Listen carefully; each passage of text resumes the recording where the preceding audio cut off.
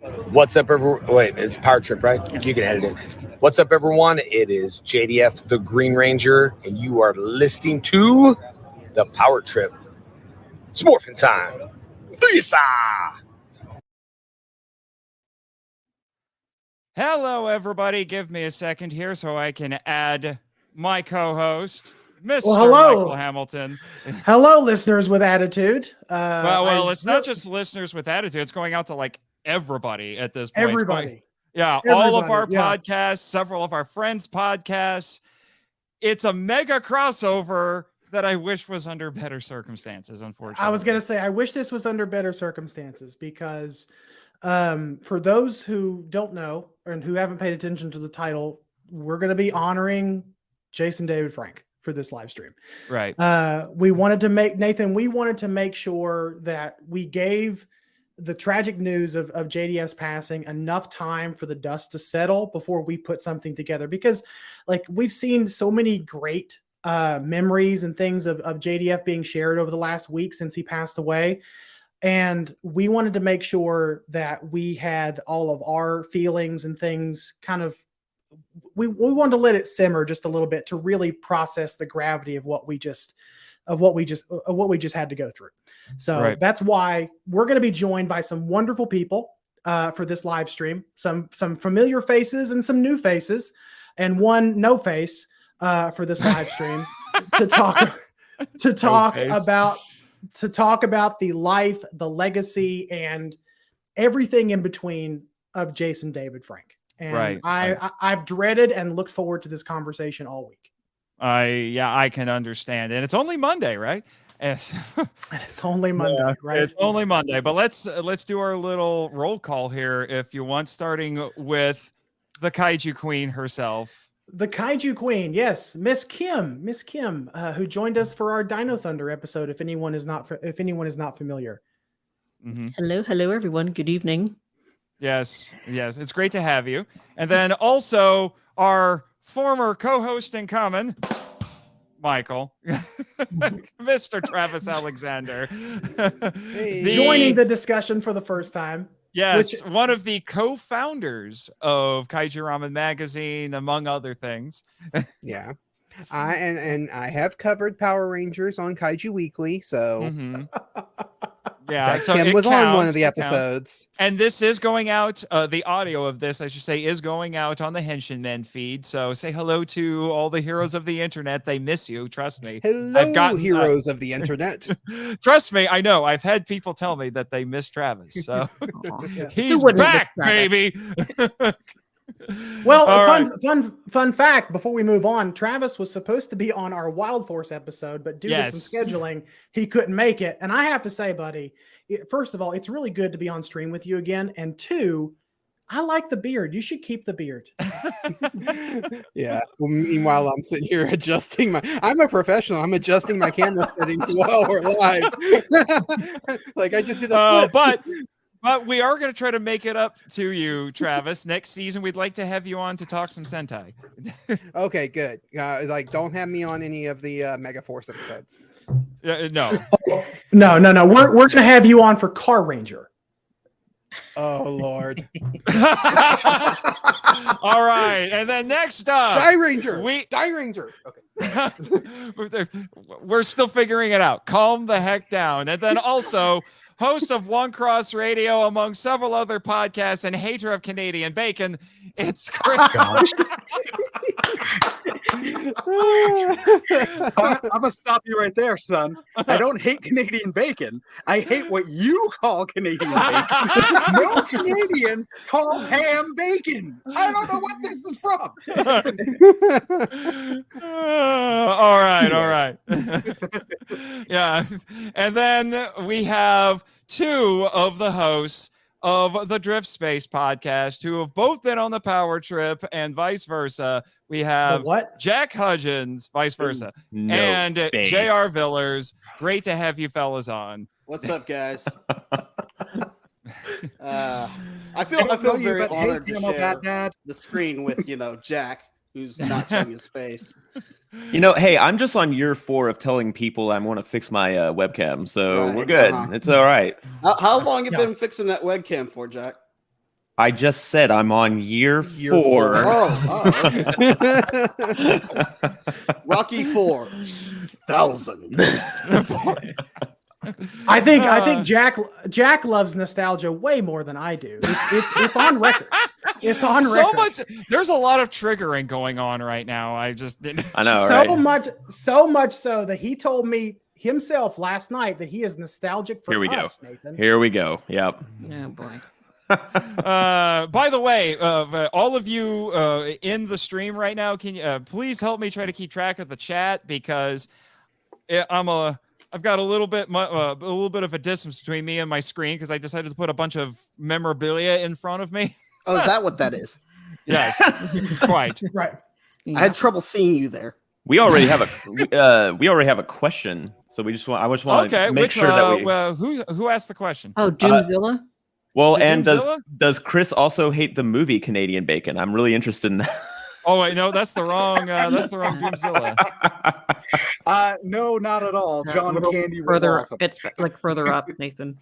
Okay. Yeah, way further up. Yeah. After yellow. I knows how to stream. Are you sure about that? Actually, ladies and gentlemen, Nathan is still learning how to it's stream. It's my friend Eric Anderson who asked that, not Doomzilla. Oh yeah, that's it. That's why I was confused. No. Doomzilla did ask the first question though. If you back up, he actually did ask the first question. Yeah. Oh, he did. Let me see. He can stream, guys. We promise. Yeah. Is this it? Here's the question. there it For, is. okay, what was your first experience with Power Rangers, and what is your favorite Tommy Moment. Okay, we'll get to that. We'll get to that. We'll get to that. We'll get there. Get there because we have a plan. Do we ever? Well, and then let's see, who do we have in the chat with us tonight? I'm going to pull a Kim here. So we have on the hey, it's our friend Jamie. Michael. Hey, our favorite angry Scotsman. Our favorite angry from Scotland. It's our favorite angry Scotsman who loves it when we do the type of action. Around and away you go. I'm Scottish. Like a guest on your show with how much you refer to him. I love it. This is awesome. And then we have bonus commentary. Hey, bonus commentary. What's up? Hey, it is a bit of a summer get together. We have Doomzilla. Hello. Oh, yellow. Wait, what? Yellow. Yellow. Hello.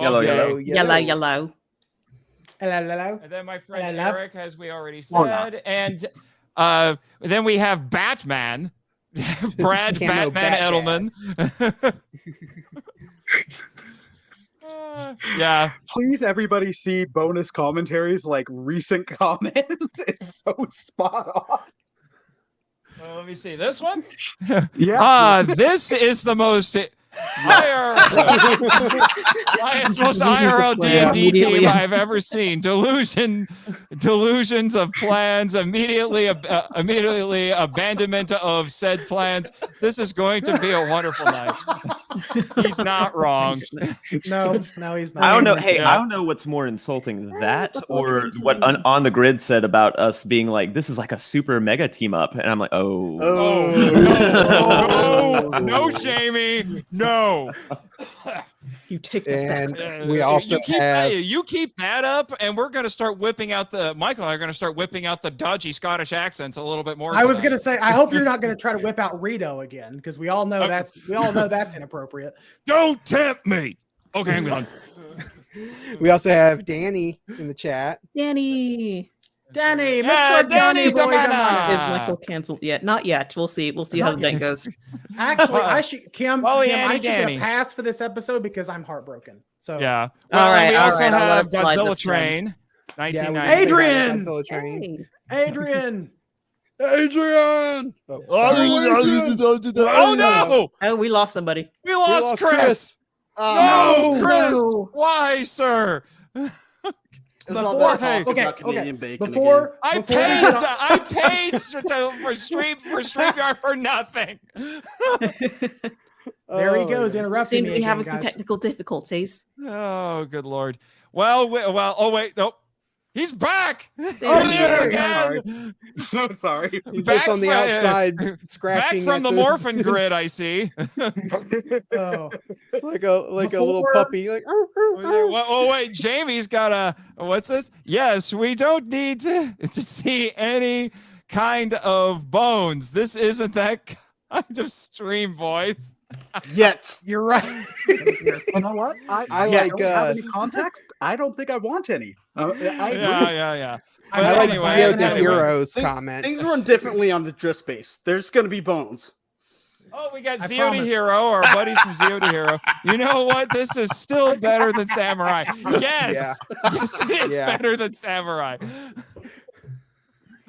I mean, I promise. Hard There's not no to be. alcohol in this coffee cup, guys. I promise. All right. Sure. All right. So, Sure. question: Coffee cup. No Is- alcohol is- whatsoever. Is this No alcohol stream whatsoever. as off the rails as the Kaiju Weekly Turbo episode that we did when Jack and JR came on? Where we talked about boobs for 45 minutes? Yes, Yeah. that's Or probably- double D's. Diva talks boobies. Kim, I see you up there. I see. Three words: nostalgia and corsets. Okay. All right, that's fair. That's fair. But before this gets too off the rails, we will have a couple of more friends of ours joining us later on, I believe. Yes, Nathan? Yes, well, I'm going to bring on at least one of the guys from Zio de Hero for a little bit. But Batman here says, I too used to drink a lot of coffee. I'm glad that the joke is caught on. Yes. And then Nick Blackler is joining us tonight. Hey, Nick. What's up, Nick? Hey, Nick, it's good to see you, man. And, oh, fellow our Canadian. Michael, our buddy Christopher Reiner is here as well. Chris. Yes, I Yeah. was going to be disappointed if Chris didn't show Yeah. up. Yes, and I've actually heard Chris talk a little bit. He's more redneck than you. Congratulations. Well, he's from Georgia, of course. Wow. Like I'm further south than him, but yet Georgia is somehow more. Well, it's because Travis, you speak with that really sophisticated French dialect sometimes.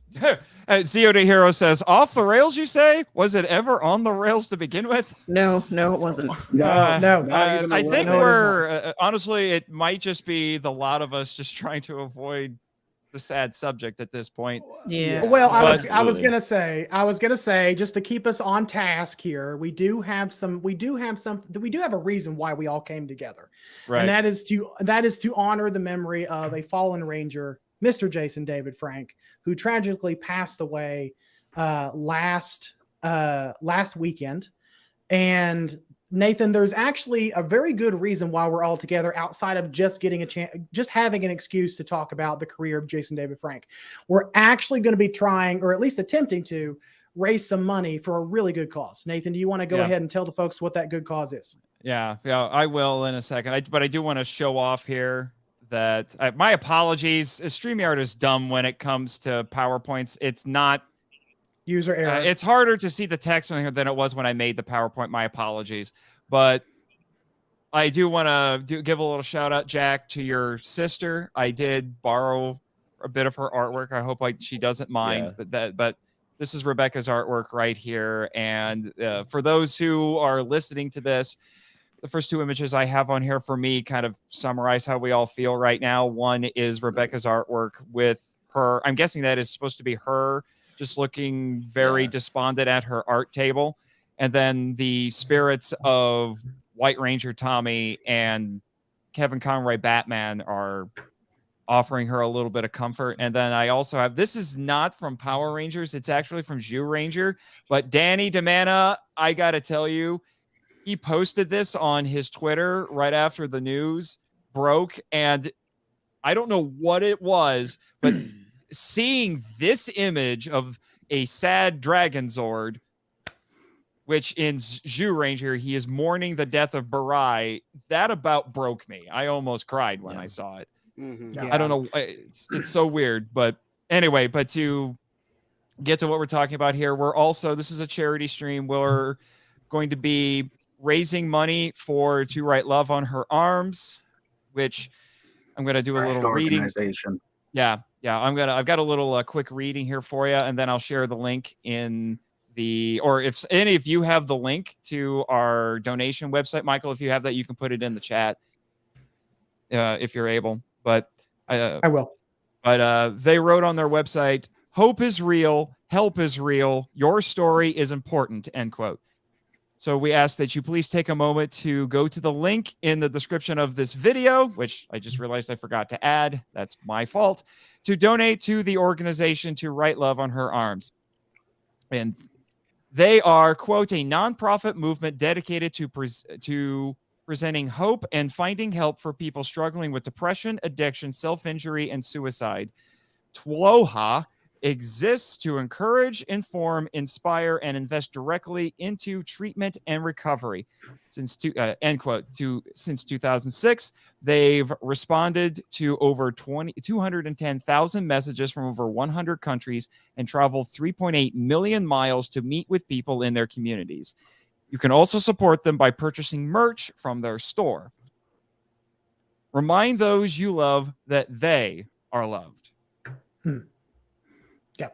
So, were you able to get the link in there? I did. I posted the link in the chat on the YouTube video, on the YouTube live stream itself. I don't know why it's not showing up here for me. Okay, well, give me a second here. I have our donation page, so I will take care of that. Let me see. Might be a delay from the YouTube page over to this side. Like for me, it's showing the most recent comment from 2 minutes ago.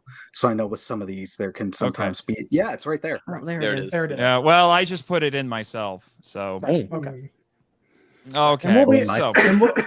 And we'll be sprinkling that link throughout the stream. But we want to ask you guys if you have any amount at all that you can give, please give. Because this is not only a celebration of JDF and his career. It's not only an excuse for all of us to get together as friends and talk about one of the things that we love, but it's also a way for us to give back to a really good cause because mental health just is not talked about nearly enough. Right. And we do have a goal tonight. We would like to raise $800. And I'm happy to report we've gotten our first couple of donations. So that's good. That's good. Make it happen, people. Make it happen. Yes. Yeah. Absolutely. Yeah. All right. And if you don't mind, just for a second, you mentioned how mental health is not talked about enough. And I know we're gonna move into the lighter kind of celebration, so I wanted to get this right off the top. Sure. But mental health is something that is very important to talk about and deal and support and help, but also mental health for men, because mental health for men is overlooked a lot of times, and men generally are the type that will suffer in silence. And so and obviously Jason David Frank was one of those, and we just didn't realize it. And so being able to support a group and a cause like that, to give some help to ones when they need it, is a very good thing. Yeah. Right. Well, he was such an extrovert. To Travis, your point, he was. If anyone who has followed his career over the years, Jason David Frank was such an extrovert. Like if there was anything wrong with him, you didn't know. And that's usually the people you honestly have to watch out for. It's the people that exhaust themselves and invest so much of themselves into other people. They don't necessarily take the time to invest in themselves. Those are the types of people you have to kind of check on every now and then. And Mr. Frank was one of those people. Right. And he's also the latest in a rash of high profile male celebrities who I know it's hard to talk about, but took their own lives. So we had him a couple years ago. We had Robin Williams. We had Chester from Linkin Park. So it's which hit me significantly. I was a huge Linkin Park fan, and that did not. I think that was the first celebrity death that really hit, impact. Because I mean, Jack and I shared that love of Linkin Park and Chester's lyrics. Right, and honestly, I think the scariest part is if you look back with at least JDF and Chester, you can tell that within a year of them taking their lives that they were doing things that indicated they needed help. Mhm. I mean, I remember when I can't remember the name of the album now, but the Linkin Park album that came out literally a month before Chester died. One More Light. One More Light. Yeah, Oh my that's gosh. what it was. And people were there were people tearing that album to shreds, and then suddenly Chester dies and everyone loves it. Because they listened to the album and were like, oh my gosh, he was crying for help in the music. Yeah. Well, it's the same way with and I know we'll move on to the lighter stuff in a moment, but I think it brings up a good point, because if I'm not, I think this came out a year ago, but there is a YouTube video, is basically a slam poem by JDF that came out about a year ago titled My Head. And through that video, In my head, that's right. He chronicles all the things that he went through: depression, anxiety, fear, anger, rage, bipolarism. And at the end of that video, if you've never watched it, it is a tough thing to watch, honestly, in context of what we've just experienced. At the end of that video, he talks about suicide. And when I watched that the other day, I bawled, because like apparently he had been maybe trying to reach out for help, or signaling that he needed help for a long time, and unfortunately we just didn't notice it, because he was such an extrovert. And that's why it's so important to especially for your loved ones, for ones close to you, if you have those warning signs, to reach out to them, to reach out to help. And also, if you are the type of person who needs help, to not feel ashamed to ask for help. I think another thing, we put the link to the fundraiser, but I think another thing that might be good to share is the hotline. If you're in the United States, the hotline absolutely would be a good thing to share. Right. I got a comment here from Jamie, who wanted to remind us to also not forget Pua Magasiva, who was Shane from Ninja Storm, who also took his own life. Yeah, he had a lot of. Why is it all a lot? Yeah.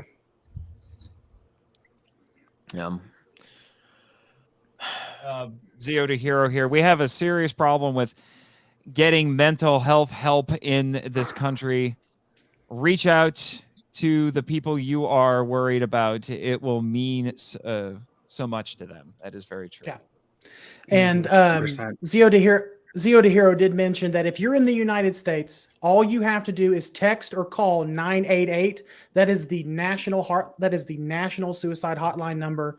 You can have that on hand at any time. So if you're somebody who's struggling with even a glimpse or even a thought of what this world would be like without you, I encourage you to talk to somebody.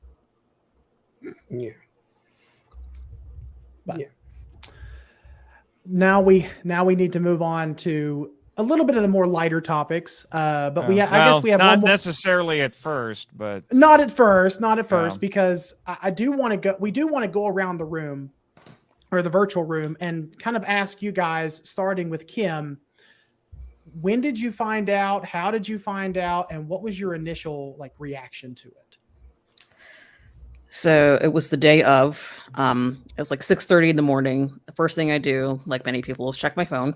I was on Twitter. I see that Jason David Frank is trending, and I immediately get this really bad feeling. Like, why is he trending? Oh yeah, anytime a celebrity's trending on Twitter, everyone panics.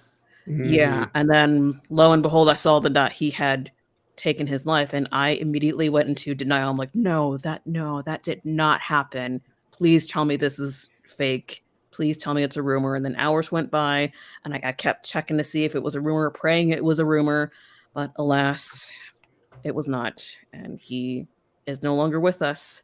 And I was bummed out for the rest of the day. I actually cried. I cried for him. I was in tears for an hour at least. And I just couldn't imagine that. Such a huge part of my childhood is just gone, just like that. And it's just, it was hard. This is the hardest a celebrity death has ever hit me, hands down. Absolutely. Travis? I won't take up too much time right now, but this is the third celebrity that who I've met who's died. The other two were Stan Lee and Carrie Fisher. Takarada. What about Takarada? And Takarada. So that makes it's 4. Never mind, it's 4. Travis, go ahead. So I heard on the day, but it was later in the day because I had a rough night, so I didn't wake up until later in the day.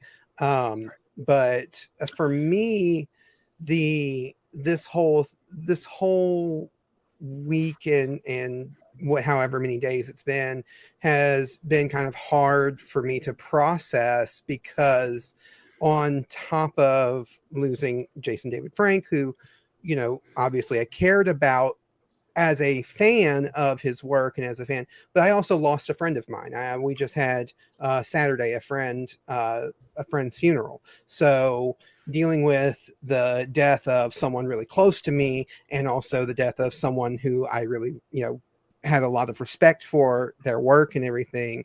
It's been kind of, you know, I've been trying to balance, like, okay, I definitely want to cry and feel sorry and sad for Jason David Frank, but I'm also reeling and trying to process the emotions I'm having from this close friend of mine, and it's like trying to balance that. So I was trying to think of, because you guys mentioned the lead singer of Linkin Park, we mentioned Robin Williams. There was another one that somebody had mentioned the other day, and I couldn't remember who it was, but it was Anthony Bourdain.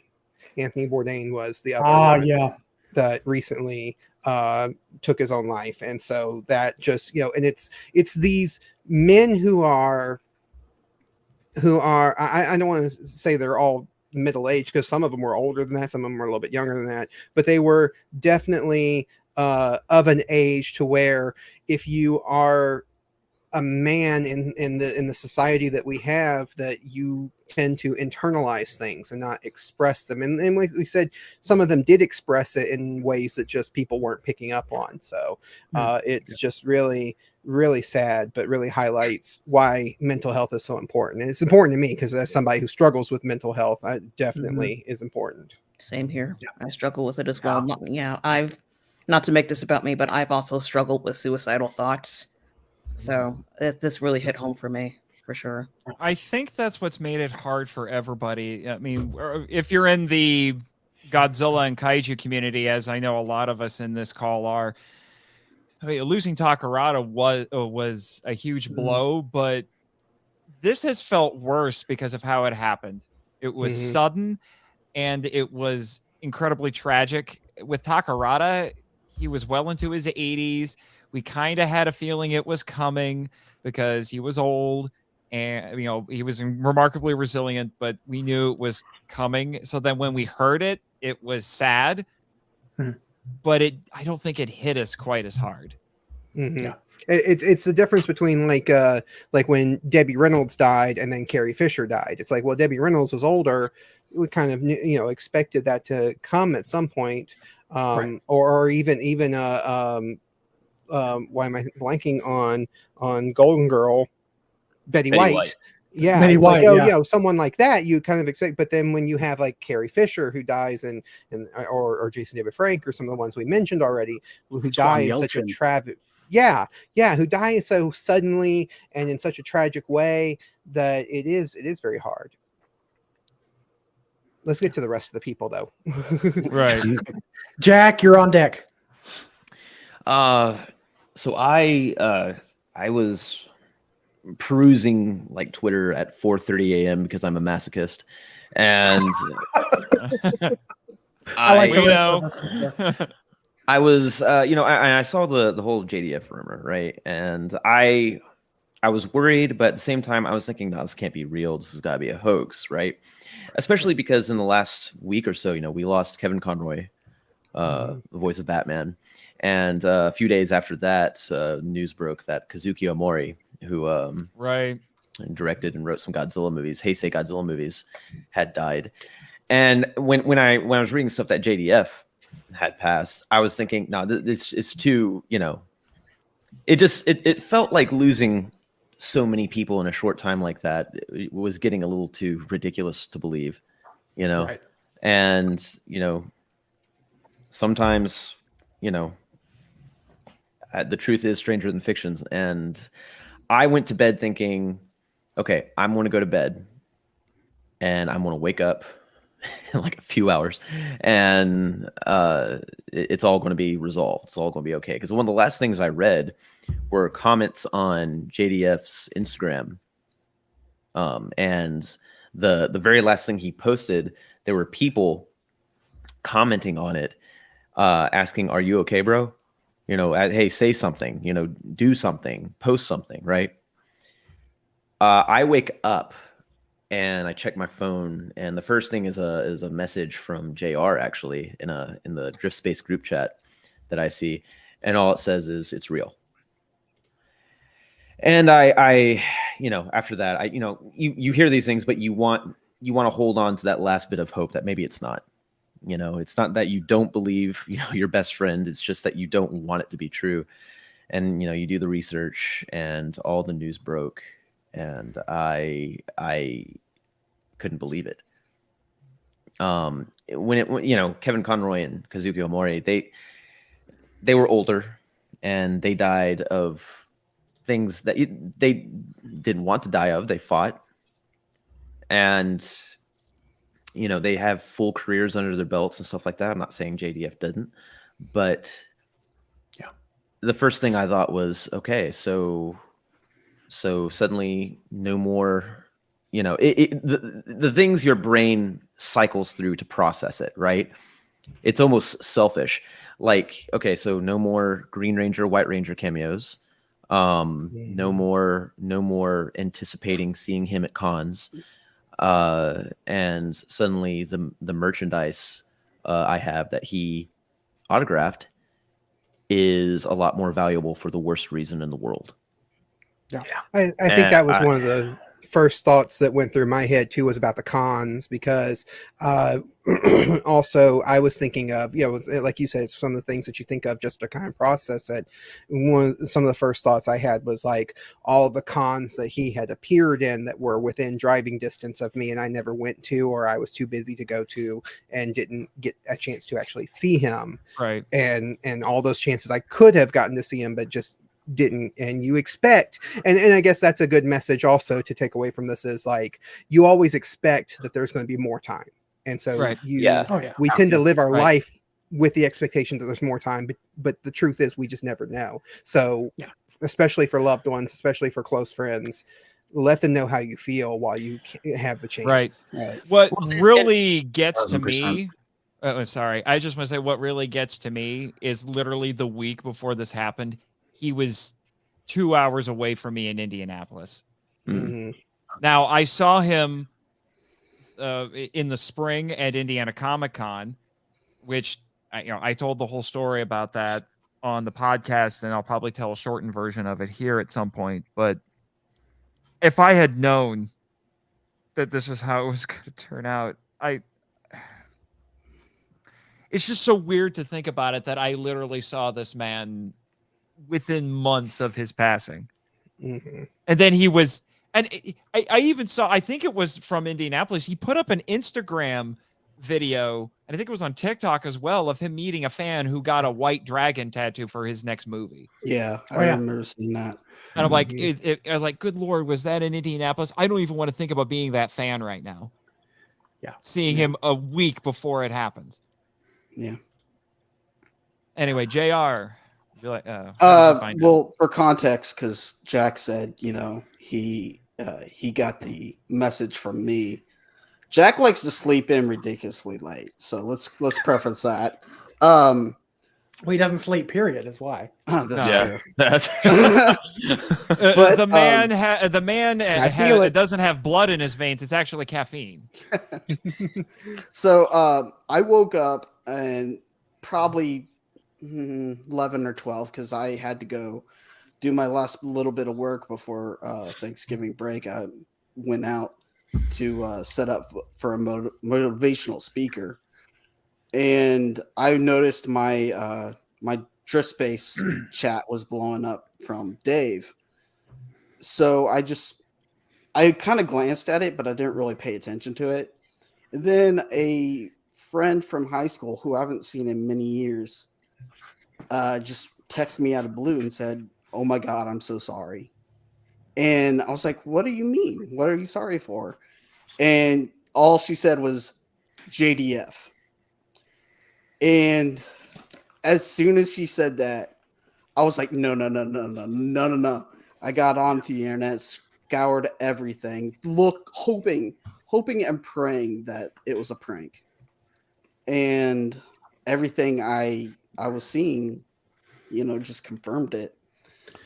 So while this motivational speaker is speaking to the school, I'm actually in the back corner with my camera, just bawling my eyes out.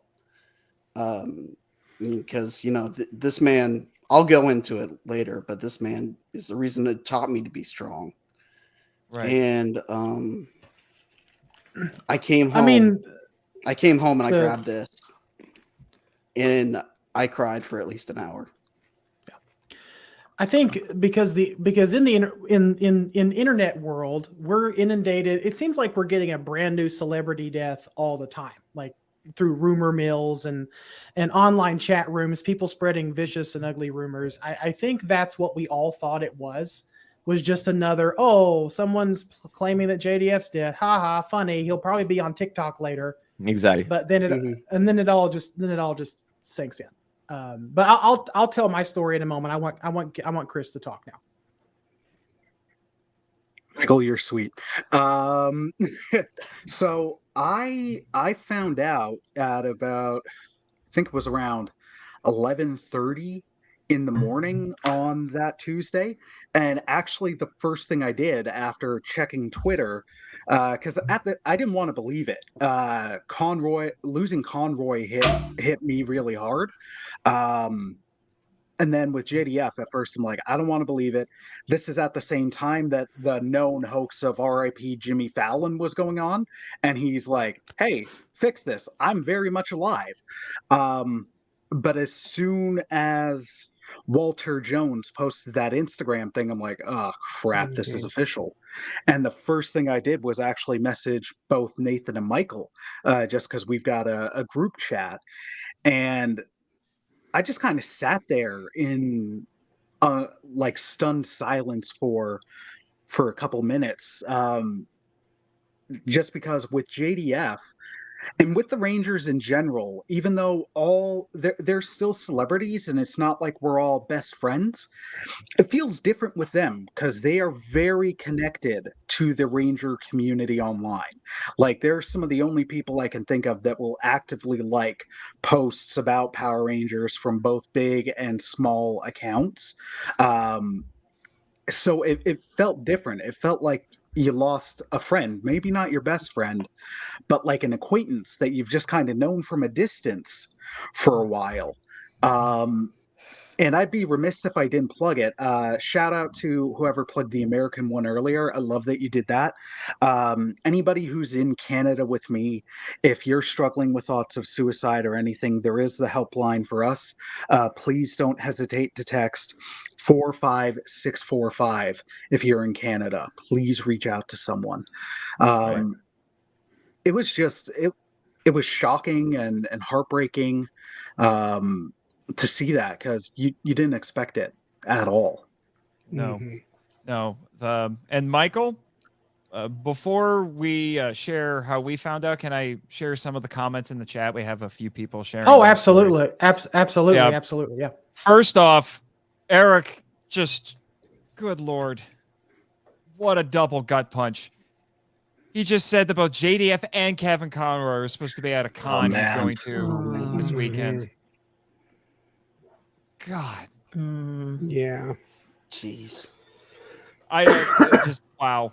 And there were already a couple of people saying, I think Brad Edelman said something about losing both of them within a week of each other. It's like his whole childhood died. Yeah. Mm-hmm. That's definitely how it hit me. Yeah. So Doomzilla says, I heard the news on Sunday after church. It really affected me and my brother and my parents. And then how do you say that? Ouija Strike? Ouija Strike Gaming. Well, welcome to the stream, because this is the first time I've seen you. I also saw it on Twitter Sunday around 2 a.m. Eastern time. Still can't believe he's gone. Yeah.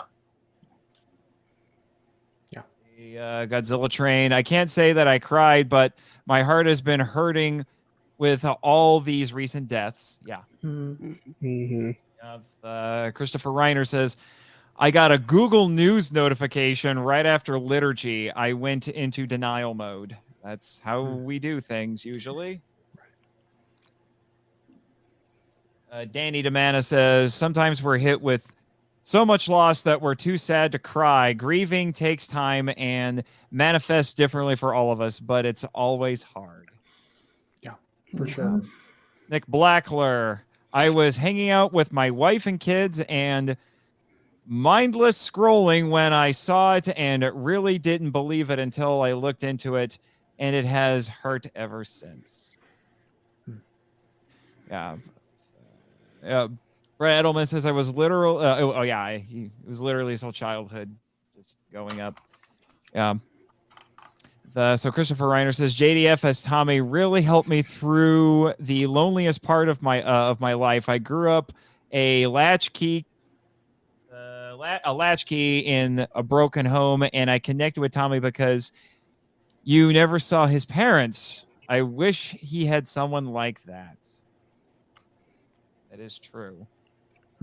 So, yeah, we got a lot of. I'm trying to keep up with the chat here. My apologies, everybody. Oh no, it's fine. Yeah, we got another person here in the chat. Just wanted to say hello to Silverback CP.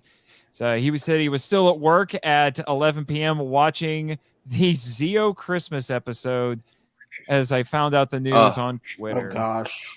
And then that's rough. Yeah, and then wow. Spyro, I'm not sure. Winja the Ninja, as we call him, said I wanted to cry for at least 2 days. I couldn't bring myself to eat much for a couple of days either. Nathan, can I say something real quick? For those of you who are kind of joining in on the conversation and giving us these comments and stuff like that, also, invite other people to join the conversation, because we want more people to see, that this is being organized not only for the sake of charity in JDF's name, but also as an exercise to grieve and to kind of go through the grief cycle. We all do that in our own ways, and maybe this can help some fans sort of rotate through that kind of grief and that adjustment period, because I mean, I'm not special, but I know that it's hit me hard, and it's something that's been on my mind all week long. And I initially was kind of reluctant to even be a part of this whole stream here. Michael, I want to thank you for really kind of pushing me to be a part of it and inviting me as well. And I'm glad you did, because I think in a lot of ways I need this. And I think other people need this too. So if you're here, if you're in the chat, if we're highlighting your comments, invite others, bring them on board, and let's just kind of do this together. Yeah, it's been a tough week.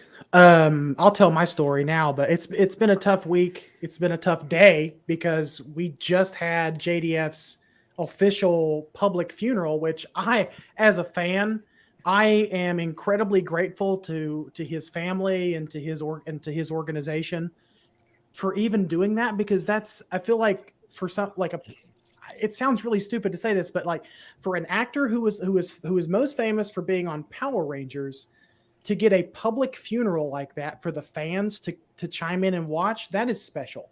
And I'm incredibly grateful that his organization allowed us just a little bit of a glimpse into that side of JDF, because there was a lot of really passionate stories, a lot of wonderful candid moments that they shared during that live stream that just gave another I would say another picture of the man that we probably didn't get to see a whole lot. He was a father, first and foremost. He was our hero, but he was also a father, a husband, and it was really nice just to see that side of him. But I actually found out, and mine and Nathan's stories kind of intertwine a little bit.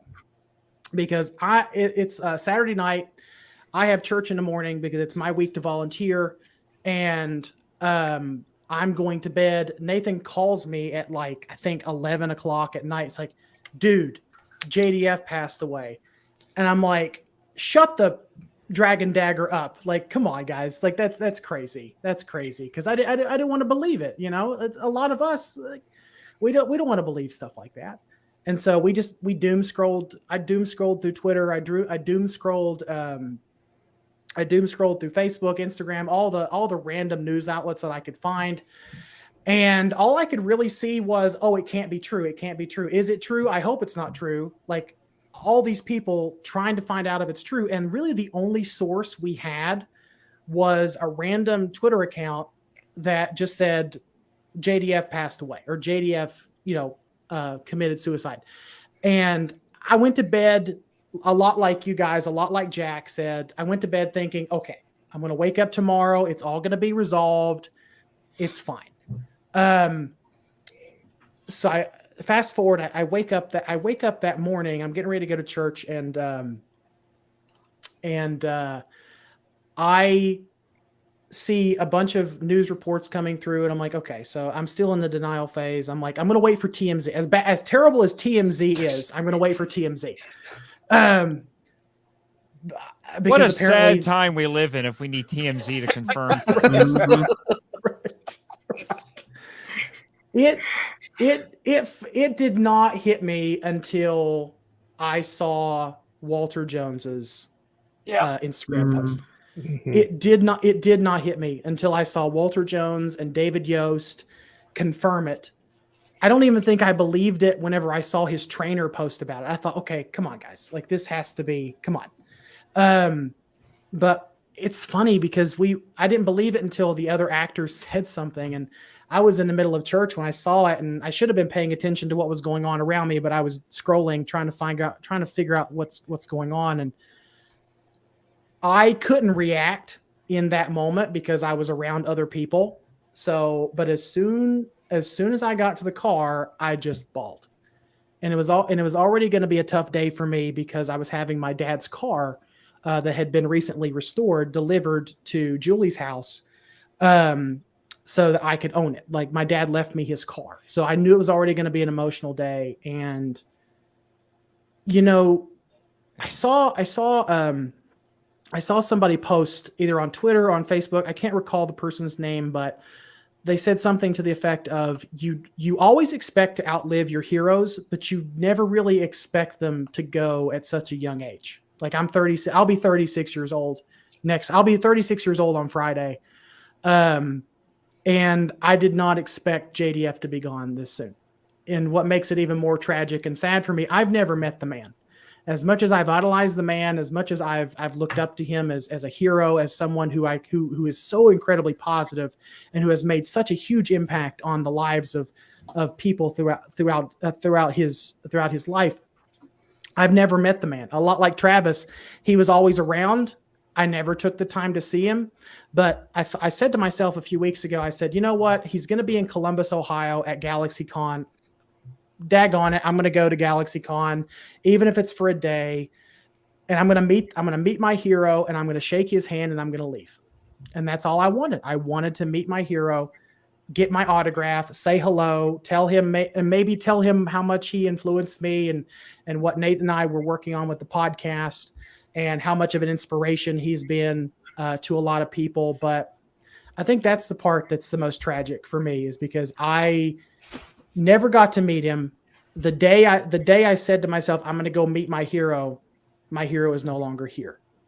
And so I've done my fair share of crying this week. That's why I'm surprised that I'm holding it together as well as I am right now. But it's just so surreal that I'm currently living in a timeline without Jason David Frank. Right. Because Jason David Frank has been a huge part of my childhood. Right. And you told me, Michael, that one of the things that really got to you was the sermon at your church. The sermon at my church was about things that will pass away and how life is finite. And if I'm sure that the speaker thought I was moved by his sermon, admittedly, I was thinking about Jason David Frank in that moment. Right. Now, because sorry. No, go ahead, Nathan. Go ahead. No, I was just going to say I wanted to take this opportunity. I think we're throwing the outline out the window a little bit here, but you talking about not getting to meet him, and the day you make the decision to go meet him, he's no longer with us. Can I share the little video that he made for you when I got to meet him? Sure, go ahead. I'll play that now for everybody. So let me add that to the stream. There we go. Give me a second here. I wish I could pull off a red coat like that. Michael, what is happening? It is JDF here. Just wanted to send you some Mighty Morphin love and tell you it's Morphin time. Aw. Yeah. I know. I think that's a good way to transition into kind of the celebration of Jason David Frank. Well, I still need to tell my story. Oh, okay. Okay. Yeah, go ahead. It's fine. It's fine. I actually have our friends at Zero to Hero to thank for this, because we have a little group chat with them. It's late Saturday night, and they're sending us messages saying, hey, there's rumors that JDF died. And I'm like, there's no way. And then I started digging around. I was like, there's nothing about this. What are you guys talking about? And then there were a couple of people on Twitter who were kind of talking about it. The guy who was apparently announcing it to the world was getting called out and basically being, basically people were saying, it's like, oh, I don't believe you. There's no confirmation. It's a celebrity death hoax and all of this sort of stuff. But I will confess to you, I was a little obsessed with trying to confirm it. I was going all over Twitter. I was going to news sources trying to find it. And there was nothing that night. Nobody even close to legitimate was confirming it. So I was like, okay, this can't be real. All right. We're going to wake up tomorrow and we're all going to find, oh, that was funny, guys. Yeah. Misunderstanding. Sorry about that. But then slowly over the course of Sunday morning, it was being confirmed. And I'm like, this can't be real. And then those jerks over at TMZ basically confirmed it for all of us with their sensationalistic headline. Mm-hmm. They're still a tabloid, let's not forget.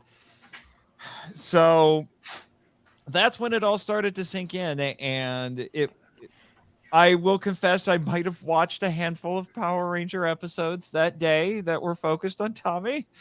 I even did something, and for you Power Trip listeners, you will understand how astonishing this is. I did something I said I would never do. What you talking about? I revisited Ninja Steel because I realized that Dimensions of Danger is now his last performance as Tommy. Oh. I watched, admittedly, it's the best episode of an otherwise mediocre to awful series of Power Rangers. Now's not the time, Nathan. Now's not the time. I'm just saying.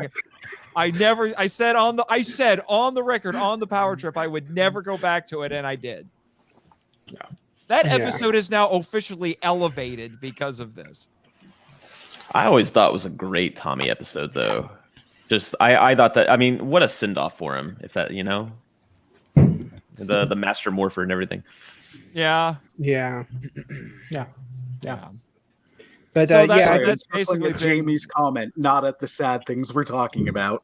Let me see if I can find it. But I think after we Nathan, no, not Ninja Steel. That's like the internet's reaction when Ben Affleck was announced as Batman. Just no. But I think after now we can start transitioning a little bit into more of the celebrating of his career, his life, all that stuff. Enough tears. Let's talk about some of the good fond memories that we have of yeah. Oh wait, well we got to do another quick plug for Write Love on her arms. So I've got the link in here. I'm sending it into the chat again. to give everybody an update. Let's see. What are we up to now? We have $128. Thank you, everybody. That's awesome. Yeah. Seriously, We're thank you, hoping guys. we're hoping to get to 800. For those of you out there, if you see the link in the chat, just if you have friends who either are fans of this organization, fans of Power Rangers or JDF, but they couldn't make it to this live stream, send them the link, tell them what we're doing. I don't care if they're not in the stream with us. I want to smash this goal tonight. So Right. just start sharing this everywhere. All right? Right. Yeah. Okay. And for those who are unaware, To Write Love on Our Arms is a wonderful organization out of Melbourne, Florida, and they help resource folks that are dealing with depression and suicidal thoughts, and they're just a wonderful organization. We're incredibly happy that they agreed to let us partner with them for this stream. Right. And just for a quick reminder for anybody who came in a little bit later, they are a, quote, nonprofit movement dedicated to presenting hope and finding help for people struggling with depression, addiction, self-injury, and suicide. Tloha, that sounds like it's Hawaiian. Sorry, I'm trying to be funny at an inappropriate time. Exists to encourage, inform, inspire, and invest directly into treatment and recovery. Since 2006, they have responded to over 210,000 messages from over 100 countries and traveled 3.8 million miles to meet people in their communities. And you can also support them by buying merch from their store. Remind those you love that they are loved. Please. Exactly.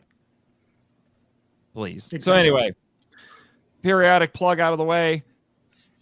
Yeah. So I guess we've talked a little bit about it. This is, by the way, this is some more amazing artwork from your sister, Jack. Speaking of which, I take a look at, is she trying to get in? I don't know. Oh, wait. Oh, is she? Oh, crap. Let's try this. Hello? Hey. Hi there. Hello. Oh, Hey, my look at gosh. There. Rebecca's in the house, people. You showed her first picture earlier, and you're showing this one now, and I know she did an excellent one for JR as well, right, JR? Oh yeah, God! Yeah. When I saw that thing, And I cried. I feel like we would do a disservice not to bring kind of her voice into this and why she drew these and what was in her mind as she did. I feel like every time I see her images, I'm just like, oh my God. And we actually had a very, very long conversation about processing grief and how it was important for her to use her art to do that beforehand. Rebecca, I kind of invited you in here just to, so you could kind of share some words on what that was like for you and why you did it and why you created the images you did. Well, thank you for letting me in, by the way.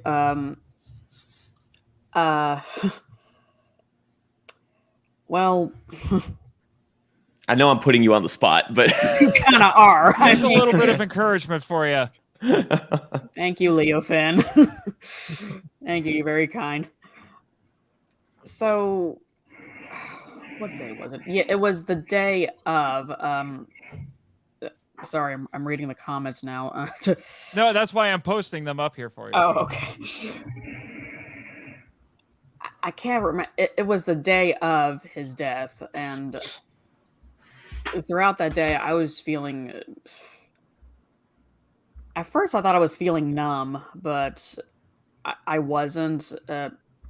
I called GJ and talked with him and says, "Hey, I'm not in a good place right now, and I think I'm feeling like emotionally numb and stuff." And he goes, "Are you feeling numb or exhausted?" It's like, I think exhausted is a better word.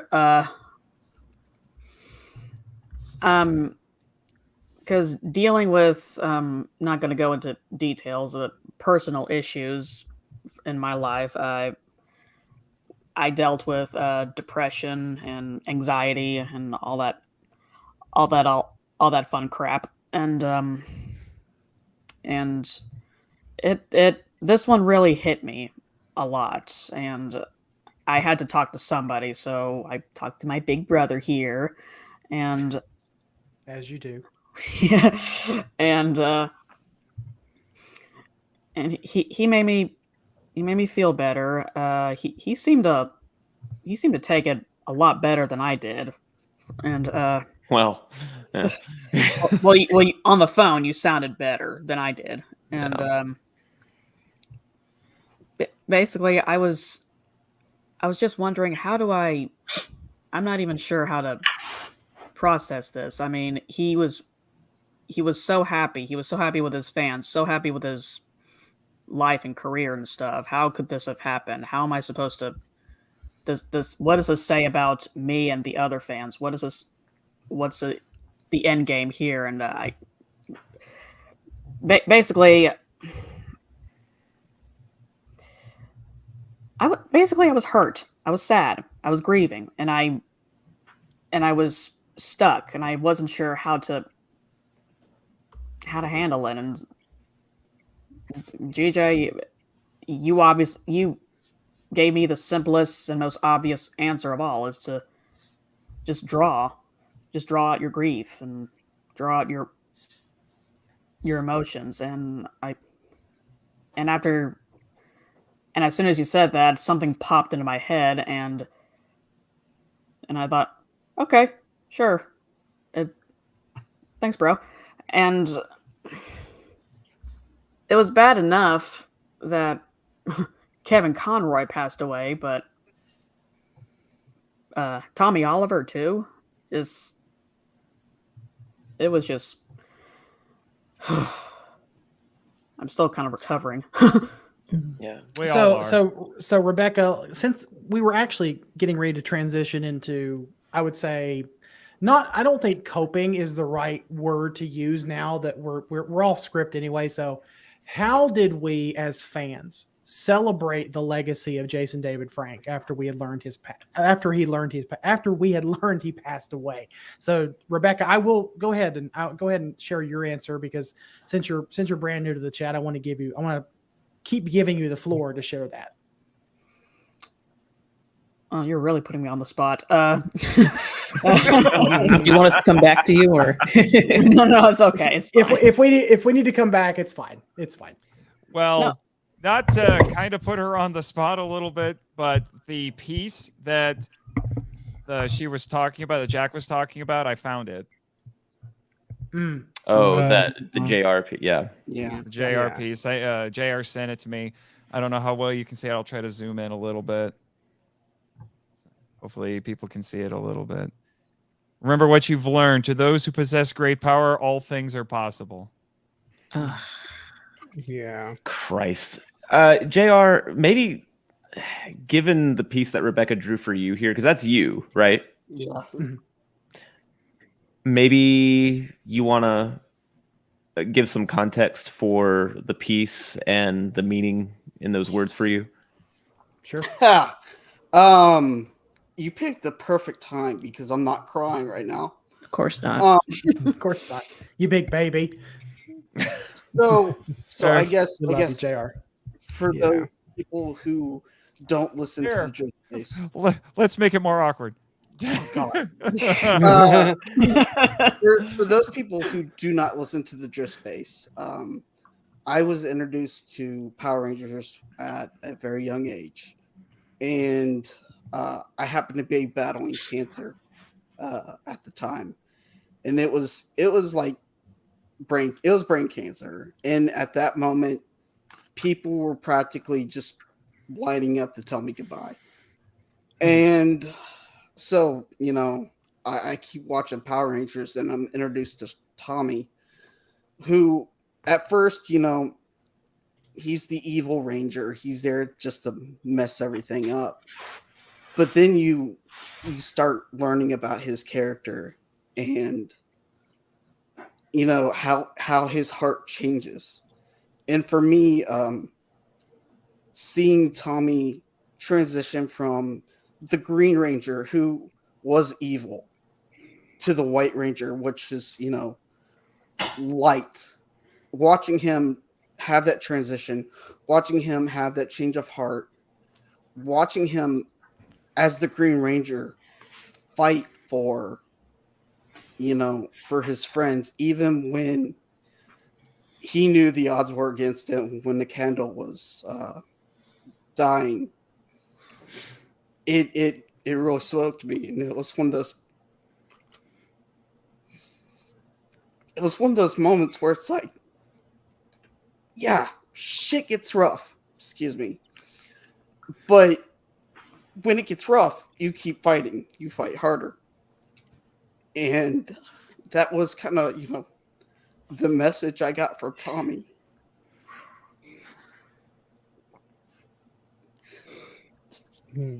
So, I saw a TikTok the other day that said,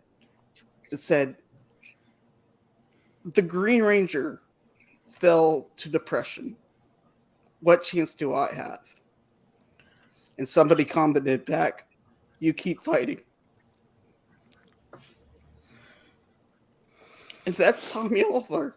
You keep fighting. Okay, I'm done.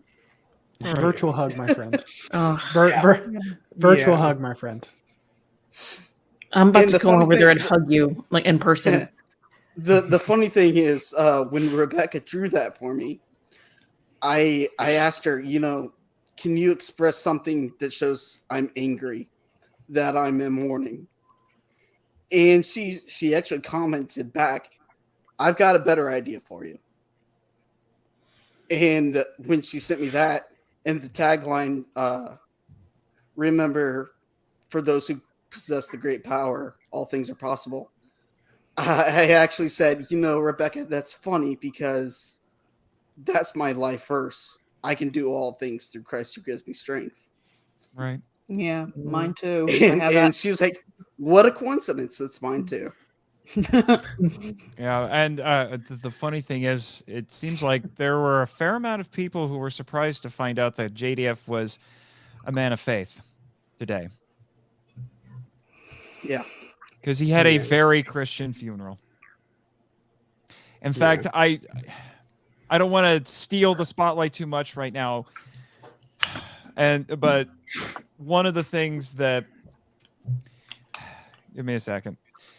One of the things that I got to do when I had the privilege of meeting JDF back in the spring was I did get his, I guess his manager's business card. And when I told him I was a podcaster, he said, here, give me a call. Send me an email thinking that, there might be this off chance we get him on the podcast. And I did get to talk to him for a few minutes. And one of the things I told him that I wanted to do on the podcast was talk to him about his faith journey, because it's not something that I've seen him talk about as much when he's on interviews and things like that. So I thought that would have been a very unique conversation to have. Someone in the comments made the point that Power Rangers, as much as Power Rangers is a group thing, because of course we have other actors. We mentioned a few of the other actors. It was Jason David Frank who kept Power Rangers in the forefront of people's minds, because at a time when Power Rangers dropped off in popularity, when it became uncool to like Power Rangers, Jason David Frank was still out there at the cons, was still out there talking to fans, was still out there doing all of that. He was the face of Power Rangers, and I think that's one of the things that makes it so hard to lose him, is because he was such the face. So it's almost like losing all of Power Rangers, even though we have Amy Jo Johnson and other ones still around. That it is like losing Power Rangers.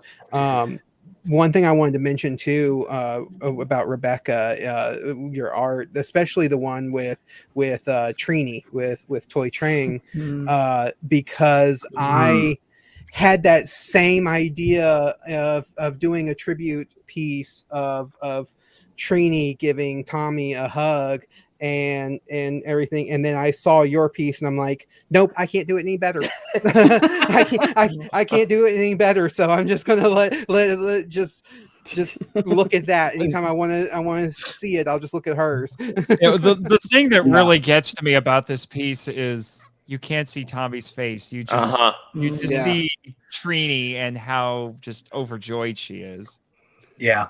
You can see the top of Tommy's head in his ponytail, which tells us exactly what era of the show we're looking at here. Yeah. If The you funny look, thing is, sorry, go ahead. if you look closely at the rainbow, there are specific colors at the rainbow. If you look closely, I noticed that's the colors of red, the yellow, rainbow, black, too. pink. Yeah. that Nice. I guess that indicates Yeah. I don't know. They're waiting for you, I guess. One day. Rebecca, I walked into GameStop not too long ago, and I noticed that they were selling the yellow version of the movie Morpher at the GameStop, and I Really? immediately thought of this picture. Immediately. I don't think I have a saber-toothed tiger morpher. I wish I did though. But... All right, let's see if we can get Rebecca a saber-tooth tiger. We all may or may not be That's a fundraiser for a different stream. It may or may not be coming for Christmas. Well, that one's Right. the fundraiser, and I'll see myself out. I'm sorry. I do have the soundboard. There could be sound effects when appropriate. Rebecca, I don't think I ever asked you what pushed you to draw this specific piece. Well, after I got most of my grief out from the last drawing, Which I showed earlier in case you didn't know. Yeah. I thought to myself, okay, that was mostly for therapeutic purposes. I need to do something that's really for Jason, not just for me, but for Jason. And then, well, it just dawned on me. Well, he's with Twee right now, and and she was my favorite. She was my favorite ranger growing up, and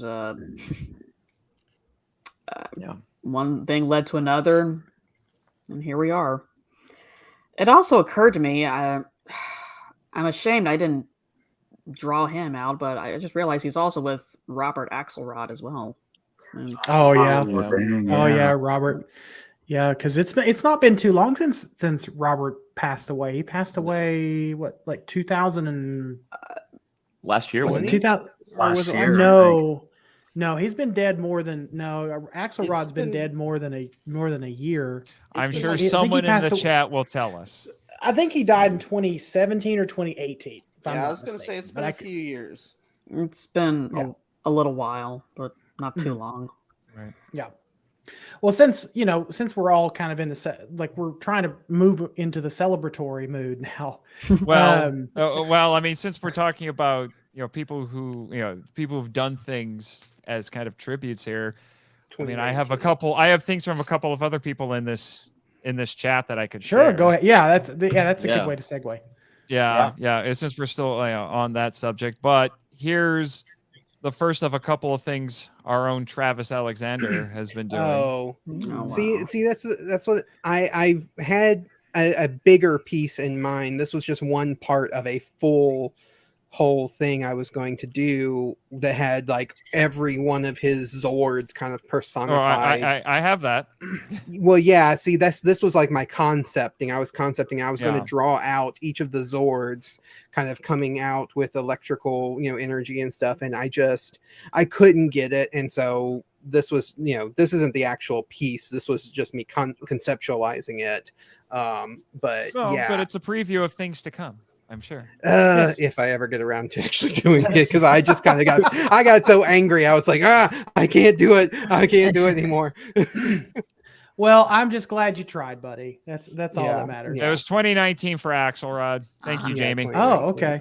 Got it. Okay. Yeah, but I included I was going to include the Falcon Zord, because I noticed that, a lot of tribute art pieces I've seen have, of course, the Green Ranger, White Ranger, the Black Ranger from Dino Thunder, than the two Red Rangers, but they don't feature the Ninja Ranger because he sort of was kind of still the White Ranger. So I guess he was kind of but I was like, no, he had a whole separate Zord. I want to do that.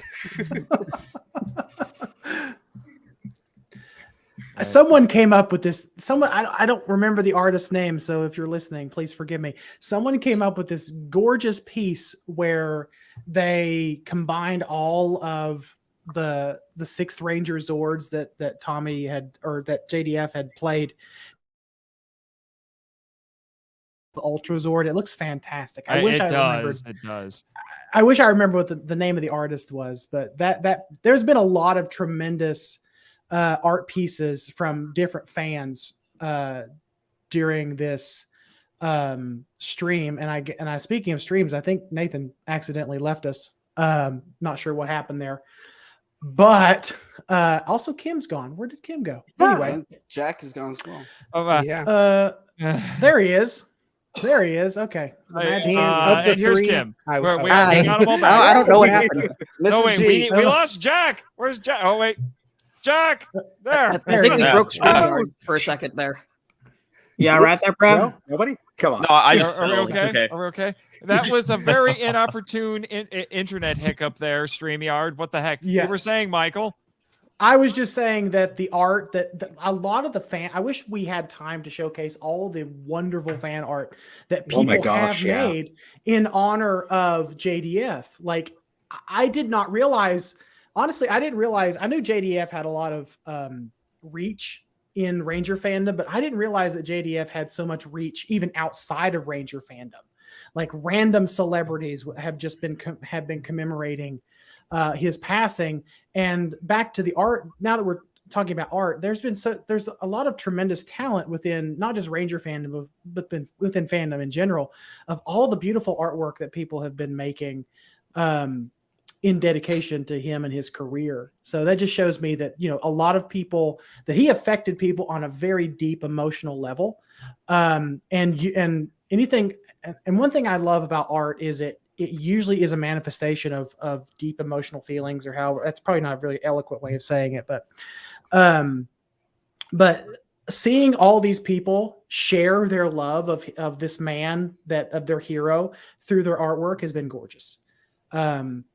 And it's just been a wonderful sentiment. Now, for me, how I kind of celebrated his career, like a lot of fans, I watched a few episodes of Power Rangers, obviously. What do you do? But specifically, I watched Fighting Spirit from Power Rangers Dino Thunder. Yeah. Jamie, because Jamie in the chat mentioned that and how that episode hits differently now. it does. And Nathan, when we talked about Dino Thunder on the podcast, we talked about Fighting Spirit and some of the metaphors in that episode. Sort of the metaphors of battling those internal demons or those internal conflicts. Apparently, like art was imitating life in that moment. Yeah, and this is not just us saying that. This was confirmed by Jackie Marchand on Twitter. Yeah, Miss Marchand confirmed it. Miss Marchand we had on the podcast not too long ago, which thank you for that. If you ever listen to this, but the friend cast. Yeah, you're fine. You're fine. I still love you, Canadian bacon. Oh goodness. Anyway,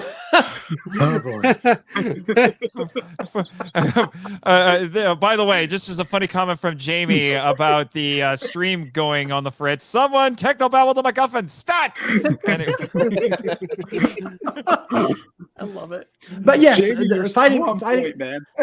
Fighting Spirit is one of those episodes I think that best encapsulates his Ranger career, because you can tell JDF had a lot of input into that season of Power Rangers as a consultant, and you can kind of feel his hand on that episode as he's kind of navigating through these different personas that he's had over the course of his career. It's really a beautiful story. If you in context of what we know about him now, it's him warfaring with his own demons, and eventually, at least in that instance, coming out on the other side. Nathan, can you highlight on the grid's comment about Fighting Spirit? real quick? Yeah, give me a second here. Because I don't think we have, and I think it's a really good comment. All right, It is yeah, a good I'll it is a do good that. comment. Sorry, I'm trying to manage like 5 things at once right now. Welcome I to just live think streaming. There we go. Yeah, Jim. Jamie says, let's not forget that Dino Thunder episode Fighting Spirit where Tommy fights his past selves is literally an allegory of fighting your inner demons. The irony of that now is painful. Well, Yes. and you know what? I think this is probably that episode is probably an excellent transition point. Because Michael, I was talking to you yesterday about this, how, there's a reason why we call funerals and whatnot a celebration of life and not death. We don't want, how he died was tragic, and how he died affects a lot of us who fight and deal with mental health, and we want to make sure that this kind of thing doesn't happen again, which seems like an inevitability, but we're going to fight anyway, right? And I think that how he lived is really what he would want us to remember him by too. And the idea that he did fight for so long, that he did stand on his feet for so long, the fighting spirit is an example of that. One of the season 2 episodes, right when he loses the Green Ranger powers and tells Goldar, I'm never going to stop fighting, is an example of that. I loved that episode because for me, as a longtime fan of superheroes, that is, giving a superhero a moment like that where they have no powers but they're still heroes, I think really says a lot about the hero. I've read some comics where that's happened, and I love seeing it. One of my favorite lines and quotes that people have been sharing a lot this week has been from the Mighty Morphin Power Rangers movie, where JDF, as Tommy says, we may not have our powers, but we're still the Power Rangers. And it's like, that has been, I think that is my favorite of this week. That's been my favorite quote that people have been sharing, because it's just such a powerful thing that he had this just presence of everybody keeps saying positivity, and how he embraced the fans and embraced Power Rangers and stuff. And so it's like, he may not have been a Power Ranger in real, or have the powers of a Power Ranger in real life, but he was a Power Ranger. Right. Oh yeah. Well, he embodied a lot of this of the spirit that a lot of that fans gravitated towards. Like he was the unofficial. Sometimes he was the official. A lot of times he was the unofficial official ambassador for the franchise. Because, and you can definitely see that. Like one of my favorite things to do when is to watch him on his like TikToks and his Instagram lives.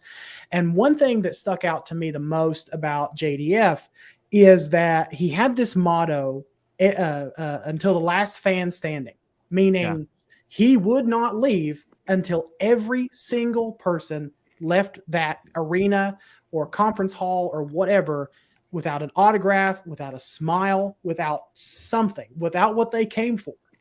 Because which I witnessed firsthand. Right, because he wanted to make fans happy. He adored I've watched TikToks and videos from other people. I think Amy Jo Johnson, in her heartbreaking video, even said this. That let's not talk about that. I'll start crying again. Well, we'll get to that in a second, Kim. But I just to let everybody know, we have another guest that I'm going to bring in for at least a little bit because he's got to get to work tomorrow. But it is none other than one of our friends over at Zio to Hero. It's great to have you on. Hi guys. Which one is it? Is it Bimmy or Jammy? I can't tell. Sir. It is Jim Jam Double Dam, but we're effectively known as the bulk of the Bulk and Skull of podcasting. Coming So you're the true heroes of this and stream. Also apparently Double Dragon, because that yes, Double Dragon, because Billy and Jimmy. Yeah. Yes, Billy and Jimmy Lee. Our mom came up with that before the show ever came out. But so you mentioned in our messages that you had a few things that you wanted to share. Oh yeah, I have Billy and I have talked about this a couple times since the passing and everything, and one of the cool things, we got to meet JDF when we were kids, so we were like 7 or 8. We were pretty young when the movie came out. They're doing the rounds and stuff for the 95 or 96 movie for the first movie. And we were hanging out, and our mom took us to go see him, and they were doing stuff at the library. We got to meet JDF, and I think we got to meet David Yost at the time. I remember a little foggy from that point in time, but we got a couple autographs and stuff. So, and it was really cool. And we've talked to our mom about it, and she's like, "Yeah, he was super nice." And we were really young; we don't really have like full memory of exactly what happened. But she was like, "He was really nice." You know, he talked to y'all. He talked to y'all like people, not like children, but he just talked to y'all. And I was like, "Oh, that's really cool," because sometimes you hear about actors and actresses and people who don't really talk to fans like people. They just blank out and just do things, sign papers, and leave. And I thought that was wicked awesome. And I was like, okay, cool. And with everything that happened recently and everything else, it's just been like, geez, like this has been a weird week for a lot of people, weird couple weeks, and it's right on the holidays for us Americans. And I will say this, from seeing this and seeing everything that's happening and being part of this fan group and everything, if you have a friend that you don't know how they're doing and you're concerned about them, reach out to them like tonight, tomorrow morning. Reach out to them, say hi.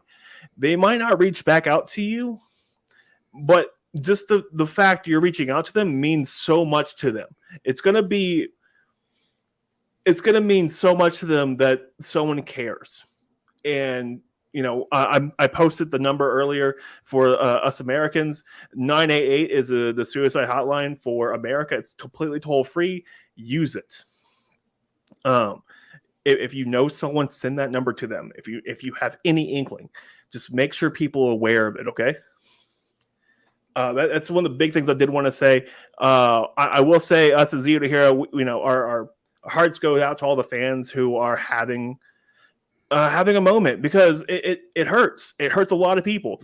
And we didn't really agree with JDF on a lot of things, but we did respect him as a human being, and he was an instrumental part of Power Rangers. And if it wasn't for him, we wouldn't be here today doing our podcast. Y'all wouldn't be here today. None of us would be here today doing this and enjoying something we actually really like if it wasn't for him. And I got to give mad respect for the man. All right, that's my 2-3 cents. Besides that, though, you guys can follow us at Zero to Hero across the board. Shameless self-promotion. Oh yeah, gotta do it. Gotta get in there, right? You beat me to it, Jim. I thought I was going to ask you for some shameless self-promotion. Yeah. But man, thank you so much, because you and I and Nathan and your brother Billy, we had such a good time on Samurai. The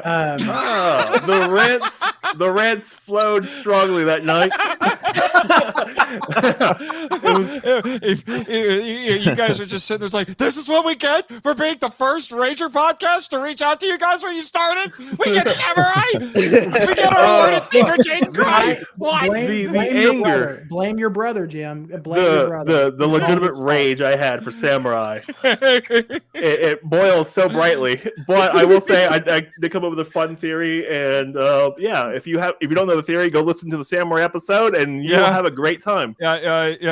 Jimmy, whatever you do, don't watch the Watch Mojo video where they compile what they say are the 20 best seasons. Oh, I saw it. Yeah, I know. It's whatever, man. Like it's Watch Mojo, man. It's all terrible. They have lost all legitimacy for me, because they did not include Beast Morphers, and all of the worst seasons aside from Turbo made the list. Oh yeah. Well, they had 30. They had 20 something to choose from. For the top 20? Okay, yeah, sure. Okay. Mm-hmm. Yeah, and Dino Fury was number 20. I'm like, you just said Samurai and Mega Force and Operation Overdrive are better than Dino Fury? They need to go sit down, reevaluate their company. Michael, you got to reel Nate in. You got to reel him in. I know I got to reel Nate in, because I gave him very strict instructions to not press that stupid button. I have not pressed the button, sir. Well, hey, on topic, let's get an update on the fundraiser. I think Sure. we're at So 268. currently, Fundraiser. So for we are up to 268. Woo! Woo! 200. We still let's get it up to 800 people. Like I said, keep sharing the link. I'm going to put it in there again. Yep. keep sharing What's the the link. The money goes to a fantastic organization. The money does not pass through our hands. Let me just clarify. The money does not pass through us. It goes directly to the organization. We got an email from them today, and they were kind enough to set up this fundraising link for us. They came they came in at the last minute. Absolutely. Yeah. So Kate from To Write Love on Her Arms, thank you if you're watching this. You came in clutch with that link, and we just appreciate everything that you guys are trying to do there to help people. And I think Chris, we reached out to you because you are a counselor. Yes. Not a formal counselor, but I do have about 10 years experience in social service work and doing informal counseling. An organization I used to work with in Hamilton, which works with at-risk and low-income youth. We actually did something with To Write Love on Our Arms a couple of years ago around Suicide Awareness Day. Great, they're a great organization. A quick question I actually had for you gentlemen, just because we're going to be sharing this as podcasters in our feeds, is this link still going to be live after tonight? That way if people still want to donate, they can? Yes. From what I understand from their representative, this link is still going to be live. We're going to be trying to raise as much as we can while this conversation is going on. But if you're working and you're asleep while this is going on and you want to donate later, that's perfectly fine. That link will still be active. Yeah, I've already heard from a couple of people who wanted to participate, but be in the chat and everything, but they couldn't make it. So I'll be sure to be sharing this around. We have a lot of friends in the Toku and Ranger communities, Kaiju communities. So yeah, we really want to, we really do want to smash this fundraiser goal. So just a quick reminder for those who don't know, I'm going to read it off again because it's what we do around here. To Write Love on Her Arms is a nonprofit movement dedicated to presenting hope and finding help for people struggling with depression, addiction, and self-injury and suicide. Twaloha exists to encourage, inform, inspire, and invest directly into treatment and recovery. That is from their website. So just a quick reminder for everyone. Good. Yeah, great organization. And again, let's do the roll. Let's go ahead and just do the roll call. If you are in the United States, just like Jim said, text or call 988 or better yet, say that to your phone, because you just never know when you're going to help yourself or you need to help somebody else out. Chris, in Canada, what is the suicide prevention hotline for you guys? So the text number would be text 45645, or if you call 1-833-456-4566. Right. So since we're kind of on the subject, Kim, with your permission, yes, can I share your video? Because before we do that, I want Kim to share what she did to celebrate her love of Power Rangers and remember JDF. So Kim, I want to make sure I'm giving you enough time to talk. Well, I actually couldn't bring myself to watch any of the episodes because as soon as I reached for the DVD, I just started crying. So I just I never met JDF, sadly, but I did get an autographed pop figure of the Green Ranger here. Oh, nice. So it's one of my prized possessions, especially more so now. And Green Ranger flip head and the entire DVD set of the Mighty Morphin series and Dino Thunder. So I just put that up as kind of like a shrine. That was kind of my way of paying respects to him. And I also was reeling my head, trying to figure out, I wanted to make a tribute video to him, but I wanted to do it the right way. I wanted to pick the right music and pick the right clips because I didn't want to just throw it together and just put it on YouTube because I wanted it to be done right. And then I finally came across Amy Jo Johnson's heartbreaking video. Oh, man. Oh my God. And she played a couple songs and I ended up just being inspired by that. So I took some clips from the first song that she performed that she said was for Jason, and I put that in the video that we are about to watch right now. All right. Get those tissues handy. Mm-hmm. Absolutely, yeah.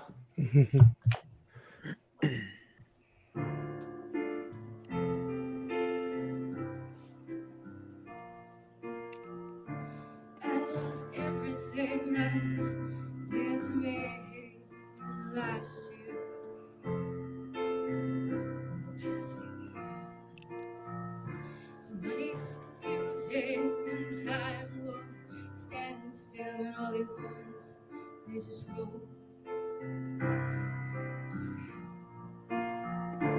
Never betrayal was left to be seen in the limelight. Those impossible shades of green, shades of green.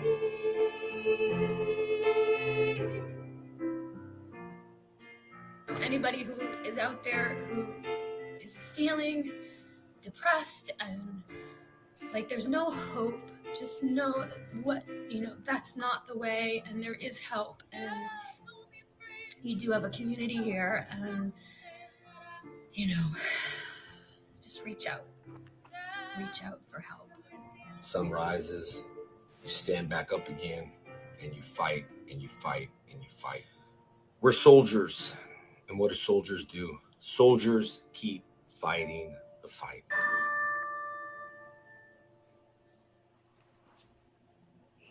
That's beautiful, Kim. Thank you. I was gonna ask you, because you are an incredibly talented videographer. You've made videos for friends of ours, and I was gonna ask you to make something for us, but before I could even muster the courage to even ask you, you'd already started on it. So, thank you. Hire her. Yes, please. Yes, 1000%. shameless plug for Kim. Hire her now. Yeah. Yes. Yeah, I couldn't not make a video. I had to make something. Yes, quite. I know the feeling. Kim, you're getting a lot of much deserved shout outs in the comments right now, just so you're aware. Oh, Yes, Actually, lots of comments. Thank you, Chris. That is a good segue to check in on the chat and see what the chat is talking about. We've not checked in on those guys in a while. So Nate, you want to pull up some of the more recent chatter that we're seeing from our friends, like Doomzilla and others. Also, thank you guys. While he's doing that, thank you so much for joining us, being in this conversation, and most importantly, donating to a good cause. We wanted to make sure that we were doing something that meant something, that we weren't just spending an hour and a half talking about a character. We were actually using our time to support and help other people. So thank you for that. Bonus Commentary's got some comments here. No, Sure. Not a JDF story, but a Power Ranger story. When I was a wee nerd, I got last at a local... You got lost. I got lost at a local flea market. Okay. And got myself lost. So I knew what I had to do. Go to the police? No. Talk to a stranger? No. The freaking Power Rangers were there, and sure enough, who got me back to my folks, the Rangers, along with the green one. That's a fantastic story. Yeah, it is. That's great. That is a fantastic story. It is 3:18 in the morning for you, Jamie. Oh my God. Oh my. Oh, Jamie, Wow. let me tell you, You Jamie, are a trooper, son. he is one of our faithful listeners of the internet, and he usually has about, I'd say, 4 paragraphs of running commentary before Nate and I even wake up in the morning. So, So we've been trying. Yeah. You wouldn't dream of doing anything else on a Tuesday morning. right, exactly. Thirsty Jack, you were Thursday's going to say toy something. comment is also on point. Sorry. No, you're good, Chris. I think we've been trying to segue into the positives of his life and what we've learned from it and whatnot so far. JR kind of hit on that a little bit and how, you know, he inspired him and stuff. I mean, should we start talking about like JDF moments, Tommy Oliver moments, JDF stories? In a second, because there is something, since we're talking about the stuff that we've been doing in response to all of this, I do want to mention something here that I'm actually going to make the official announcement right now. For me, one of the great ironies of the timing of this, because this corresponds with this had to have been providential. That's all I can say at this point. At the beginning of the year on the Monster Island Film Vault Patreon, I had my friends Derek and Jacob sponsor an episode on Mighty Morphin the movie. I was a little hesitant to do it at first because I did have that slated for a later season, but then I decided, you know what, I'll do it just for them.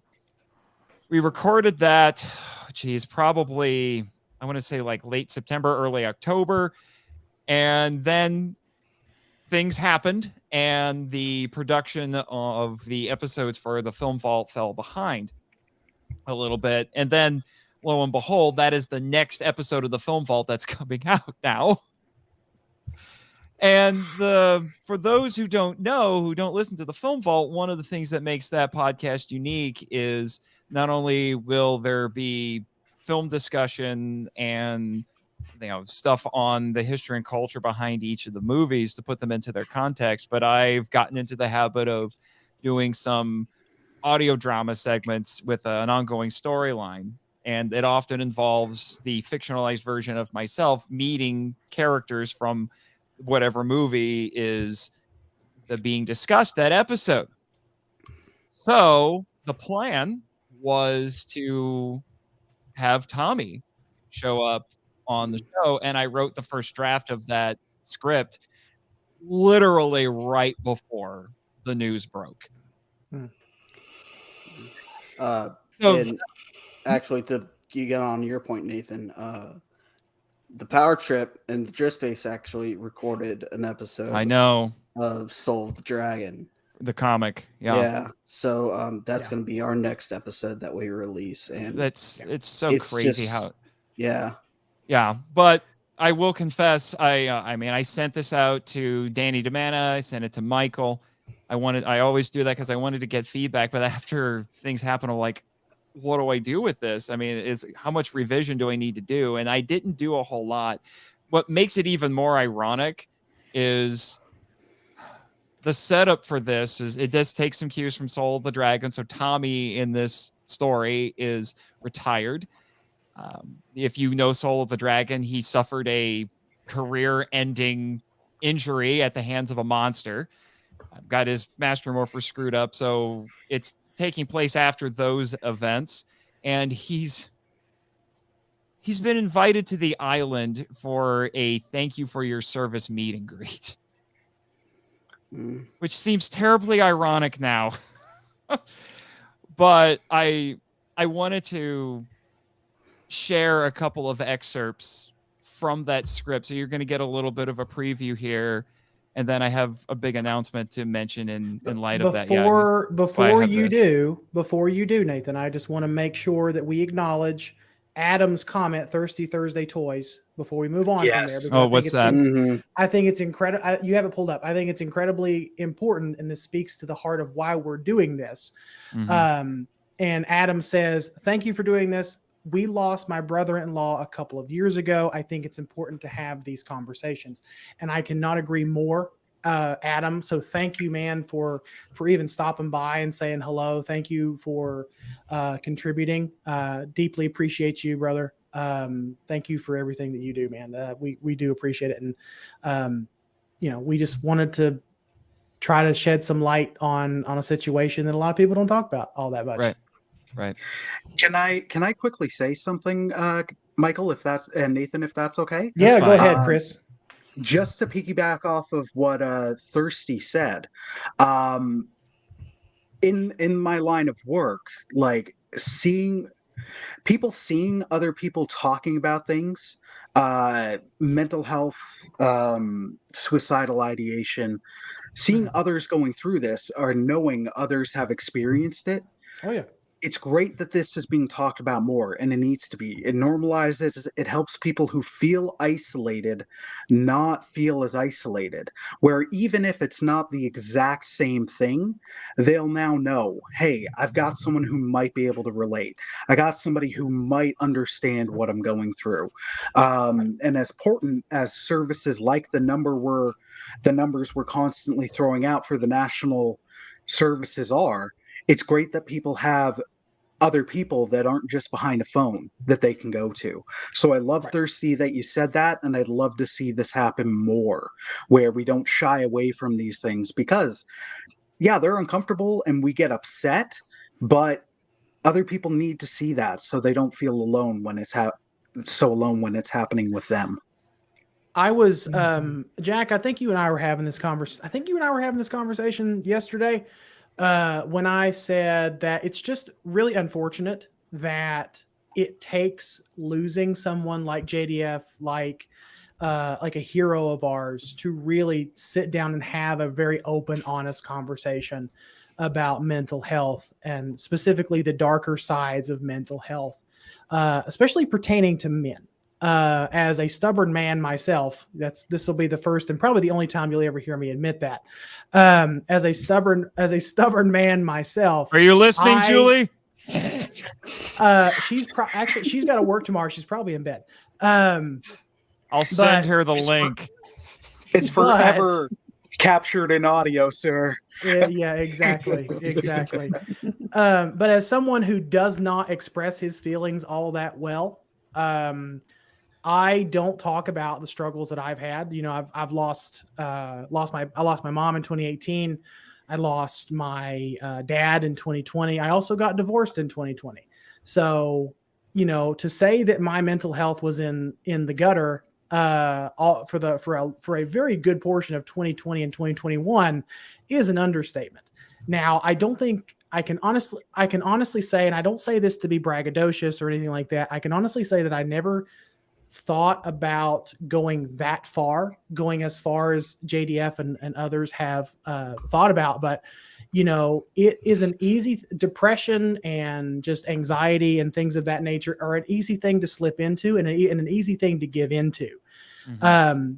You think that someone as jovial as JDF or as happy-go-lucky as some of our close personal friends that we interact with on a week to week basis, you think they're doing fine, but they're sometimes they're not. And to Jim's point, when he was talking just now, you know, just making the effort to just reach out and talk to somebody, just, you know, I hope Jack doesn't kill me for saying this, but, you know, Jack struggled through all this. You know, you had a rough time, Jack, dealing with, you know, Kevin Conroy and JDF and some of the other heroes that we've lost this year.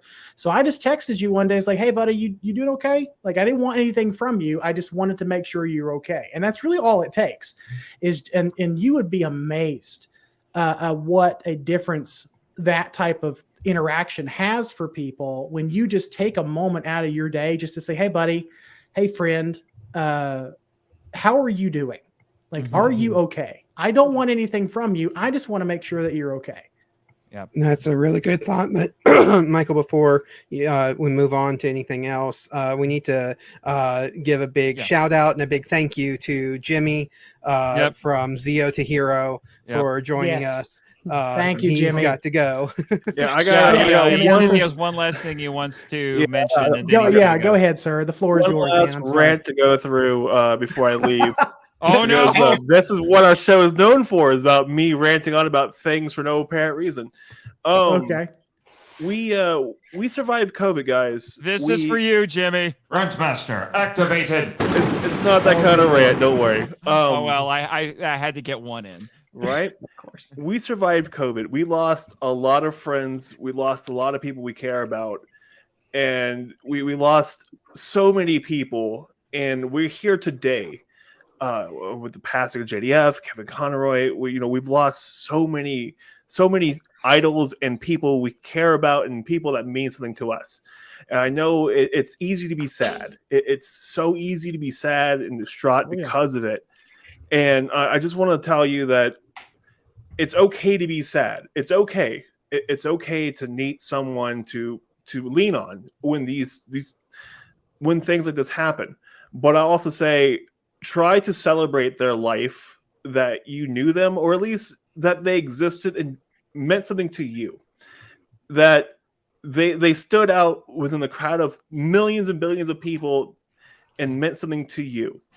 So celebrate, the passing of JDF, that he helped us who we are today, and celebrate everyone we've lost and everyone you've lost, and celebrate the people you don't know, because we're all here, man. We're all on this, big blue marble we call Earth, and full of people that mean something to someone. And if you have a moment where you don't think you mean something to somebody, you do. You mean something to somebody. Doesn't matter if you think it doesn't matter. You mean something to somebody, and you matter. You will always matter. And if you have a moment of weakness and you feel like it's at the very end there, reach out. We're always going to be here. Every one of us will be here. Like, not personally here, but your friends are here. The people that care about you are going to be there for you. Just reach out. Just shove a little harder. You'll get their attention. I promise you'll get their attention. Just try a little bit more, just one more time, and someone will try back. It will work. I promise you it will work. But celebrate the people we've lost, what they meant to you, what they meant to the community, what they've meant for other people. Because I personally don't agree with a lot of stuff JDF did, but I still respect and celebrate the fact he did something so much for this community that we are here today and we're having a great time. I know it's sad, but we're still having a fun time. We're telling jokes, telling stories, having a great time. So, in conclusion, it's okay to be sad, but it's always okay to revel in the fact you knew the person and you feel better because of it. My rant is over with, guys. All right. It really is all about not dwelling in it. Like that's the easy part. It's easy to dwell and it's easy to kind of ruminate and say I don't want to belittle anyone who feels like this, but it's easy to say, woe is me, my life sucks. It's easy to dwell in that. But really, it's like it's really cliche to say, I guess, but to count your blessings, to count the things that you're grateful for. I try to start my day every day with gratitude, no matter, even if it's like the small stuff. Like it's like I'm grateful for my coffee. I'm grateful that my back doesn't hurt today, and I'm grateful for my friends, and I'm grateful for you, Jim. I'm grateful for you, and I thank you, man, for stopping by. I am grateful. I'm genuinely grateful for you and Billy for allowing us to come and BS on y'all's show, and then we return the favor. If any of y'all want to be on the show, even if it was Samurai, give us a holler if anyone wants to be on the show. Don't be a stranger. You know how to get in touch with us. Besides that, though, cliche ending of come follow us at Zero to Hero Pod across the board. Come follow us. We're everywhere. I think. Yes. Because I handle all the social media stuff. Guys. Good luck, guys. Enjoy yourselves. Have a great rest of the night. Anyone else who really feels like they need it, reach out to a friend, man, or reach out to someone you care about, okay? Right. Because we all need it. And remember that number is 988 for America. And Chris, you have the Canadian one, right? I do. And sir, you're my hero right now for always championing it. Seriously. Dude, awesome. It's a free service that was put in place and no one knows about it. Dang it. It's a great thing. I love that you're doing it still. And anybody who needs it, I got the Canadian number. I just can't comment in the thread. What's the Canadian one? So it's texting would be 45645. All right. Cool, man. Well, with that, guys, I'm out. Good luck, everyone. Enjoy your night. And we'll be around. Good luck, guys. Thank you, Jim. Yeah. Appreciate you. Billy, thank you. I'm sorry, but not sorry you couldn't make it, man. So. I'll tell him that. I'll make sure he's fully aware. Later, guys. Bye. Bye. Anyway. I would like to jump off on something that Michael was talking about. Because, sure, go ahead, Travis. For me, I've been very open about, how I've struggled with mental illness and have a mental illness that I have to deal with on a regular basis. When talking to a therapist of mine, it was something that I always said that something I was sort of kind of, a little bit proud of was that, I've never really felt suicidal or had suicidal thoughts, but my therapist pointed out, she said there's multiple forms of being suicidal, and that's something I want to highlight too, is because there's the active kind of wanting to harm yourself, wanting to hurt yourself, but then there's an inactive kind, which is being self-destructive in a way that's not necessarily like you're going out and trying to hurt yourself, but you're also not doing anything to keep yourself alive. And I think that's a sneaky form of being suicidal that sometimes we don't pay attention to.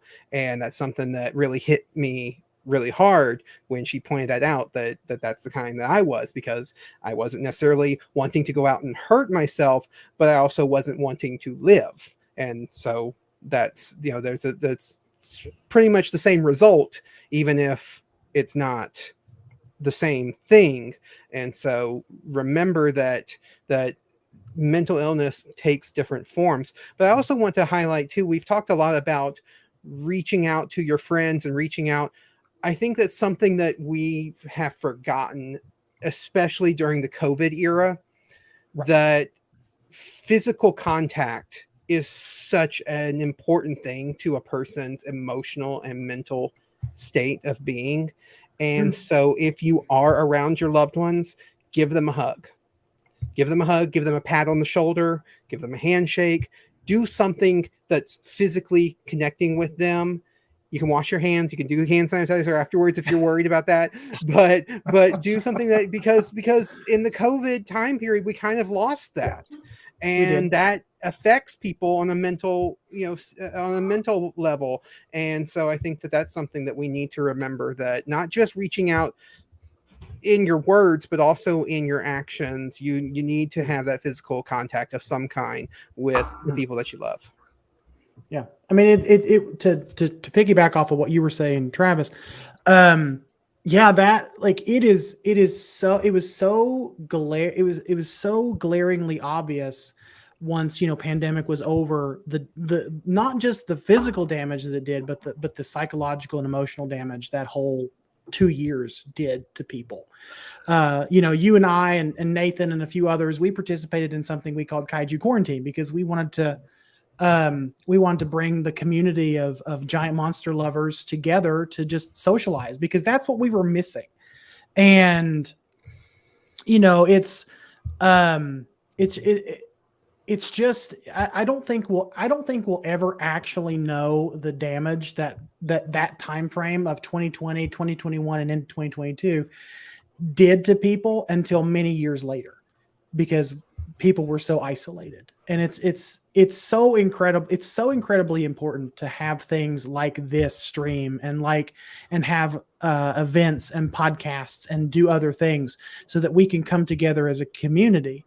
Like, I have seen incredible amounts of community during the last week. Like, people that, whether you loved JDF or you hated JDF, I've seen those same people, extend condolences, well wishes, just a genuine love and concern for their fellow man and woman. Like, that is a beautiful thing. That is an incredibly beautiful thing. So do we want to transition into some of our favorite moments of his? I still have an announcement and an excerpt to share. Well, hurry up, Nathan. I kept getting interrupted by more important things. Gosh, Nathan, it's not always about you. No. Let me just say this. No trigger words have ever been spoken. Let me just say that. No, but like I was saying, we have video editors here, we have artists, but I'm a writer, so the way I've been dealing with it is through my writing. So, like I said, I mentioned that the script I was working on. So, the portion that I want to read a little bit here, this is part of a scene where MIFV Nate and Tommy are meeting backstage before he goes off to meet this huge group of people, who includes some of you all here in this call. And Tommy says he's not sure he wants to do it. And Nate asks him why. And he says, when I became a ranger, I was just a kid. And it wasn't even by choice. I did terrible things, hurt a lot of people. My teammates forgave me, but it took a while for that to sink in. I kept being a ranger at first because I wanted to make amends. But then, honestly, I stayed on for the thrill of it. That's when Zordon knew I needed to quit, Nate says. And yet you kept coming back even after becoming a high school teacher, Tommy says, because the younger rangers needed my experience. Besides, I was still chasing that adrenaline rush. Nate says, then why the hesitancy now? And he says, with age comes wisdom, not to mention career-ending injury during a fight with a monster. At my best and worst, I never did what I did to get famous. I'm not one for the limelight. All this attention is overwhelming. I serve the world as a superhero. Now I just want to quietly serve my family and my students. Nate says, Zordon was right about secret identities, wasn't he? Tommy says, that's for sure. And then this feels even more personal now, especially after all the things that we've been talking about. Nate says, look, Tommy, I come from a military family, so I get it. Most everyone out there, though, they want to tell you how grateful they are for your service as a ranger. You saved them. You inspired them. That's desperately needed in the world. We have a serious shortage of real heroes nowadays. And then Tommy says, that's what Kat said too. And then Nate says, well, you should definitely listen to her and not to me. But all of that to say, so that's part of what you can expect in the next episode. And my big announcement is several of my fellow cast members from Power Rangers, the audio drama, are going to be in this story segment. One of them will be Shane Cochran, who, among other characters, played Saba on Power Rangers, the audio drama, and several other characters. Saba was dope. Yeah, he was. But here's the big one. I made arrangements for, as far as I care, is the man who is the heir apparent to the legacy of Tommy Oliver, Joey Sorless, is going to play Tommy in this from Power Rangers, the audio drama. And I am stoked to hear what he does with this, because he, ever since the news broke, he has been really taking it seriously that he plays Tommy Oliver on. Yeah, I know it's a fan-made audio drama, but he plays Tommy Oliver, and he's really embracing that mantle right now. And like I said, I am just beyond excited to hear what he's going to do with this. I'm excited. I'm excited too. I'm just excited for Joey in general because, you know, we've interacted a little bit with Joey. Joey's just a good human being. Joey's just a good human being. We need more good, genuine human beings, like Joey. But before we transition into the next part of the conversation, Nate, can you pull up the? I want to highlight this comment here, Riz Lord. Sure. Nice to see you guys on video for the first time. Just started following the Power Trip a few weeks ago. Thanks, well, Riz thank Lord. You. Appreciate it. But I was going to tell you, please highlight Zio to Hero's last comment where they said the 988 hotline number. 988 is the American hotline. Call or text. They also mentioned a project called the Jacob Project for people within the LGBTQ plus community. So I just wanted to make sure that we got that covered as well before we move on. Awesome. As I readjust my headphones because my wireless ones died. All right. So what we were going to go on to next. So highlighting some of JDF's, like some of our favorite moments of his, what he means to us, that kind of stuff. Yes, that is actually, besides doing another quick endorsement for, go to the fundraiser page. I'm going to share the link again. And please, please, please help us smash this donation goal. Even if it's not tonight, please just do it for us. So here you go. Once again, that is the link that you will need or to write love on her arms. All right. So yes, I do have I want to take some time here to talk about what JDF's work means to us. I want to start with Kim again, because Kim, you've been a little bit too quiet. All the boys have been talking way too much. Or actually, no. Is Rebecca still here? Did Rebecca still step? Yeah, Rebecca. Well, well, there is one last tribute video I do want to share, but I can save it for later. Yeah, let's save that for later. I want Kim and Rebecca to start sharing their some of their favorite moments first, since the girls have been a little quiet. Rebecca, would you like to go first? No, Kim, I went first the last time. You go first. All right, fair enough. Girl fight. So I guess my favorite JDF moment would, I guess, picking Power Rangers moments, obviously. It's got to be, the name of the episode is escaping me. I think it was the Green Candle Part 2, when he's going up against Goldar, and Goldar is like trying to discourage him and showing him all of his failures, so to speak. And then Tommy, he at this point has lost the ability to morph, but then he's still like, yeah, you know what? You just showed me like all the good I did, and then he just fights back into the Go Green Ranger. Yes, that kicks in. It's just so awesome, and he's just he fights back as Tommy and not as the Green Ranger, and that was just an amazing moment for me. So that was awesome. That was my favorite JDF / Tommy moment. Yes, Quite. The amount of in jokes. Well, that started with Kim, so Kim. I know, Michael. It started with you and I in private. Yes, quite. I thought it started with Kim. Okay, whatever. I thought it started right before we started recording Dino Thunder. So I think that's because Michael and I already had it. No, okay. I'm because okay. Whatever. We're not here to talk about that. We're here. Because I love Kim so much. Because I love Kim so much, I'm going to let Kim take. Anyway, go ahead. Okay. Well, let's see. How old was I, GJ, when we started watching Power Rangers? Because I forgot. Young. Yeah. Young. So I just put out a podcast episode about this. I know. And it's still somewhat a blur to me, but what's not a blur to me was the Mighty Morphin Power Rangers movie. And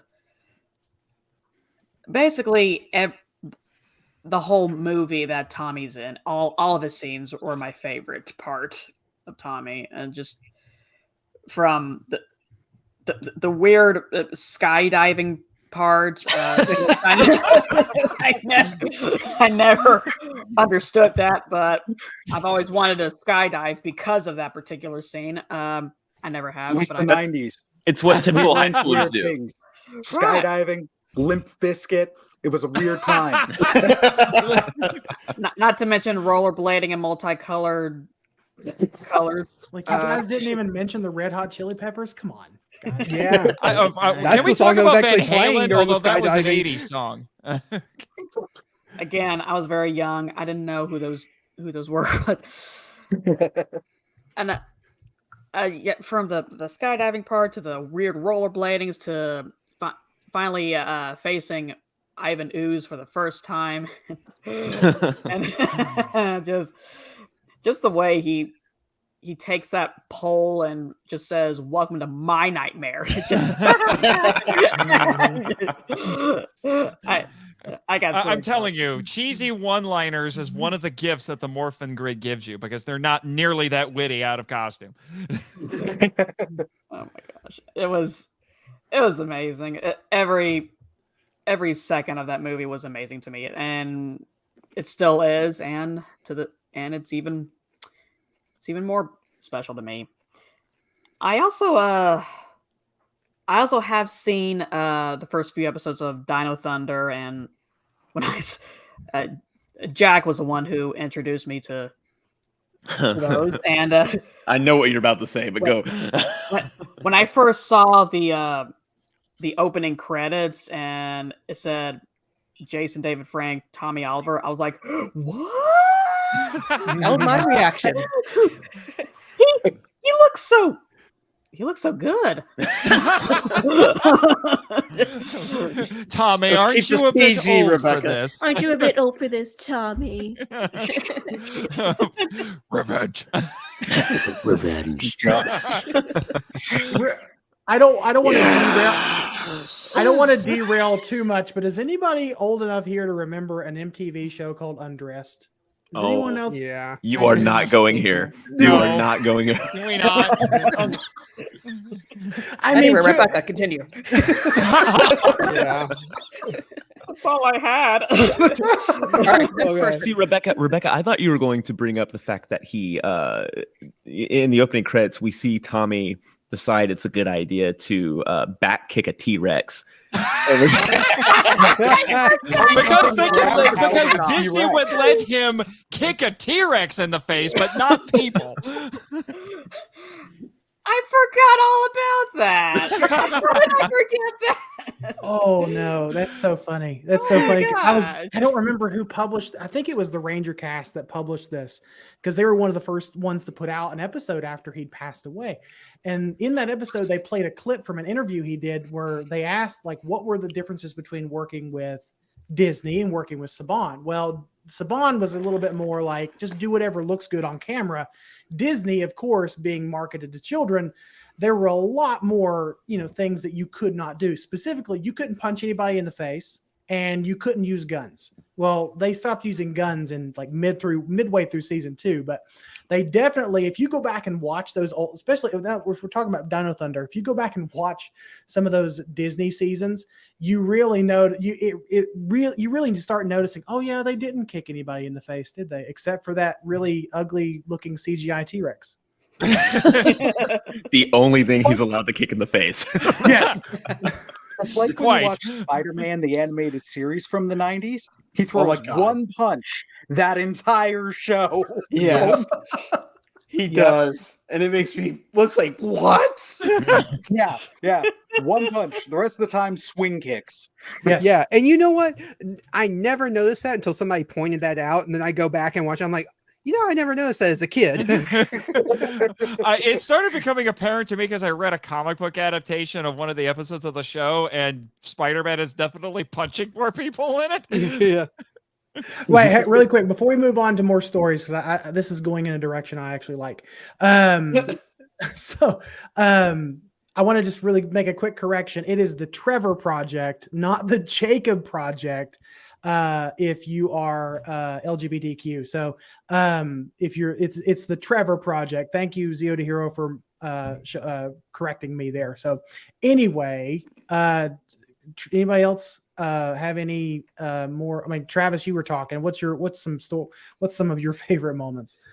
So I had 3 things that that came to mind whenever I was trying to think of this. One thing I do want to highlight real quick was, we're all remembering Jason David Frank, of course, for his time as a Power Ranger, but he did do a few other things. He made appearances in a few other things. He did. He made a guest appearance on We Bare Bears, which is a Cartoon Network show. Really, it was a guest appearance, but my goodness, it's so good. It's so good. He's the what was it? He was the Silver Bear Ranger. Is that what? Yeah, he was the silver. It was such an obscure. great. He's always talking like this. Yeah, being like, we need to go somewhere. Yeah. It was so great, and it just shows that like I would have loved to have seen Jason David Frank do more voice work, if he migrated towards that direction.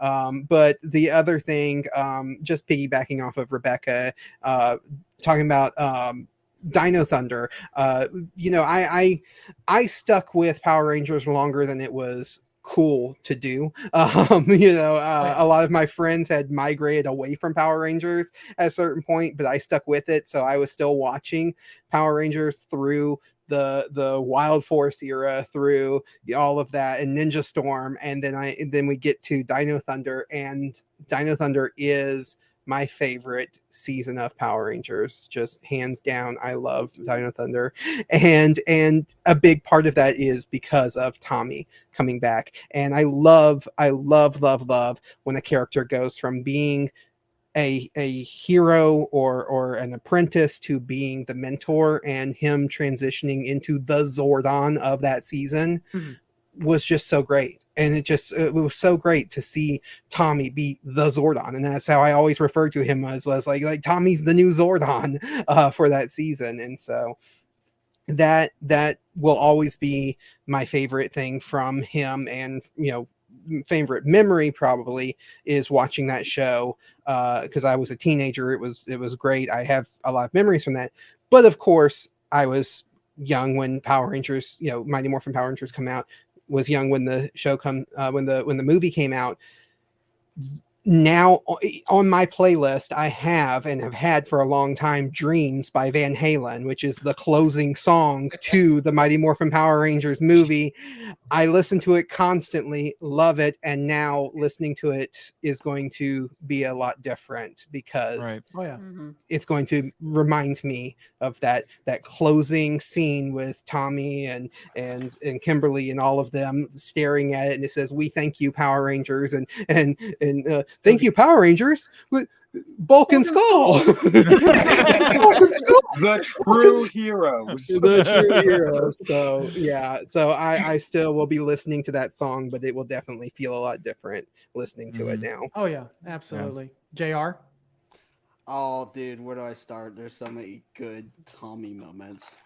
But to piggyback off Rebecca again with the movie, the one I'll always forget is, Ooze comes up to him and goes, "Who are you?" And Tommy goes, "We're the Power Rangers." And we're Ooze the Power goes back, Rangers. "Ooh, where's my autograph?" Dino Thunder. Dino Thunder got me back into it just because of Tommy. When he did the backflip off the porch and morphed in midair, I was like, I'm a kid again.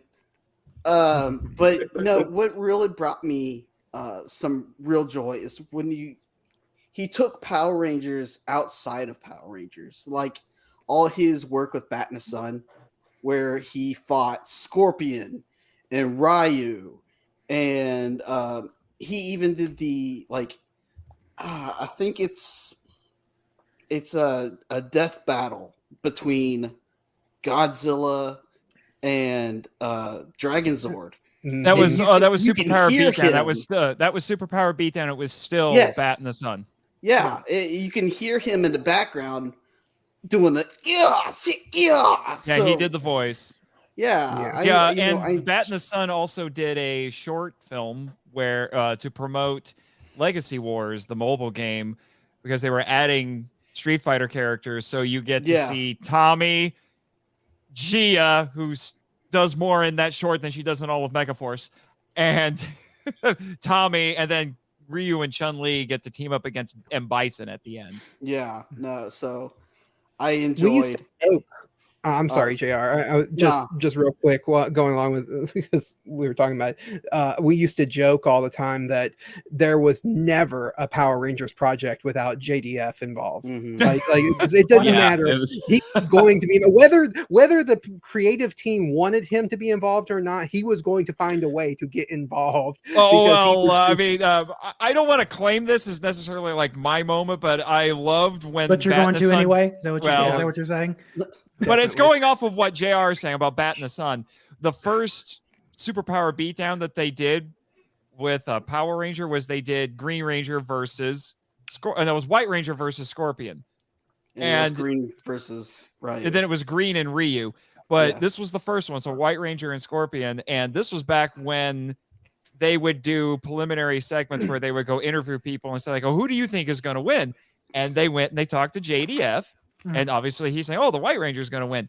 But then they showed the fight scene, and and then it goes nuts. And then the White Ranger wins because he did win the poll or to pick the winner. And then it's right then takes the helmet off, and it's revealed that it was JDF the whole time in that costume.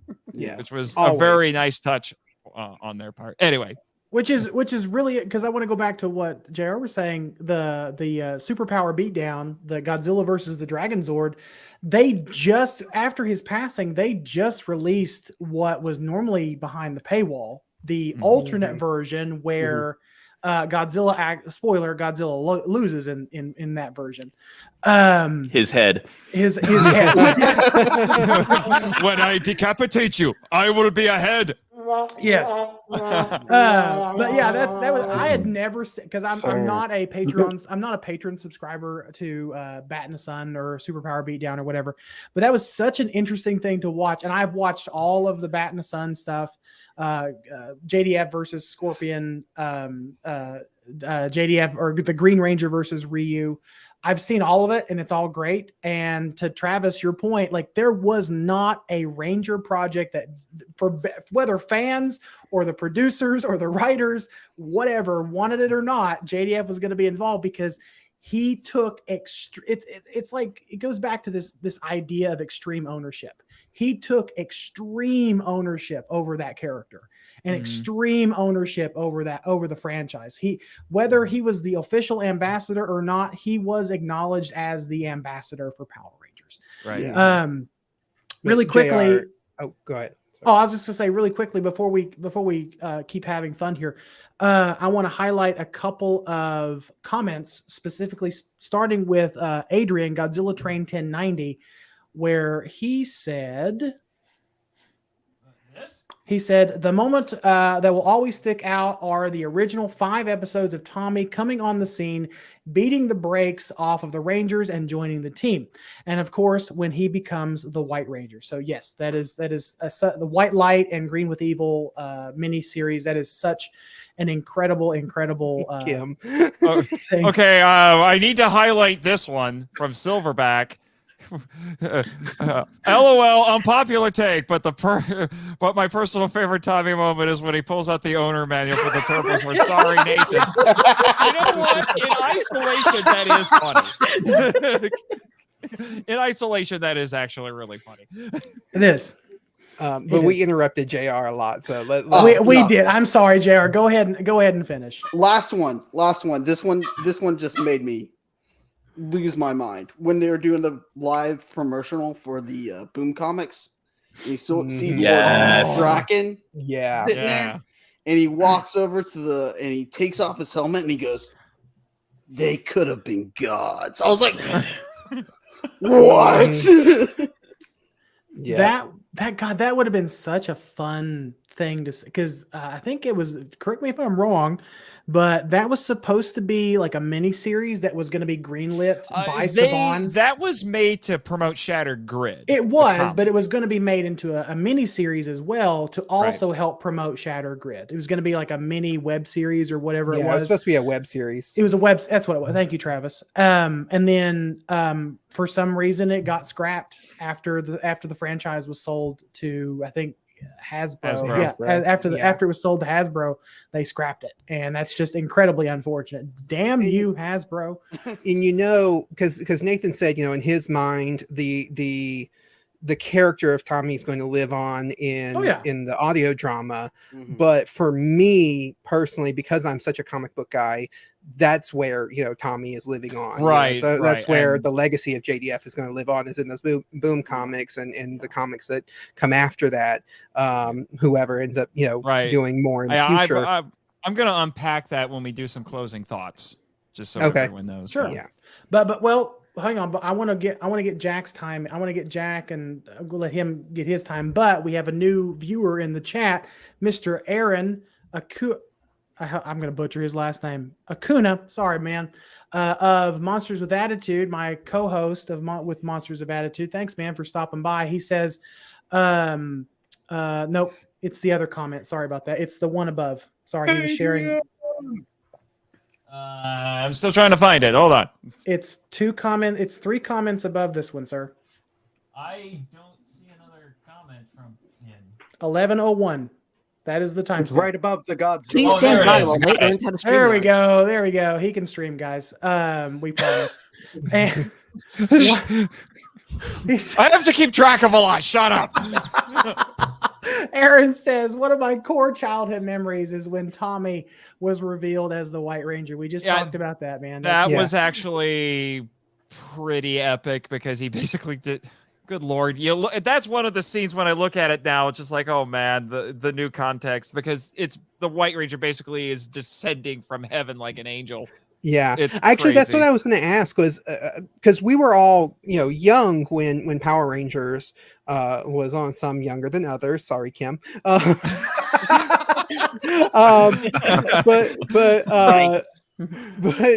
do any of the people here, do you remember watching that as it was coming out? Yes.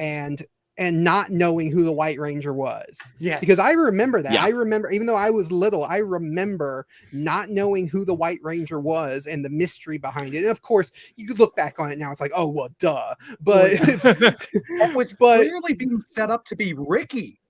Right. Poor Ricky. Remember Ricky? Oh, Ricky, you so fine. You don't get to be the White Ranger. Nope, not it. But I do remember like the mystery, because you get the episode where you see Billy and Alpha working on the suit and putting it together and all this kind of stuff, and then you get the reveal of the White Ranger, like Nathan said, and stuff. So I just remember thinking back to that, and I just wonder, because there's going to be a whole generation of people who were too young to remember that, and it's going to be like the reveal that Darth Vader is Luke's father. It's like, well, I'm from a generation where we always knew that, because it was just always there. But from my generation, it's probably the last ones to remember a time when we didn't know who the White Ranger was going to be. Yeah, I mean, it's such an interesting, just talking about Rangers as a whole. And I promise, Jack, I will give you the floor in just a minute. No. I'm not gonna hog the screen time. Sorry. But just talking about Rangers as a whole, it is so fascinating, like doing this podcast all year long, and then being able to interact with other fans and hearing how they got into the franchise. A lot of folks came in with Dino Thunder. A lot of the listeners, a lot of people we get to interact with came in with Mighty Morphin. They're old school fans, but then we've met a few that came in with Megaforce. We're sorry, but it happens. It happens, but whatever. Hey, it was all up from there. I mean, whatever gets you into the franchise, that's all that matters. And so it's just like a lot of things. You have such a rich history to either look back on or look forward to seeing. So that's my soapbox. Jack, go ahead and give your soapbox, sir. Well, I don't, gosh. We bring up all these like great Tommy moments. I mean, Kim, you brought up some I love, and JR just like he practically stole a ton of that I love, which includes the Bat in the Sun Green Ranger battle. I remember I hold that one dear because I remember there's a lot of complaints that we actually didn't get to see Tommy the Green Ranger in battle in the legendary battle. Like there's no actual footage of the Green Ranger fighting in that battle, even though Tommy was at the beginning and end. And I remember JDF, he had read a very disappointed comment from a fan who said, who said, man, the Green Ranger wasn't even in the battle. We didn't get to see him fight at all and stuff like that. And just gave a scathing review to the legendary battle. And JDF replied to it. He just said, ouch. But he goes, ouch. Well, hey, the Green Ranger versus Ryu battle is coming out soon. That hopefully that'll give you your scratch that itch for you. And it did. It really did. I loved that battle. I love that fight. I love that was outside of Power Rangers. It's kind of something I just this offshoot that I hold dear. And that whole design of the Green Ranger costume is one of my favorites. I love that redesign. Mm-hmm. I look at that and I'm like, Hollywood, that's how you do a modern take on the Power Ranger suits right there. Well, and it kind of reminded me of the highlights on the helmet kind of reminded me of the helmet in is it Fighting Spirit in it's Dino Fighting Thunder? Spirit. Yeah. It's Fighting Spirit. It's the Fighting Spirit helmet. All right. Well, I have to ask you, Jack, just since I got you here. Are you a gold crest or are you a silver crest kind of guy? I mean, I win all the time, so normally gold. But in this particular case, I really, really liked the fighting spirit helmet. And there were a lot of complaints about it, like, why is there gray on the helmet? But I thought it looked so cool, the highlights and stuff like that. And I think that whole episode is not just one of my favorite, JDF moments, but one of my favorite episodes of Power Rangers as a whole. And of course now especially it feels really it feels really I don't want to merely say the episode is elevated because of recent events, but it does help. It helps frame things in a context that maybe we weren't entirely privy to behind the scenes. Oh, yeah, for sure. But in terms of a less boring answer, this is a moment that always has stuck out to me. Can I interrupt really quick here? Yeah. I think this guy needs a little bit of encouragement. I wish I could contribute, but I'm broken, a nobody. No, you're not. No, you're not. Let me just say this: Somebody. you're not a nobody. Not a You're nobody, somebody to you're somebody to somebody. And if you could just give $1, that's $1. That's fine. If you can't give it, but if you can't give, you can't give. We just really appreciate you, Super Dude, for stopping by this stream. Also, while we're on this train, we have another new commenter. Video before you do that one, just real quick to Super Dude, you can share the link and stuff. Yeah, absolutely. So that is free. That is free. You don't have to do that, and that would help too. So if you do want to help us out. But even if you whatever you do, the fact that you're here, that's all that matters. And you aren't a nobody, like they said. Oh, yeah, absolutely. You're here tonight. You're part of the Ranger family. Yeah. Yeah. I just put the link to the page in the chat again. So there you go. Yeah. But also, thank you, Super Dude, for stopping by. Also, thank you to Just Video for also stopping by and saying hello to us. And honestly, we can't believe this happened either. We're all incredibly sad, but you know what? We're making the best of it by trying to celebrate and have a good time. But thank you so much for that. Yeah. And Super Dude, it's enough that you're here kind of celebrating his life, and we all need, I've said this before over and over again, we all need kind of an outlet, a way to grieve, a way to cycle through the grief process, and a way to adjust our brains. And hopefully that this brings us around. There is no timetable for grief, and there is no wrong way to cycle through it. So, welcome to the chat. The last thing I was just going to say is, my less boring answer than, fighting spirit or, things that JR has already brought up, is there's a moment. It was Return of an Old Friend, Part 1. The tail end of that episode. I knew you were going to bring that up. Yes, it was the tail end of that episode was the first time I felt the show really broke into the sort of cinematic, feel, because we have the kind of like the militaristic drum roll and the, the boots kind of walking into the Ernie's place and the juice bar, and then the camera pans up. And we see Tommy for the first time since he lost his powers. And he looks around and he goes, "What happened here?" And you just hear a brief excerpt of "Go Green Ranger, go!" And then to be continued. To be continued. It was so good. What a great cliffhanger to end on, and a great return for that character. I think, I felt like Tommy's first return to the Green Ranger through when he lost up to White Light was kind of peak Tommy for me. Just that edge and that determination to keep going despite the fact that he could possibly lose his powers was always, I always felt like I was a little on the edge of my seat anytime he went into battle, like he could give out at any moment, right? Like he could be in the middle of a fight and then boom, his suit's gone. But he took that risk anyway, every single time. And it was just a great,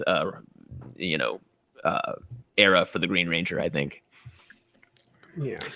One thing before we move on, because I have to. Well, Chris still has to give his. I know, Chris. I know Chris still has to give his. I've been sprinkling mine throughout. Don't worry about me. Yeah. But I also wanted to highlight. Can you go back to Super Dude's question, like what Ranger we would be, or what color? What color we would be? And I'm gonna preface. Team. I'm gonna preface this by saying I know this is a JDF stream, but no one is allowed to say JDF. Just say it. We're not allowed. No one's allowed to say Darn green. it! We're not allowed to say green. Rebecca or white. made me green on the logo. I got the next best thing. Yeah, well. So, Kim, I mean, what color would you be? Well, pink is my favorite color because of Mighty Morphin Power Rangers, obviously. But Of course. I think I look better in yellow, actually. So I think I might go for yellow. Rebecca? Ditto, yellow, Trini, Mighty Morphin, Hmm. Sabertooth Tiger. JR? Dino Thunder white. Okay. If I can't have Tommy, man, I'm going to the next best thing. Yeah, that was a good one. That was a good one. I'll join the Dino Thunder team too because it's my favorite team. Thank you. Okay. Nice. Travis. Yeah, I'm on the Dino Thunder team. I love Dino Thunder too much. As far as what color, I'm gonna go in a weird direction. I'm gonna pick one that's not actually on the team and just be my own original color. I'll be like purple. Oh, Let's we see had what purple. But Yeah. not on the Like a new Dino Dino Thunder, team. Nate. Oh. Jack. Purple Dino Thunder. Okay, so I can't pick any color that JDF was, You cannot pick any color that JDF was. even if it was another like Ranger. You cannot be Mighty Red. Morphin. You can't be a JDF Ranger. You cannot be a JDF Ranger. No. You know what? TJ was a JDF Ranger, technically. Just, Ooh. I don't But even got want that demoted. suit. I'm just putting it out there. Red Rangers who failed their job, your blue suit is waiting. Exactly. You know what? I'm gonna say Zeo Gold. Of course. And there you go. Yep. You took Chris's. All right. Speaking of I think Chris, I was gonna say I think my next favorite one would have probably been the Omega. Is it the Omega Ranger from Time Force? I love that suit. Oh, and I love that. the Quantum Ranger. Quantum Ranger. That's what I was thinking. Yeah, the Quantum Yes. Ranger. Yeah, Yeah, I love that you suit. took I love one that of my Zord. choices, Travis. I love the Quantum Ranger. Yeah, you look like you're wearing the hat. Yes, I love Quantum Ranger. If I can't have Quantum Ranger, I'm going with my favorite alien dog man, Shadow Ranger. Oh man, that's Ooh, such that's a a good nice one choice. too. I love that suit. Who's stepping up and being SPD orange? I thought about That's a- SPD. I mean, we because I love had. the color. I mean, we had Someone in the chat who wants to be SPD Somebody in Orange. the chat, Yeah. yes. Savannah Booze. I'm gonna butcher this. Savannah. There we go. Savannah in the chat wants to be SPD Orange. Hey, you're my kind of people. There you go. Yeah, that's a good one. Danny wants to be Bert Sienna Die Ranger. There we go. Nice. What What about the Wolf Ranger from Wild Force? I like the Wolf Ranger from Jungle Fury more, honestly. Well, it's funny because wait till y'all see our new logo for the Power Trip for season 2 from Rebecca. Ooh. You can see what our new Right. Ranger suits are. Yes. Yeah. I'm gonna go really quick, and then I'm gonna finally, Chris, my friend, I'm gonna finally give you the floor. It's all good. I got a puppy demanding pets right now, so it's cool. I'm distracted. I'm gonna go with SPD Green because buttery. Buttery. Actually, Actually, you gotta never it's buttery. change. It's buttery. I'm out. Buttery. Buttery. You want Chris, toast? good Toast sir, is you have the buttery. floor. With SPD Green, you can also do the comic book route where you get the dragon shield. So boom. It's true. But that's JJ, not Bridge. It still works. It Anyways, still works. Yeah. I would love to go Zeo Gold because that suit is dope. It's my favorite suit out of every Ranger suit. Looks like a tank. It's just gangster. It's got the best looking shield, and you didn't need to do bad, awesome Sentai footage and then terrible felt version. Everybody complains about the green. Do you prefer hard or soft tacos? Everybody complained about the silver highlight on the helmet. Nobody complained that the shield finally looked good. All I'm saying. If it's not the Gold Zeo, I gotta go MMPR Red, or if I can go and dip into Sentai, also Die Ranger, because the Die Ranger suits were dope. Oh yes. Hey, Love the yeah, Die Ranger suits. Since Super Dude asked us this, here's his answer. Okay. He wants to be the first male Pink Ranger of any from any team. I want to be a rep for anyone can be any Ranger. Also, can I follow sub to any of you guys? Yeah, I mean, Please do. And sure. also, it's interesting that you bring that up. There is a male Pink Ranger in the Boom Studios comics. Yes, there is. Thank you, Nate. I was also going to mention, actually, to Super Dude that, sir, if you're liking this kind of chat and chatting with people about Power Rangers, you should really check out Michael and Nathan's group on Facebook, Power Rangers Legacy. It's a great community, very supportive people, where you can go deeper about some heavy stuff in real life, but you can also keep it light and talk Rangers a lot of the time. It's a great group. You'll find a lot of support. It's a or good spot to go, you can go on there and point out jokes that should have been obvious, but were not obvious to Michael and I. All right. Well, and while Chris is talking, you want to share like your favorite moment? Yes. Yeah, actually, so I've got a couple. One, I'll go with a non-show one, and I wish I had a screenshot of it. But I know earlier I mentioned like the Ranger community is so interactive with their fans, where it feels a bit separate from other celebrities because they're so engaging with the fan base. It feels closer to that friend thing. One time, just on a random Power Rangers comment, I made a joke about how they should have taken the rad bug and nobody would have had an issue. And then JDF liked it.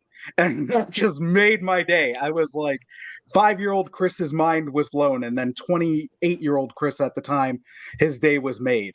For the show, of course, the original Green with Evil arc, that outstanding shot of the White Ranger descending, the crossover you got where Tommy as the White Ranger fought his clone as the Green Ranger.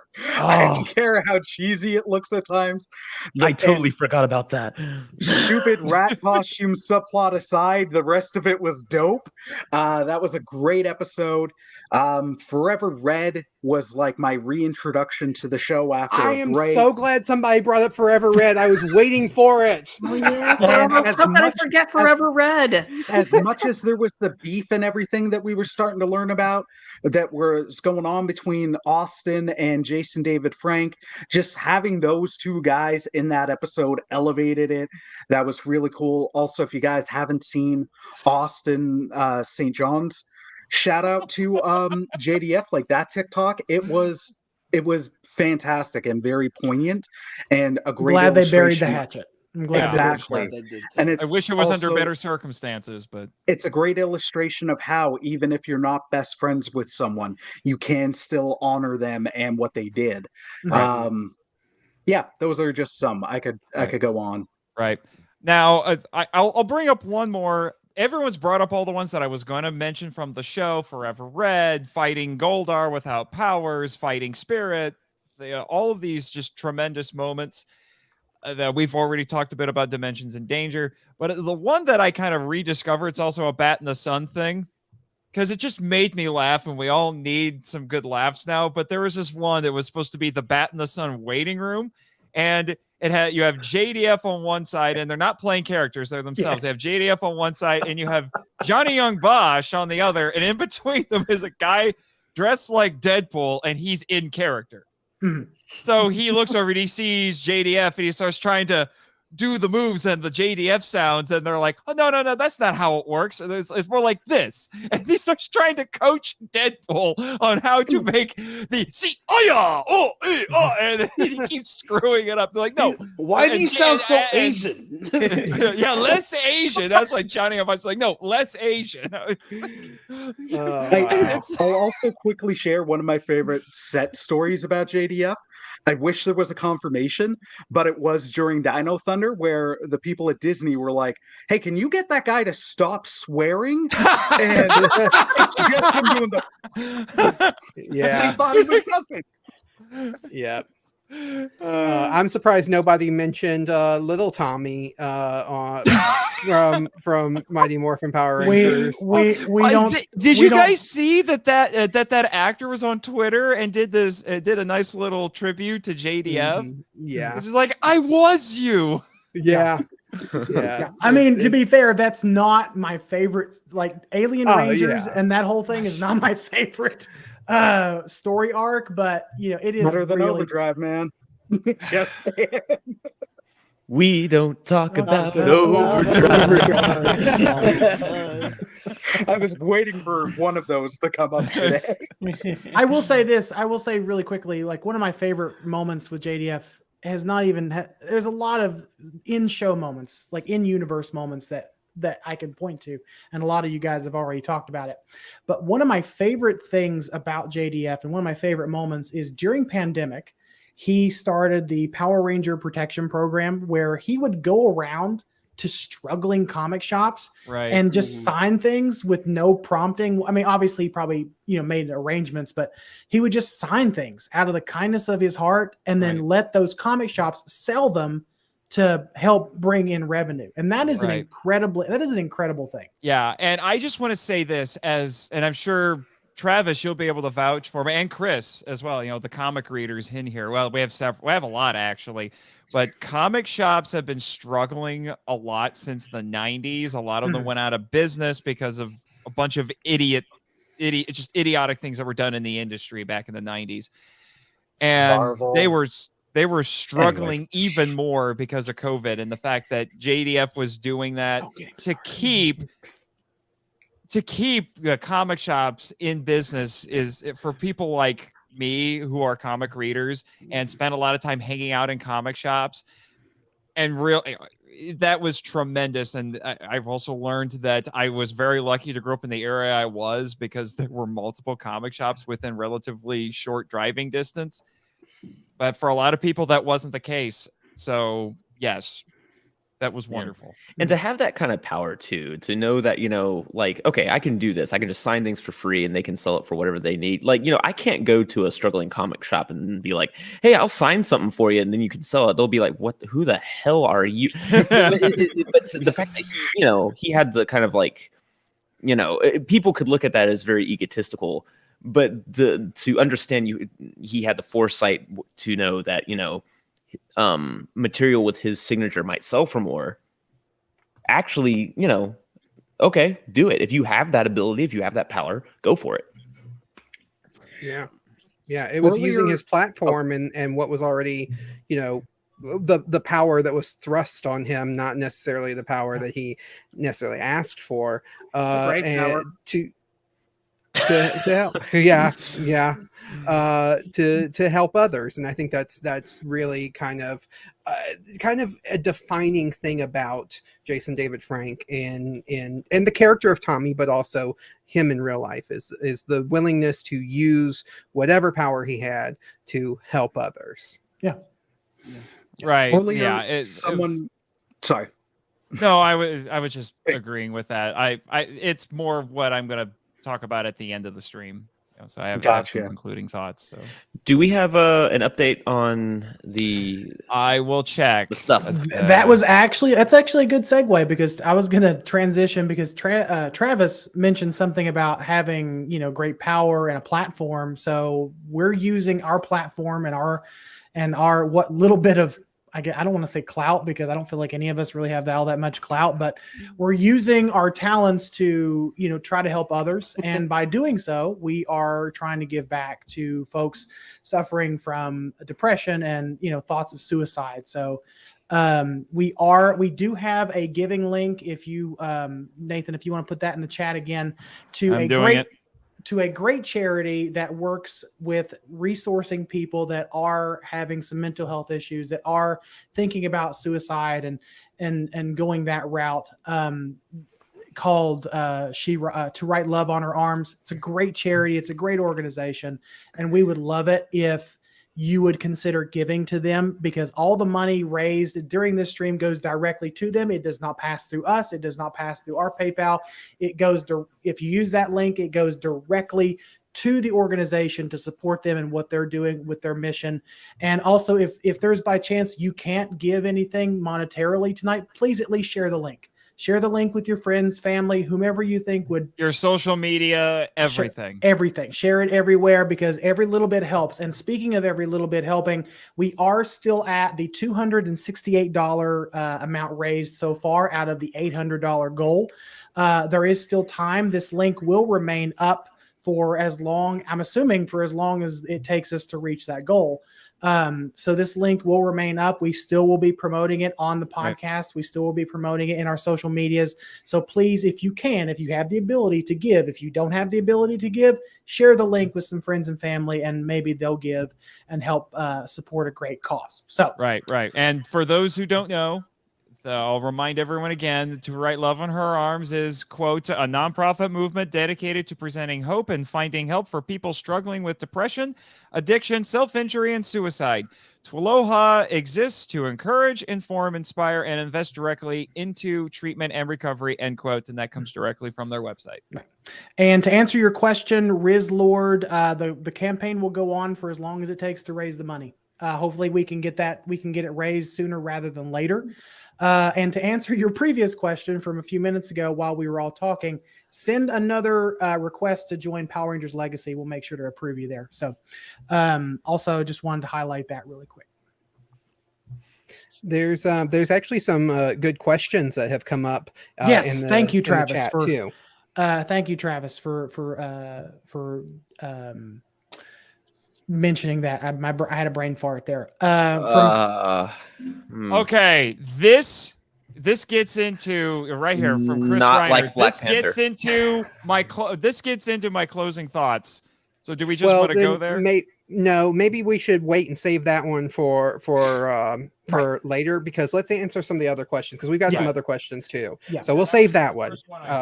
Chris Reiner, we'll save yours for last because it ties into the final thoughts. You can star the comment if you don't want to lose track of it. Oh. Santa asked a great question. What's the best Power Rangers theme song? How much time we got? Okay. We are about Dino Thunder. Friends. I'm going to go first on this one. Because it's probably going to be a very controversial choice. I think that the best Power Rangers theme song, barring the original that I have heard so far while doing this show, is Dino Charge. I sincerely think that Dino Charge is one of the best theme songs in the franchise. It's good. It is. It's up there. It's pretty good. Yeah, I do like that one. It's not transcended, but yeah, no, it's good. I like it. I mean, it's not Operation Overdrive's theme, I get. But No, we don't talk about Overdrive. Okay, so going along with this topic and this question, one of my favorite moments from Kaiju Weekly was us discussing the music. JR, Jack, and Michael and me discussing the music in Turbo, because I still hold out that the Turbo music is not as good. Are you saying there's hope for the world? Hope for the world! Hope for the world! Why must you wound me, you two, or you three? Come on.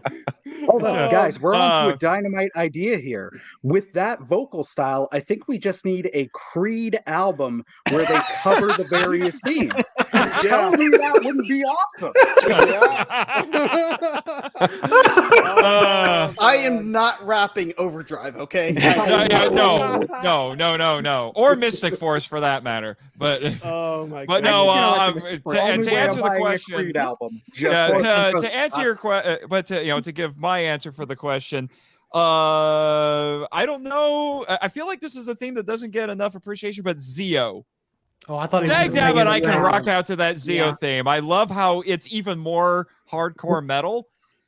You know, and it's just so.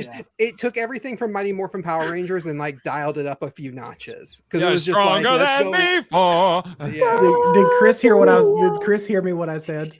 Is that why I you're did laughing? hear what you said. No, I'm laughing at Santa's comment about how the overdrive rap slaps. Oh God, no. What? Oh wow. What? To each their own. I don't know if Okay. we can be friends now, but Hopefully, what it did gave you money say, Michael? before comment. but no. I- And then another one that I will. It's not important, I got apparently. into a little bit of an argument with Michael about this on the show, but I like the 1995 movie version of the theme.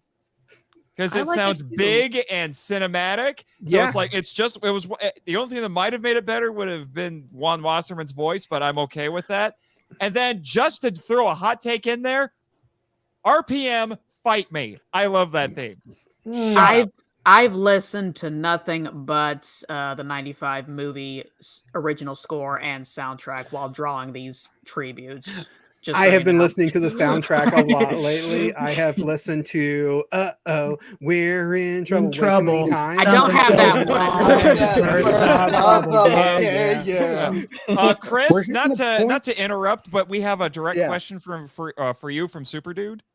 I did see that. I was also going to say, hey, viewers, if you're noticing we're getting a little loopy, it's that time of night and the stream where tiredness is kicking in. So, Super Dude, to answer your question, I stumbled upon that on eBay. There might still be some there, but yeah, I just lucked upon it on eBay. Unfortunately, I can't find anything else for the rest of the team. To toss in my 2 cents on this, though, I got to go with the original theme. Let's be real, that thing was perfect. It's the basis for all the other themes. If I got to go beyond being a basic boy and going with that theme, second favorite, weirdly enough, I got to go with In Space. It took everything awesome about the cheesiness of the original theme that was also arguably enhanced with Zio. It's like, yeah, we're doing a silly rock opera, a space opera with this, and we're going to throw in like a speak and spell countdown, and then 5, 4, 3, Rangers in space. I'm like, yeah, let's go.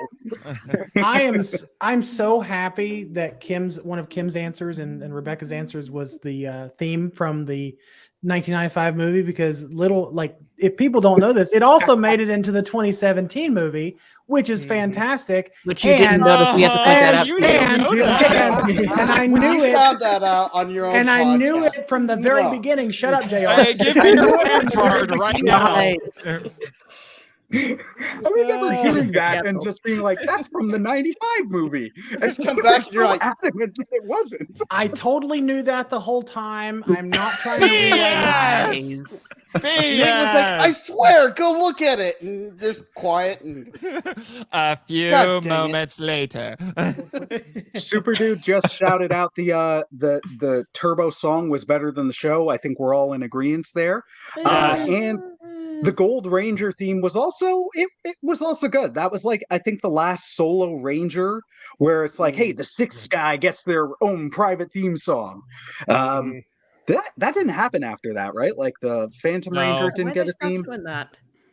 Yeah, that's a good question. The Wolf Ranger and Wild Force might have gotten one, or at least Zaraku, the villain, did. Zanaku, I think Zanaku got his own theme. They stopped doing like Ranger themes after the Saban era. They only did it for a couple of different things, but they stopped using some of that that in episode music like they used to use. Now it's all just now it all just sounds manufactured and generic. But who hasn't shared their that's what I was trying to think who hasn't shared theirs, so I'm just gonna pick we all kind of I'm just gonna pick randomly. Jack, I don't think you shared yours. I mean, I've kind of fall in the same category as Chris. I mean, the original is the best, but if I don't want to be a basic bitch here, I tried cleaning it up. let's we got to go with, okay. I mean, we'll I'll say a lyric and then you guys respond. All right. Okay. Here we go. Stronger than before. Go Whoa, okay, the audio on that was so. I can't handle Even all up the score.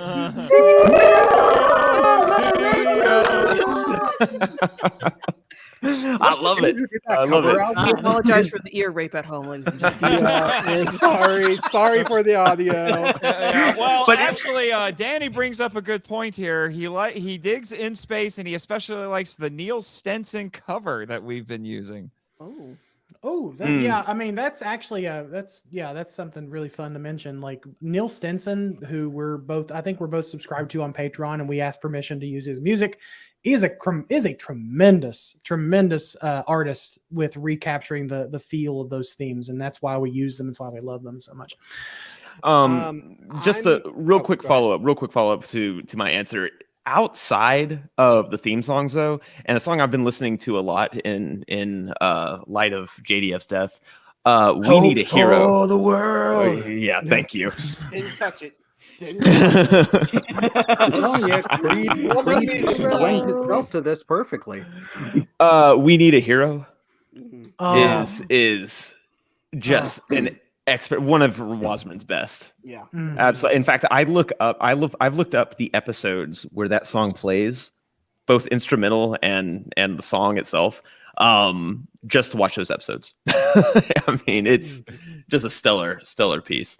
Did you find a slower acoustic version of it? Okay, you've told me about that, and I have not been able to locate that. It's on SoundCloud. It's actually Ron Wasserman singing it himself.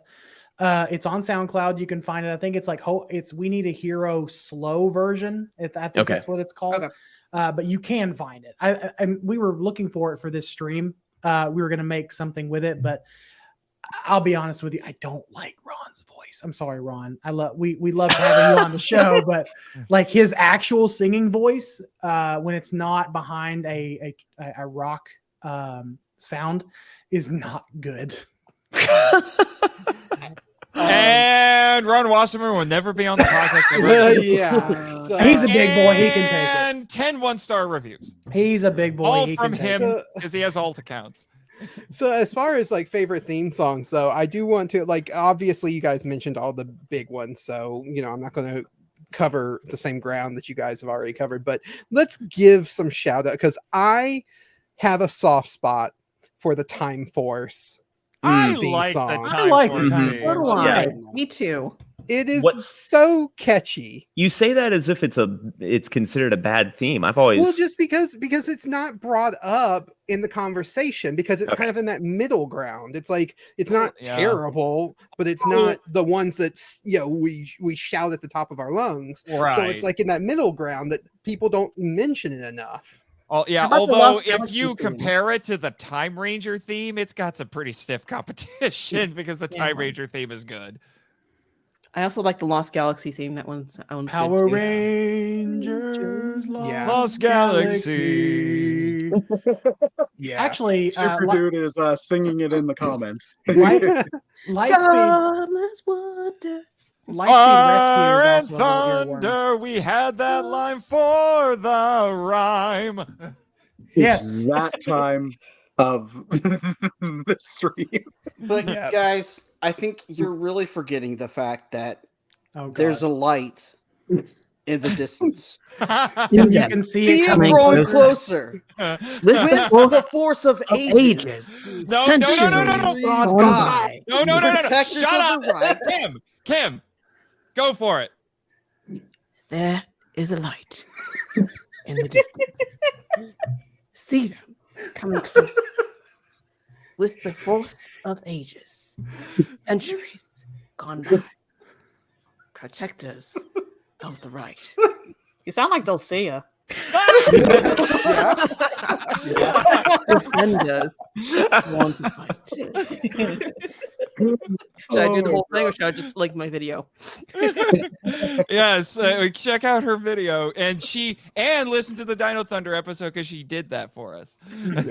Don't forget to hit that they like specifically button and requested smash that. the subscribe. Dino Thunder meets David Attenborough. That's what Sana said. Also, according to Rebecca, Kim is now too hot for TV. Oh well, yes, I can't. Wow. I was gonna say, Kim, you could do like non-inappropriate ASMR. You got that voice down pat. Oh, thank you. Just regular ASMR, yeah. Hey, Kim has been doing some voice acting on the Film Vault, and she is brilliant. Yes, indeed. I have thrown True story. several different characters at her, and she comes up with amazing voices. And Kim is a saint for reasons that we cannot disclose on this podcast. Putting up with us being Yes, Maybe one. Yeah, that's exactly where I was going with it. Putting up with Nathan. God bless you, Kim. Kim is basically our mom in here. She's like, now, children, behave yourselves. Settle down. Settle down. So, Even though do we I'm have probably younger than all of you. but obviously more mature than all of us. Obviously. Okay, Nathan. Do we have any other other questions that we want to highlight from the chat? Unfortunately, they've all been getting buried. Who did not share their favorite theme song? Did we cover everyone? Oh, JR. All right. Oh yeah, JR. Oh yeah, JR. Okay, so we JR. so we already know it's the SPD theme. Let's move on. Okay. So, Jack can back me up on this one because it tends to be a long ride when this one hits on. But let me help you out here. 10, 9, 8, 7, 6, 5, 4, 3, 2, 1. Rangers! I rock out a little more. To outer space now, flying Also- higher than ever What is happening? Rangers. We're done. I'm shocked Rebecca knows all the lyrics to that. Honestly, she hasn't even seen the show. I She's thought, been sitting Rebecca, in the your back. love for Power Rangers ended with season 1. It did, but as I said before, I was listening to a lot of Power Rangers while drawing, and then Power Rangers in space comes She's on. I was also like, "Ooh, been this is sitting in the catchy." back seat a lot of Jack's car while this happens. Pretty much. So also got we to did get shout a out the fact Go check. Kaiger theme song. I know it's Sentai, but it's super catchy. I know earlier we were talking about stuff that helped us get through last week. Weirdly enough, tossing on the Go Kaiger theme because it's so cheery. It just might not make you happy, but it'll get you to a happier spot where they're like, "Let's go, let's go, Kaiger." You're like, "Yeah, all right, I'm in." We can't. I like forget- that. I like that Daniel thinks that we're good enough singers for Hasbro to pull down the stream. We did get Go ahead, a Go fact ahead, check. Travis. I want to say we did get a fact check. So Wolf Ranger and Wild Force did not have it's his own theme song. Rizlord's corrected me on that. Zanaku did though, like we had already said. But Super Dude said that Quantum Ranger actually had his own special theme song, so he would be probably the last of the like 6th Ranger. That is true. Themes. That is true. That is true. So Also- just a little bit of shout out there. Also, Kakurenja Ninja Ninja. Oh God. That's another one of my favorites, and the Die Ranger theme. Have you heard the ending score song for that Die Ranger? No. Or Kaku Ranger? Yeah, it's No. Kaku Well, Ranger. okay, Yeah. yes, Kaku Ranger I have. Yeah, So catchy. Actually, my The favorite Sentai song, themes my are favorite bangers, song man. in Sentai has to be Dora Dora Dora Dora Dora Dora Dora La La Dora La La See, Dora. if we're going Sentai here, it's got to be the opening to Karu Ranger. Which I don't know Karu that one. Ranger? It's what they Kiruger. Kiruger. Kyuger. Yeah. Yeah. Yeah. what they brought off of Dino See, Charge. all the names blend together to me, so I have to know the Power Rangers season. Yeah, I don't know how to Also, Sentai. saying some of the Sentai names out loud, it sounds like we're having a stroke. Yeah, I Power Ranger! know. Yeah, the only Mark, are two you all that, right? that I can recognize just from the Japanese is O Ranger and Die Ranger, and those are my two favorites. So that's like the only two that I can. Oh, and Zhu Ranger. Yeah. Let's be honest. The easiest one is Go Buster. Go Buster, yeah. Well, Car Ranger's pretty. Power Ranger. It dash. Orange, dash. Dash. Orange. But if we're I talking really about like O Ranger. Ole. Buddy of mine at one point actually thought I was saying Jew Ranger wrong because he's like, "How are you getting Jew out of that?" Like, I honestly don't know. Jew. That's It's the the name. other one. Well, see, the ancient Hebrew came across God. powers. And Wait. We all know that the Book of Judges has all the Jewish Power Rangers in it. Okay, you got Samson and Othniel and Hey, Nate, do me a favor. Press The the, next sad, franchise. press the sad trombone, please. Thank you. That is the only time in this stream that has been appropriate. There we go. Oh man. Oh boy. So great. Yeah. If anybody has any more questions in the comments, go ahead and shoot us bye, some Super questions. Dude. Oh, Super absolutely. Dude, it's been nice hanging Hi, out Super with you, man. Dude.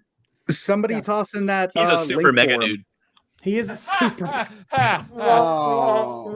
Okay. Keep I'll being allow it. super. Actually, that's actually since we're all just kind of hanging out here and we're having such a good time. Yeah, go ahead and put some more questions in the chat and we'll do our best to answer them in a coherent fashion. Well, We'll try. Yeah. That'll get We'll less and try. less likely as we go. While we're just kind of unwinding here, there is. Oh, I got to take the headphones off. Kind of. Kind of. This has been off the But rails since since we're talking about 8:30. stuff related to stuff related to JDF. I want to show this. I got this from him over at the con. It's a little dog tag that has the Green Ranger and the White Dragon on it. Oh, Oh, cool. I have that same one. Yeah, it's nice. Yeah, I got one for you. I sent that to you. And someone did ask the question. I remember this from before about what we think is going to happen since we're answering questions. What's going to happen with Legend of the White Dragon? It's still going to be released. It's as still far going as to be I know. released. Yeah, it's. I would Yeah. think there's even more of a drive to get it released in his honor, honestly. Yeah. Right. Like, I even- mean, what confuses me is Michael said you said that you saw a live stream from JDF where he said, but I haven't seen this anywhere else, that Lionsgate was going to release it because they had a working relationship with JDF and they were going to release it theatrically. It was in a thought I- Facebook Live. It was in a Facebook Live he did last year or earlier this year, maybe, when he talked about this is right before he decided to step away and retire from Power Rangers. Like this is right before that. I think I saw something about that too. Right. So I think there's like to Jack's point, I think we're all in agreement there. Like there's even more of a push to release Legend of the White Dragon as his last work. And even during the funeral stream today, I think I can't remember who it was that said it, but they talked about Legend of the White Dragon in future tense. So basically, I'm assuming his family has now is going to give the green light to have Legend of the White Dragon released. Right. And if they really are going to have Lionsgate really owes it to themselves and to the fans to do that. By the way, for those who may be out of the know, Legend of the White Dragon is a film project that JDF has been trying to get off the ground for a while now, and Bat and the Sun decided that they were going to make this happen. They kickstarted it a couple of times, I think, even, and they're in post-production for now. It is a Power Ranger pastiche. If you look up pictures of it or anything, it looks like it's a Power Ranger movie. It's not. Power it's Rangers. What for the people who pastiche? It is a pastiche is something that looks like something else, but it isn't that thing. Basically. Okay. Why didn't you just So- say that? Huh? I'm just. We're not going. Just that's enough. Anyway, I'm sorry. It- I'm picking on Nathan. I'm sorry. yeah, but anyway, it's what you do. It's in your it's in your contract for the power trip. But it is but be true. warned, I pick back. But anyway, so the other thing that's exciting about this is that there are other Power Ranger alums who are in it. Jason Font from Time Force is in it. Sierra, what's her last name? Gia from Megaforce. Oh God, Yeah, Sierra I forget her Vincent. last- No, it's not Vincent. Jeez, that's That's Serena Vincent. Yeah, I She's in know. it too. From Serena Vincent from Lost Galaxy is in it as well. To answer your question, Super Dude, that is the logo. Yeah, black with white writing. Okay. Yeah. So this is something they've been working on for a while. They've been Hannah. promoting Hannah it is like her last crazy. name. Sierra Hannah. Thank you, Trev. Hanson, that's right. Yeah. Well, They've been that's the chat. The chat's coming in. Oh, okay. Yeah, but they've been promoting it like crazy, and I know it's been delayed a couple of times. I saw the most recent trailer, which was made a year ago, said it was supposed to be out this year. Obviously, that hasn't happened. So it looks like it's supposed to be out in 2023, and I promise all of you, for the Power Trip listeners who are listening or watching this right now, we will cover it. If it comes out in 2023, we will cover it. Michael and I were talking about doing it anyway, but now in light of recent events, it's like we owe it to all of you to cover it. So it is on the docket. Yeah. So we've got two questions now that I want to highlight. So Sana, it's a ways back, so I'll just read it out. Sana asked, "Is Hyperforce canon?" I thought that was an interesting question because, yes, isn't it? Because it's considered canon. Yes. Yeah, it was adopted. It was adopted as canon. Yeah. They've kind of semi-officially accepted it as canon. So yes, which is great because I actually know some of the people who did Hyperforce, so that's great. Getting like, hey, you're an official Power Ranger. And then we had one from On the Grid. He said, "I've got a good question. As someone who is halfway through Go Ranger, which older Sentai would you have liked to have seen adapted?" And I already know what Nathan's answer is going to be. Oh, what is my answer going to be? Jetman. Yeah, Jetman would be pretty cool. I also would have liked to have seen Bioman, because that was the first Sentai they wanted to use. Bioman was gonna be my answer, or even Turbo Man would have been interesting. No, Turbo Ranger.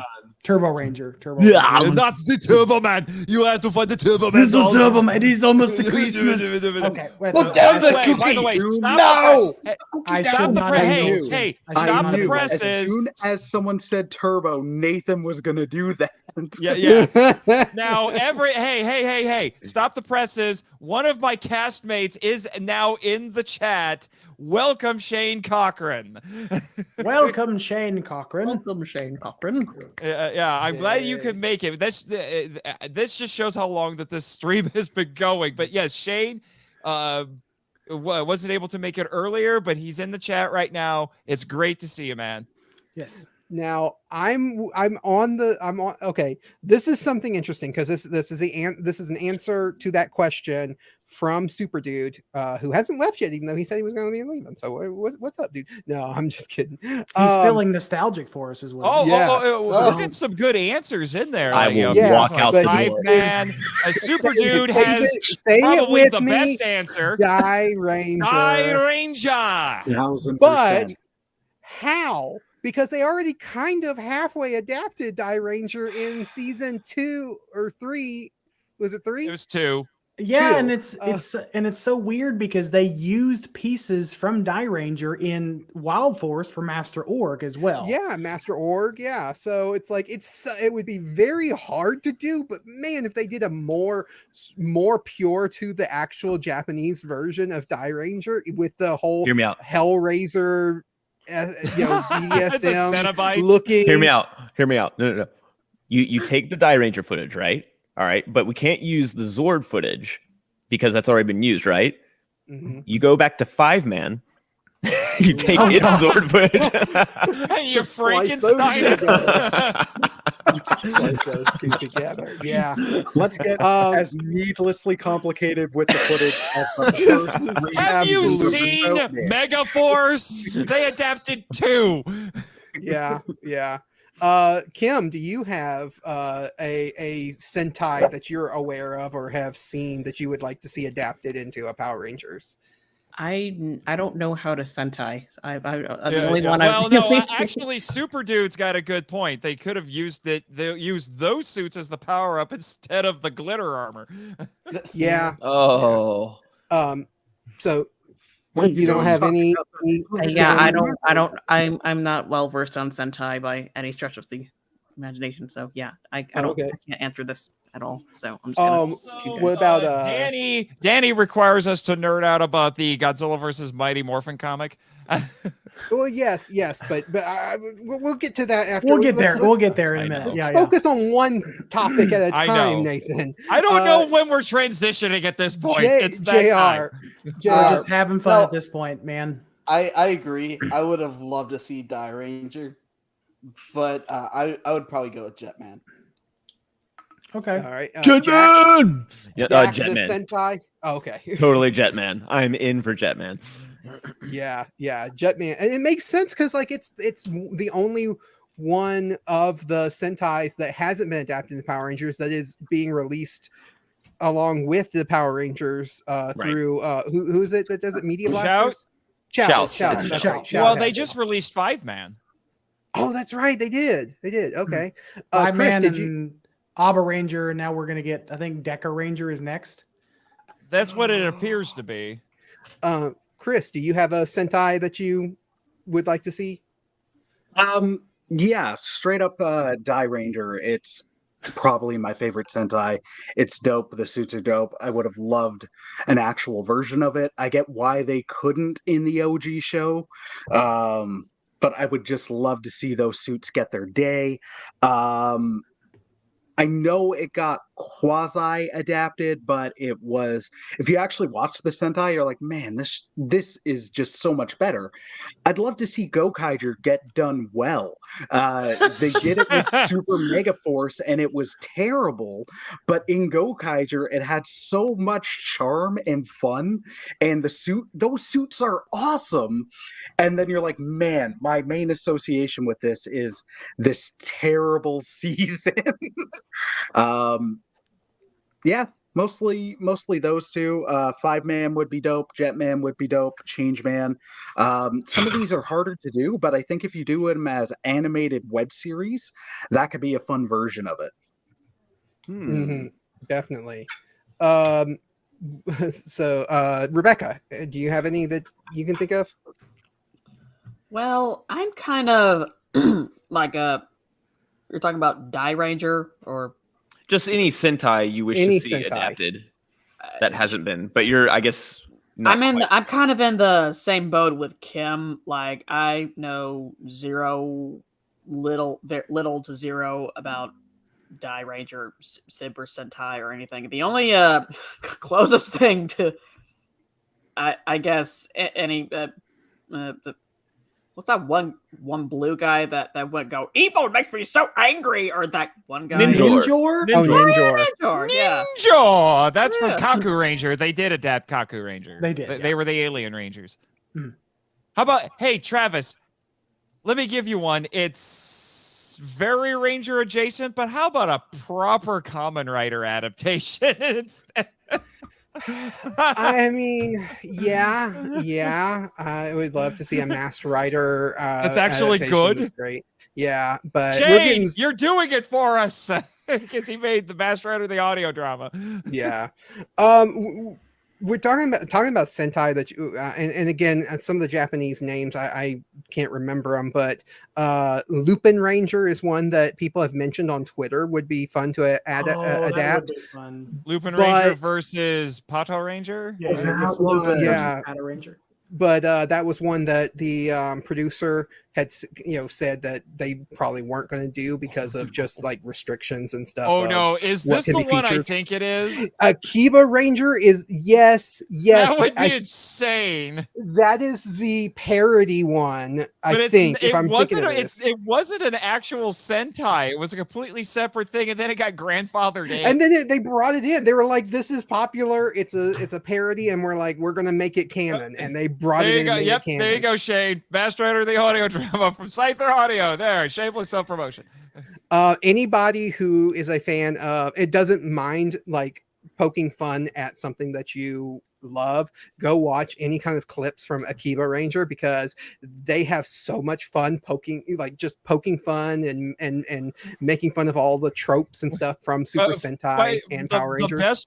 The best one I saw was they had two guys show up as the Powerful American Rangers. Yeah, and as the American and it's the green and red Zhu Ranger suits, and they come on and they're supposed to be the Powerful Rangers. They have American flags It's like on who the heck helmets are or you something. guys? We're the Powerful Rangers, and you ripped us off.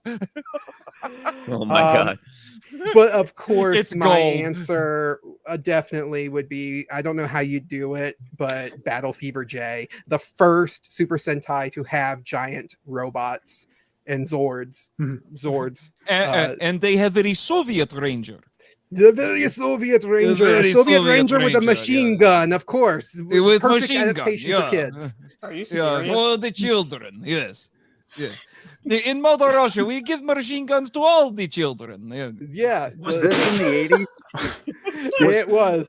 Okay, It so was yeah, in it the was 70s. It was in the Okay, 70s. evidently, Japan in the 70s and 80s was on cocaine like North America. Oh yeah. Oh yeah. Have you Oh, seen yeah. Godzilla versus Hedorah, sir? Have you seen 70s Ultraman? Battle Fever It's not J Super though? Inframan. So Yes, super. But that was Hong Kong. But anybody who doesn't know, Battle Fever J was the first of the Super Sentai, because before then they weren't Super Sentais. It was supposed to be the Japanese adaptation of Captain America. Because they had a Japanese adaptation of Spider-Man. Yeah, It did Captain really well. Japan. They were going to do a Japanese Captain America. They ended up changing it, making it fit into kind of this idea of a team. And Shane? Dane knows what he's talking about. Yes. Yep. What are you talking about? Yes. We are going to get that. We're going to get that though in Spider-Man Across the Spider-Verse. No Way Home 2 or Spider-Verse 2, yeah. Yeah.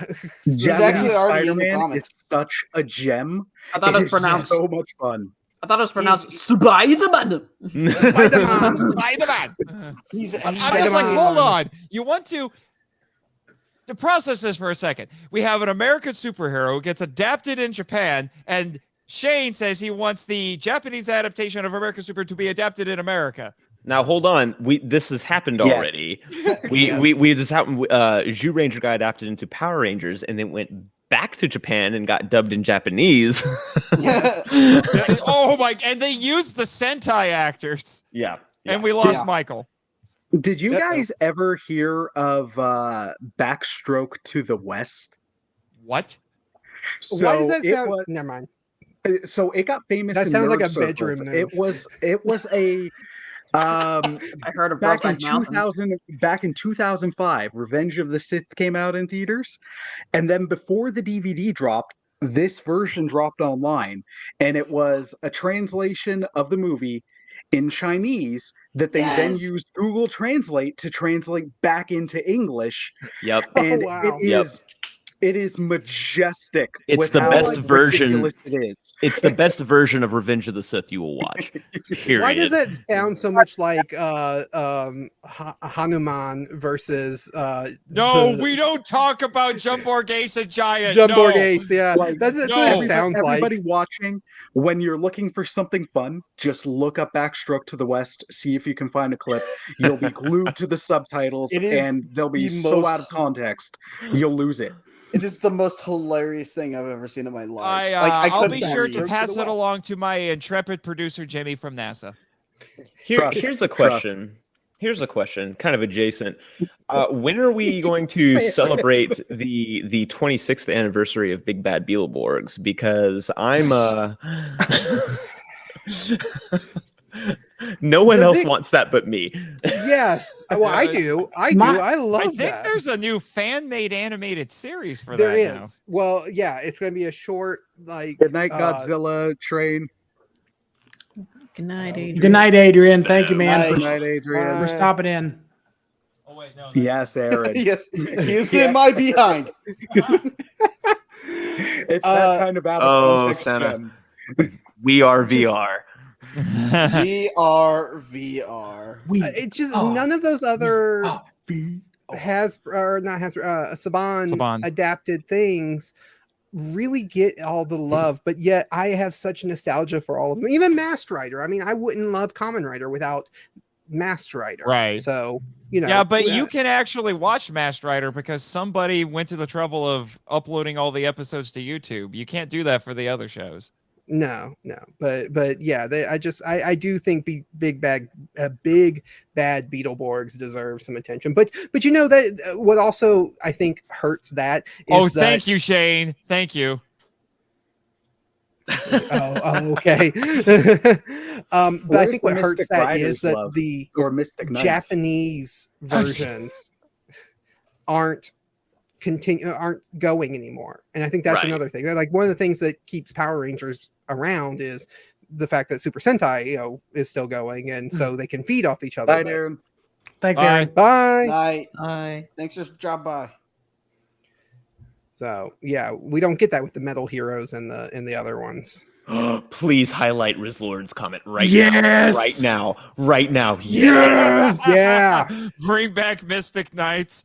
I'm rewatching that show right now. Where? Internet Archive, homie. And I think it's on YouTube. It's the gift. Internet Archive is the gift that keeps on giving. And in that first episode, you get like a guy who's the spitting image of Sir Anthony Hopkins. No, Shane, don't lie to us. Don't toy with us. Shane, you have to do this. Shane, I will audition. Mystic Knights actually has such promise that you're just like, if they could have gotten beyond the budgetary limitation, it could have been beyond dope. Poor Kim. Lost Luchadors. Okay. All right. To be fair, we are talking a lot about things that Kim probably has no clue about. Yes. Now we need to transition. And now we can finally transition into talking a little bit about, we'll say, the cultural and pop cultural importance of Godzilla versus the Power Rangers. There we go. So Kim, since you have been so patient and so kind, I will let you start this discussion. Why you love that comic book so much? Because it combines two of my childhood heroes, Godzilla and the Power Rangers. It's just isn't this every 5-year-old stream? And let me just flip to my favorite. Let me just. Okay. Of course, like that is every childhood. That's every childhood's dream. Like I will say is that when he fights Megalon? No, you fool! No, Dragon can't Sword. see it very well. He's blind. Megalon. One. Jeez. I mean, I know he does fight Megalon's in Megalon at one the beginning, issue. but I'm talking about him facing off against Dragon Zord. Hello, who's basically okay. Godzilla. You're such a fake fan, Nathan. Come on. Oh, shut up! You didn't know that the 1995 theme was in 2017. All right, Nathan. Fine. All right, Anyway, Good night, Super Dude. Good night, Super Dude, for Good night. the 12th time. If you stick around, great. Good night. We're glad that you were here. Yes, absolutely. Very glad. I will say that I enjoyed Godzilla versus the Power Rangers for the most part. And here's the problem that I have with it. I'm getting overstimulated. Actually, I have to go. Thank you guys, girls, for being nice to someone who needed it. Signing off the grid. Thank you so much. Seriously, thank you so much, Super Dude. We hope you have a wonderful, wonderful evening. But I was really excited about Godzilla versus the Power Rangers, and this is me not trying to be mean, but until I read it, I enjoyed it for the most part. But once you get past issue 1 and that initial like nostalgia, little cocaine buzz, the novelty of it, there's not a whole lot there. Now, they teased a cover for issue 5 that I really wish they would have went with. If the cover for issue 5 was 2 little kids. Yes, that one. Yes, the one that Kim's holding up.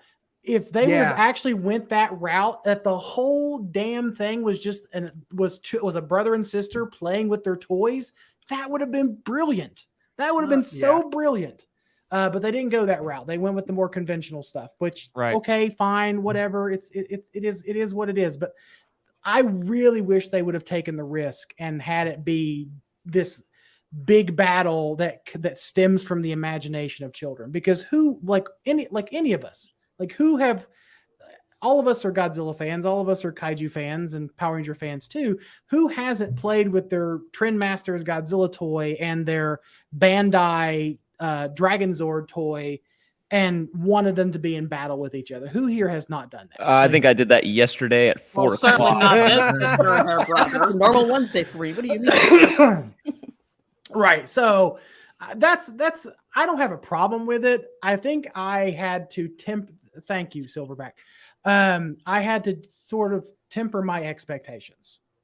Yeah, and like Danny just said in chat, it's the Lego movie approach, which I think you're right, and that works. And just to give a little quick shout out to Kaiju Ramen Magazine, we have a short story that's coming up in issue 8 of the magazine that is a Gamera based short story that is basically that. It is like it starts out as like Gamera fighting the monsters and saving the day, and then you basically pan back and it's a kid playing with his toys.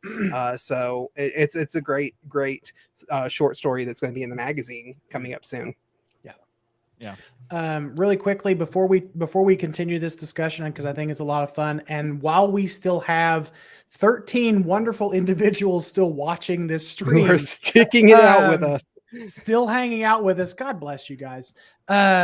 We want to give another quick plug for why we're actually all here to begin with and why we're doing what we're doing here, and that's we're trying to raise money for a charity called To Write Love on Her Arms, which is a charity that helps resource people suffering from depression and suicidal thoughts. So we all lost a wonderful human being in JDF last weekend. And as we learned, unfortunately, he battled his own demons. So we found a good charity that also helps people battle their demons.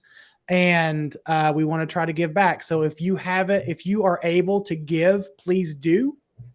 If you are not able to give, we understand times are tough, but if you're not able to give, please share that link on your social media, your friends and family, because we're trying to raise a very modest $800 to give to this wonderful charity to help other people in need, because we would not be fans and we would not be doing what we're doing if it were not for the work of JDF and the rest of the people with Power Rangers. So this is the very least we can do to give back to people. So that is my pitch for that. Right. And just to highlight a couple of other comments that aren't quite related to that, but Rizlord says that he loves the Power Trip and it's his go-to. Appreciate it. Thank you, Rizlord. And Nick Blackler's been up with the baby, and he loves listening to us. Thank you. And Nick has always been. Nick was a faithful listener to Kaiju Weekly. Nick has been a faithful reader of Kaiju Ramen. Nick has been a faithful friend of all of our projects. So, Nick, thank you, sir. Your fellow brethren from the Great White North, Chris. Nick is. So, yeah. I don't know. Nick, do you also like Canadian bacon? I don't know. Hashtag triggered. So I have a question now. Sure. We talked about Godzilla versus or Mighty Morphin Power Rangers versus Godzilla. There's been this string of crossover comics that Boom has been putting out with where the Power Rangers are crossing over. They crossed over with Justice League, they crossed over with TMNT, they crossed over with Godzilla. So what franchise or property from your childhood, besides the ones that have already happened, would you like to see a comic book version or cartoon or live action, whatever version, would you like to see the Power Rangers, the Mighty Morphin Power Rangers, crossover with? Transformers. The Care Bears. Ultraman. Transformers. Oh, there it is. Yeah. Transform. I'm with my Transformers. sister on that one. I don't think anything's going to top Care Bears, though. Yeah, no. I mean, it works. Christopher Reiner just put in the chat, and this is the one that I was not that not that one, Nathan. G.I. Joe. That's where I was going to go because Transformers and G.I. Joe have crossed over many times in the comics. So why not have Transformers and G.I. Joe crossover with the Mighty Morphin Power Rangers? I mean, come on. Or better yet, Cobra Commander and Lord Zed and Rita. I mean, come on. Ooh, better I yet, like this one. I like this one that just popped up. Oh, What? Yeah, that Mighty was Morphin one Power bit. Rangers Comment and that Mortal just Kombat. popped up. Oh, Power Rangers Mortal and Mortal Kombat. Yeah. You mean My Little Pony? Strike that, My Little Pony wins. Yeah. My Little Pony. Yeah. Hey! How about one of the more obvious ones? How about Voltron? I mean, Ooh, Too yeah. obvious. Not against it. What about Mighty Morphin Power Rangers and He-Man? because you want Skeletor and Rito to hang out. Yes, that's exactly why. Power Rangers and Spider-Man. Power Rangers and Oh Spider-Man. wait, we already have that. All in one show. That is happening. I Hey, but no strike my one's answer. comment. Did everyone forget? I said Ultraman. I would love to see Yeah. that. Yeah. Power Actually, Rangers. I would. Power Rangers and Attack on Titan. There it is, Nathan. There it is. Except here's the problem. If the Power Rangers showed up in Attack on Titan, the show would be over in 10 minutes. No, you're missing the comment that you should be fawning over, but from Christopher Reiner. Oh, Pacific Rim. There we go. Yeah. There it is. That's the one. Yeah. Oh, I feel like Answers there's to all answers. a crossover cover, like a mash you could do between like the Power Rangers theme and the Pacific Rim theme that someone has not taken advantage of yet. Mhm. If Come you're on. out there and if you're listening, Shane. Oh wait, no. Shane, what are you talking about? And Salad Fingers. Power Rangers and Metal Gear Solid. Is that from Invader Zim? Salad Fingers is an internet. It's a webcomic. Yeah. Ooh, Yeah. Power Rangers and Gundam. What? Power Rangers and Danny Gundam? says Power Rangers and Alf. Okay. Hear me out. Digimon also was mentioned by Sana. Oh yeah, Digimon. Power Rangers and Gargoyles. oh, Power that would Rangers be and good. Big O. Ooh. If you Power get- Rangers and if it's the Darkwing time- Duck. If it's the Time Force Rangers, they suit up with gargoyles thematically. Everybody's really moody. And, I like this. Time Force. TMNT, Bulk and Skull become mutated when their DNA is Mixed with that of a Mixed. hippo and gazelle to become Bopby and Steady Rock. I mean, actually, you know what? Here's something. You know what I would actually, and I think Boom could try something like this. I would love to see Mighty Morphin Power Rangers and Zhu Ranger. Like you do some crazy interdimensional stuff, so they have the exact same suits, but they're completely different characters. on the great You could time, have just some brought that fun up. with that. Guys, Power Rangers and Star Trek. Oh, I mean, Can it be in Planet of the space? Can it Apes be could in cross space? over. Space Power Rangers with Star Trek. I mean, we've had Power Rangers. No, I'm sorry, we've had Star Trek and Transformers. Let's not count it out. Yeah. We also have Star Trek and Planet of the Apes, Star Trek and Green Lantern. So I mean, it is completely within the realm of possibility. Star Trek and Doctor Anything is Who? possible. Of course, at in this comics. point, we can just go anywhere. How about Power Rangers and Frasier? For God's sake, Niles. Power Rangers and Breaking Bad. Power Rangers and Gilmore Girls. The Zeo Crystal would be a lot different in a Breaking Bad. I feel if we're going into You Breaking got Bad, Eddie? that's how You we got got me, Power Zeo? Rangers. Well, okay. Power Chris, Rangers I and missed what you said. I heard Power it too. Rangers I and heard, I it heard too. what he said. Yeah. Yeah, that's how you get Power Rangers. We go into Breaking Bad. Zach snorting coke now suddenly makes a boatload of sense. It's not completely out of left field. Power Rangers and Great. Muppet Babies. I love the There it idea- is. Muppet Babies. Okay. I love the idea of Power Rangers and Frasier. Frasier as Zordon. Come on. Oh, Perfect. Only because it's top Oh, of mind right now then since it's we got to be Malcolm in Rangers. the Middle. Rangers. Power I'm Rangers listening. and Malcolm in the Middle. Rangers, I'm Rangers, may I see the kitchen? For God's sakes, Jason. since we just talked about this, well, in an upcoming episode of MIFV, does anyone remember the show Dinosaurs, or is it just me? Oh my God. Power Rangers and Street Sharks. Yes. There you go. Oh. Man, I thought I was the only one who remembered that one. Here you go. See, From I'm glad Jamie. somebody else remembers it. No, here I got one from Jamie. Power Rangers and Will and Grace. Oh God. Oh my goodness. Power Rangers and the Powerpuff Girls. Oh, See, that actually would make some God. sense. Can you imagine Goldar hanging out with Mojo, Jojo? Jojo, yes.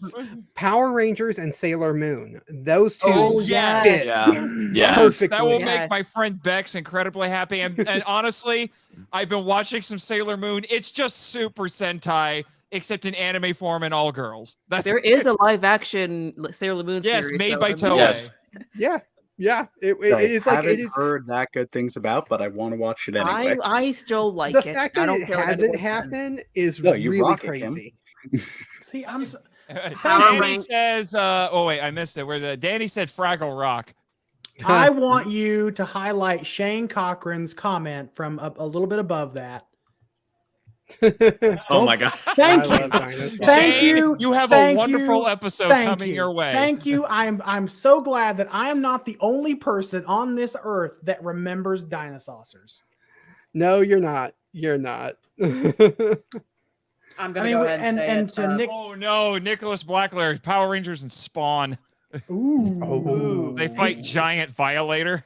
He also said Power Another Rangers and Captain origin Planet. We actually story. already Power got Rangers that. and Planet of the Apes. Well, that's part of the podcast of the Apes series we're gonna do, Danny. And it's Power Rangers and Captain Planet. We've already got that. It's called Wild Force. Shane, Wild Force. Yeah. Shane, Power Rangers with Terminator and RoboCop. That's already happened. Oh. It's called Power Rangers RPM. Okay, Nathan. So, Rebecca, you were going to say something, and then everybody cut you off. Yes, sorry, Rebecca. Well, I mean, it's kind of redundant since it Power Rangers and Dragon Ball Z. Yeah. Yeah. Oh, the I Megazord mean- would get blown to pieces. Are you kidding me? Whoa, It whoa, would take several sir. episodes. Hey, This Let's this take has this- happened. It's called Wild Force. I just Nathan, we already went said through that. that. let's take this in Catch a up. completely different direction, okay? Power Rangers and Sharknado. Sharknado. Okay. Here we go. It just punches the Here tornado. we go. Since we're already obviously loopy, Power Rangers and Teeth. Love it. Beautiful. Green light. I mean, I won't say no to that. If anyone has ever watched that movie, Teeth, God bless you. No, I have no idea what that is. you Don't don't look it want up. to know. Don't look it up. Don't look it up. Do Don't not look it up. Google it. Hey, don't Google it on a business phone, okay? Hey,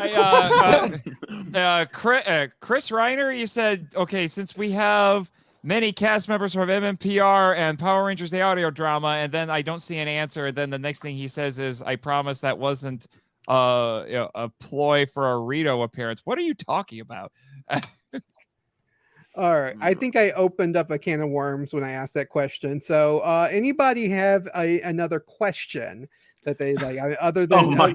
I have a We'll question. Are take we gonna let one Chris more I got because one. we go? just How hit, about Power we just hit Rangers 4 and hours, so we should probably wrap up. We'll do Oh. one more. What? Okay, Oh. I missed something. I was looking at the. Oh, I no. was looking at the chat. No. I should have said no. Nothing.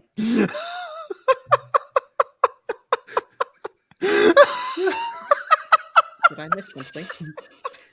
Yeah. Yes, apparently. I was looking at the chat, so I missed it. So anyway, yes, we are coming Is it up this on. one? This is normal. He does it. Oh my god. Well, So I Yes, think that's I exactly think this is a good time, Nathan, to bring up the question that we said we were going to put on hold from earlier, which Right. is what do we think is going to happen with the main show, and how are they going to handle the character of Tommy Oliver going forward? Yeah, Right, yeah, let's go around the table for this one, guys. Yeah, which is something that I have a little thing here in the PowerPoint about that. Oh God. So I'll go last. All right. So who do you want to go first? Michael. It doesn't matter. Kim, go. What? I'm sorry. I'm half asleep right now. It's We know. We know. Right there with you guys. Welcome to a typical episode of the Power Trip. I was just gonna say this is like a normal thing for you guys. It's also a normal. It's also normal for Kaiju Weekly. I've heard. Yeah. This is what Kim. This is why I make on Kaiju Weekly. Me and Michael would be fighting more. Oy vey. All right. So, what do I think should happen with the main series going forward? I mean, obviously, I think they should, pay tribute to Tommy, and I don't think he can't really be replaced, because JDF was Power Rangers and he was Tommy, so you can't really replace him. But the best thing to do is just honor him, I guess, in some way. I don't know how they would do it, but by the way, fundraiser update 319. Yay! Thank you guys. Thank you all, Awesome. you beautiful people. Thank you. Continue, Kim. Yeah, that's basically all I had to say. Is just honor him in some way. Not sure. I'm sorry, my brain is not working at full capacity right now, so can't give a more comprehensive answer. But yeah, it's totally fine. I mean, we talked about Power Rangers versus Care Bears for like 45 minutes or something like that. It's fine. It's fine. Rebecca, go for it. Well, honestly, I was thinking maybe they could pull something off like they did in Fast and Furious. Ooh, Power Rangers and Fast and Furious. But anyway, Power Rangers Turbo and Fast and Furious. Or RPM, that could work too. I was thinking, well, when Paul Walker died, they did not kill off his character in Fast and Furious. So but they made it seem like he's out somewhere else. Yeah. But right. I know JDF is gone, but Tommy doesn't necessarily have to be gone, does he? I mean, right. Yeah, that's a good point. point. Which is that was what I was going to bring up here since we're broaching it already, but we've mentioned it already a little bit. There are certain actors that just so embody a superhero that they basically just define the character in one form or another. Right. And then everyone who comes after them, whether it's an actor or creators in comics and all that, they just follow suit. So obviously you had Christopher Reeve in Superman. And ever since Christopher Reeve played the character, it's been hugely influential. Another one we've talked about tonight that is very important to a lot of us in this stream would be Kevin Conroy and Batman. Yeah. They are the iconic versions of those characters. But I would argue it's the same thing with Tommy Oliver and JDF. And my argument would be just like Superman and Batman transcend Christopher Reeve and Kevin Conroy, Tommy Oliver needs to transcend JDF. I don't want Tommy to die with JDF. For sure. It needs to keep going on. Shane, I know you're in the chat. We all agree, over at the audio drama at Scyther, that we would love to see Joey Sorless take over, because in one form or another, because the man is just, he has the character down. He really does. But I know this might be a bit of a dangerous comparison, but I don't want them to pull a Marvel like with Black Panther. I want to see Tommy keep going. Right. Let the character continue. The character is bigger than JDF at this point. I don't know who wants to go next. Go ahead, Travis. You're already talking. Go ahead, man. Yeah. So with this the different situation, I think, than with Chadwick Boseman playing Black Panther, because Black Panther was a character that already existed before Chadwick Boseman. Same with Christopher Reeve. Same with Kevin Conroy. These were characters that existed prior to those characters. JDF is the only actor who's ever played Tommy Oliver. Hmm. He's the only actor who's ever voiced him. He's outside of fan made things, but as far as like canonically, he is the only actor who's ever done that. And every time he's come back, they've brought the same actor back. And I do think that Rebecca had a point of, I think that you can let the character live without also recasting. There's a way of doing that. The character can exist, continue to exist, but also not. It's not necessarily the ideal situation, but I have a feeling that Hasbro and them are going to that they're basically going to do what Simpsons has done with Marsha Wallace and the voice of Mrs. Krabappel and some of the other voice actors, where they retire the character. They don't necessarily address it in the show outside of that character is just not there. And in that way they can kind of still live on while also not having to recast and deal with the feelings of dealing with recasting somebody right for that role. Right. So, well, here's my counter to that, Travis. Now it's a very much a hypothetical, but if the 2017 movie had gotten a sequel, we would have had a recast Tommy. True. Now I understand that's a different universe. That's not part of the mainline show, but still, we would have had a new actor playing Tommy in an official capacity. Yeah. Other than some occasional, they need someone to voice over Tommy when JDF's not available, which happens very rarely. Can I jump in here? Sure, go ahead, Jack. Go ahead. I mean, I agree that with Travis that Hasbro will probably just sweep this under the rug, not mention it, and we just don't see the character anymore. I would also think that'd be a mistake. I also think it would be a mistake to recast it. I'm with my sister in that there's a way to let him live, and maybe he's just not around. But I also think there's a way to, allow the green, white, red Zeo, black Dino Thunder Ranger to return in situations without him. I think it would be a great way to honor JDF's legacy would be to continue Tommy Oliver's legacy. And hear me out. What if the Green Ranger, White Ranger, etc., continues to show up periodically throughout the series? But, he doesn't take his helmet off. We cobble together some, old JDF lines, or they do that whole voice AI thing that they've done with like the Star Wars stuff and whatnot. Or even Iceman from the Maverick movie.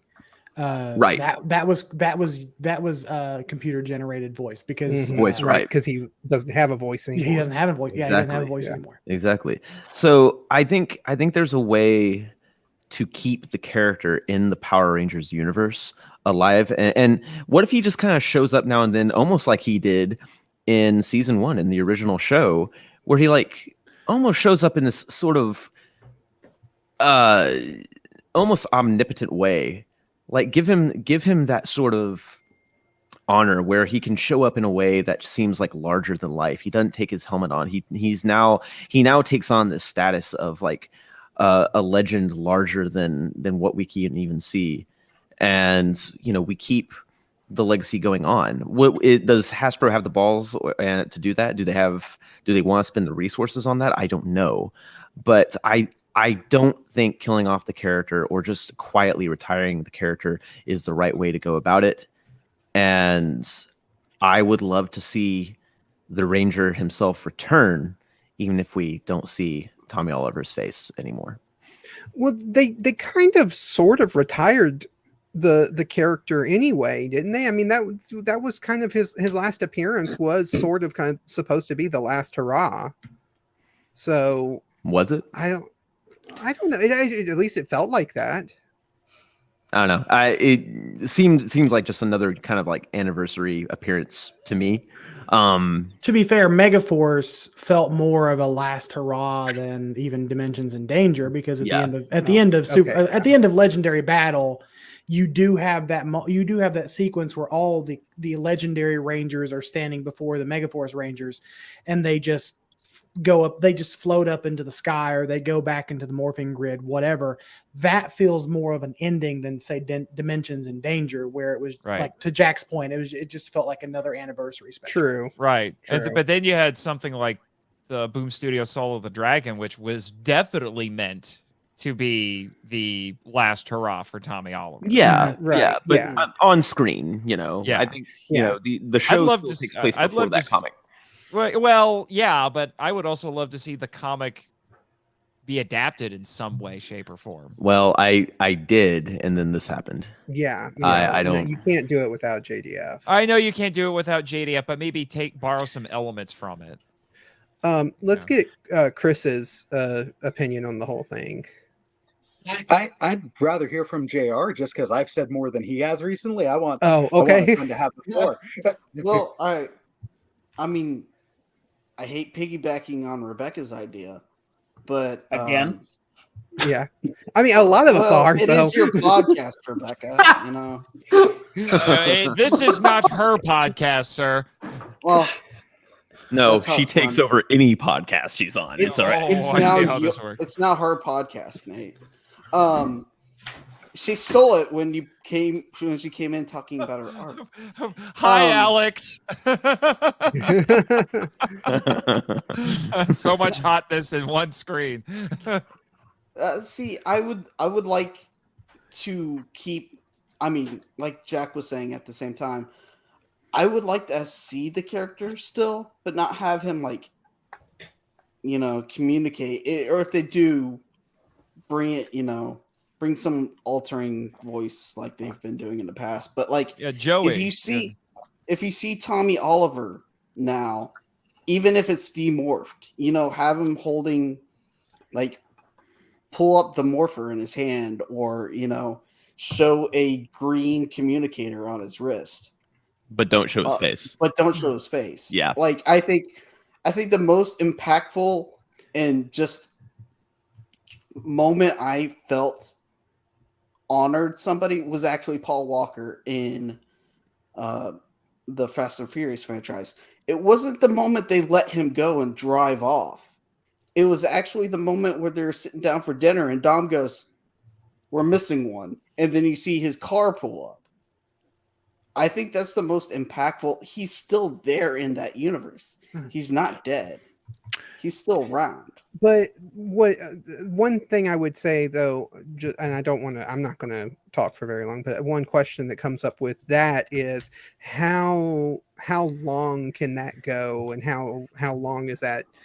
Or is that a sustainable method? Because I mean, that's good for a few times, but after a while, and it's the same with the Fast and Furious movies. After a while, it is starting to become more and more not necessarily noticeable, but just egregious that it's like, yeah, we don't have Paul Walker, and we can't have him in this scene. So is it going to, that's great, a great tribute to Jason David Frank, and it's nice to have Tommy, but after 5 of those appearances, after 10 of those appearances, is it going to become just something that now it's something that hurts more than it helps? That's why you do it strategically. Yeah, the difference is Paul Walker was a main character in the main character in the Fast and Furious series, whereas nowadays Tommy just shows up here and there.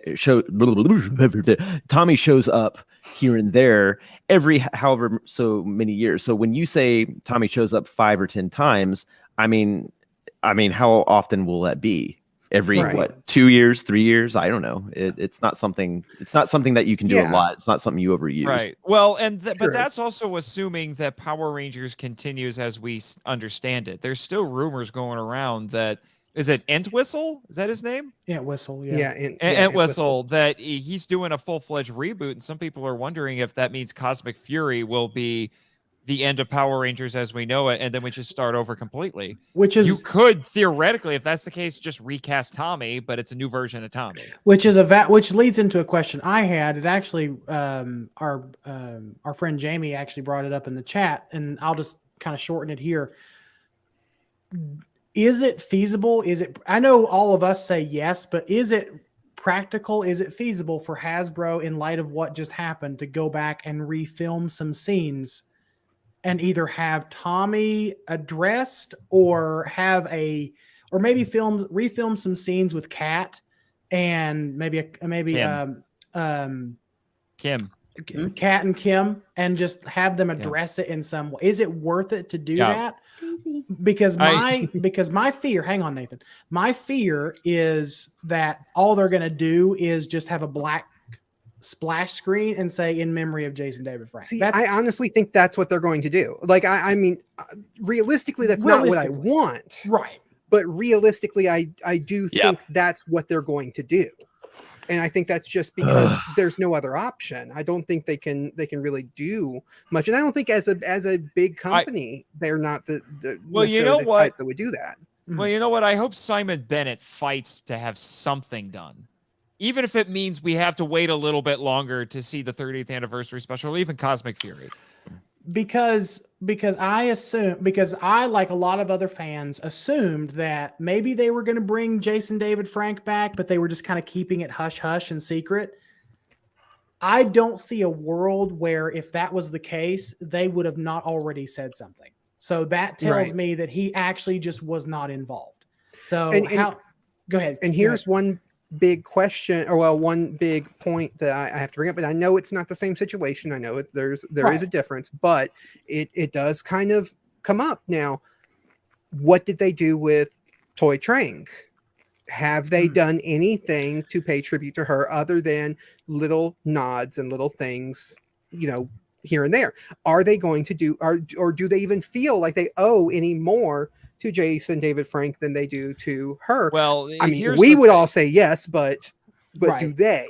Well, here's the thing. It sounds like that's what they're going to do. I can't remember if it's the anniversary special or Cosmic Fury, but the prevailing, I don't know if theory is the right word, is that they are going to have a yellow MMPR Ranger in this, and it's going to be her Trini's daughter. Yes. Yeah. Chris, now we have not heard from you yet. Sorry, Chris. No, it's okay. I might be in the minority on this. I don't know if the mainline show needs to continue the character. Because it's very tricky. And also, if JDF was going to be utterly sincere in his retirement from the show, he might have been leaving, period. I don't know if they need to continue with the character. Of course, I'd love a respectful send-off beyond the graphic. If you do anything with the characters, talking about Tommy, about why he's not there, I think that's doable. But I think the best way the franchise can honor JDF and the character of Tommy is continually doing well with him in the other media that they have going. Joey is doing such a bangerang job on the audio drama. The characterization in the Boom Studios comic has been awesome. What we don't want to see is the character just disappear. So when you get to that possible sequel of the show, or eventually when they reboot it again and then they're getting to that sequel, honor the character with a good reimagining that honors JDF the person and what he brought to the character and the character itself. But in the mainline show, with how often it changes and how nebulous the continuity can be, I'm not sure if there's a good way to continue the character or if it's necessary in that realm. You don't want to get to the area where it's insensitive, or it is with like some of the later Fast and Furious ones, and I love them, but you're like, this character would be here for this, and the only reason he's not here is because the actor has passed. That gets uncomfortable and that gets awkward. Yeah. And me and Chris are definitely on sorry the same. to rain on the parade. No, that is exactly how I feel. Chris, I don't necessarily disagree with you. I'm just saying the character in some form or another needs to continue. Well, absolutely. I'm just not sure the mainline show is the spot. That's exactly right. I think that I don't think there's any doubt that Tommy as a character is going to continue in the comic books or in audio dramas or in things like that. I think, obviously they're going to continue as long as, they're making these properties and these comic books and stuff. They're going to continue the character. It's the show. It's the mainline show that we're talking about. And I completely agree. I don't think if the plan was for JDF to retire anyway, does this change the plan at all? Because he was already going to be gone. So does this change anything? No, that's really the question. That's a valid question, I think, because JDF made it very, very clear and publicly that he is retiring the character. Now we can all argue whether or not that was sincere, because the joke was, after he announced his retirement, the joke was always, well, he'll be back, because JDF always comes back. That's the thing. Yeah. That's the stick. That's the joke. But now that the man is dead, and like I'm finally able to vocalize, Jason David Frank is dead. He is no longer alive on this earth. And he is officially retired. He was officially retired. I'm sure Hasbro saw that. Does it make business sense for them to invest more money into either recasting or paying some special tribute? Now, we can all debate and argue that JDF to some degree is Power Rangers. Like he basically carried this franchise on his back for years. So I do believe that deserves some type of respect. I just don't know how much business sense it makes for Hasbro to do it. And that's where I'm at with, like, that's why I'm kind of going back and forth when I'm explaining things, because besides Daisy biting at my computer, hello. Hello, Daisy. It wouldn't be a podcast without Daisy. It wouldn't be a Travis podcast without Daisy. But I keep going back and forth because there's the side of me of what I want for the character, what I want for them paying tribute to JDF because of how important he was to the fans and to the franchise. But there's also the side of, this is what I think they're going to do, and this is what I think overall is the best course, for the franchise. Those are two opposing things. So, well, I'm confused. And you think about too, and I want to start landing the plane, because one, it's late. We've been streaming for over 4 hours, and thank you guys for being so awesome and hanging in there with us. Like, you think about what Hasbro's trying to build with the Power Rangers franchise. They've got, like, they're investing a lot of money and a lot of PR into the Dino Fury cast. And we've already seen some of the actors from Dino Fury say, we'll be happy to carry the mantle. We'll be happy to do this and do that to carry on the legacy of Jason David Frank. So I personally, regardless of what I think they should do, what I think they will do is invest more time, more PR, more money into elevating those actors and actresses that they have now, instead of going backwards to JDF. I know that sounds awful. That is not what I want at all as a fan. And I think JDF will live on in some way, shape, or form, either through fan productions or, it's not going to be the last time we ever see the green Jew Ranger suit. I mean, come on, let's face it. Like, that thing is iconic. We're going to see it at some point. But will it be Tommy Oliver? That's the question. I don't personally think it will be, but the suit will be there. Same with, Dimensions in Danger, Grid Connection, all of that, where we saw the yellow saber-toothed tiger suit. But Trini, if we believe that's Trini, that wasn't Dimensions in Danger. That was the crossover. That's right. It was a Grid Connection on. That's right. She wasn't in. That's right. She wasn't in Dimensions in Danger. Never mind. You're right. Grid Connection and others. Please highlight Daniel's comment. It's so good. Invest a lot of PR into Power Rangers. Yeah. Yes. Yeah. Thank you, Danny. It's late. I love that Sana was comparing me to Giovanni from Pokemon. Thank you. I love that. But ultimately, it doesn't matter what Hasbro does with the character.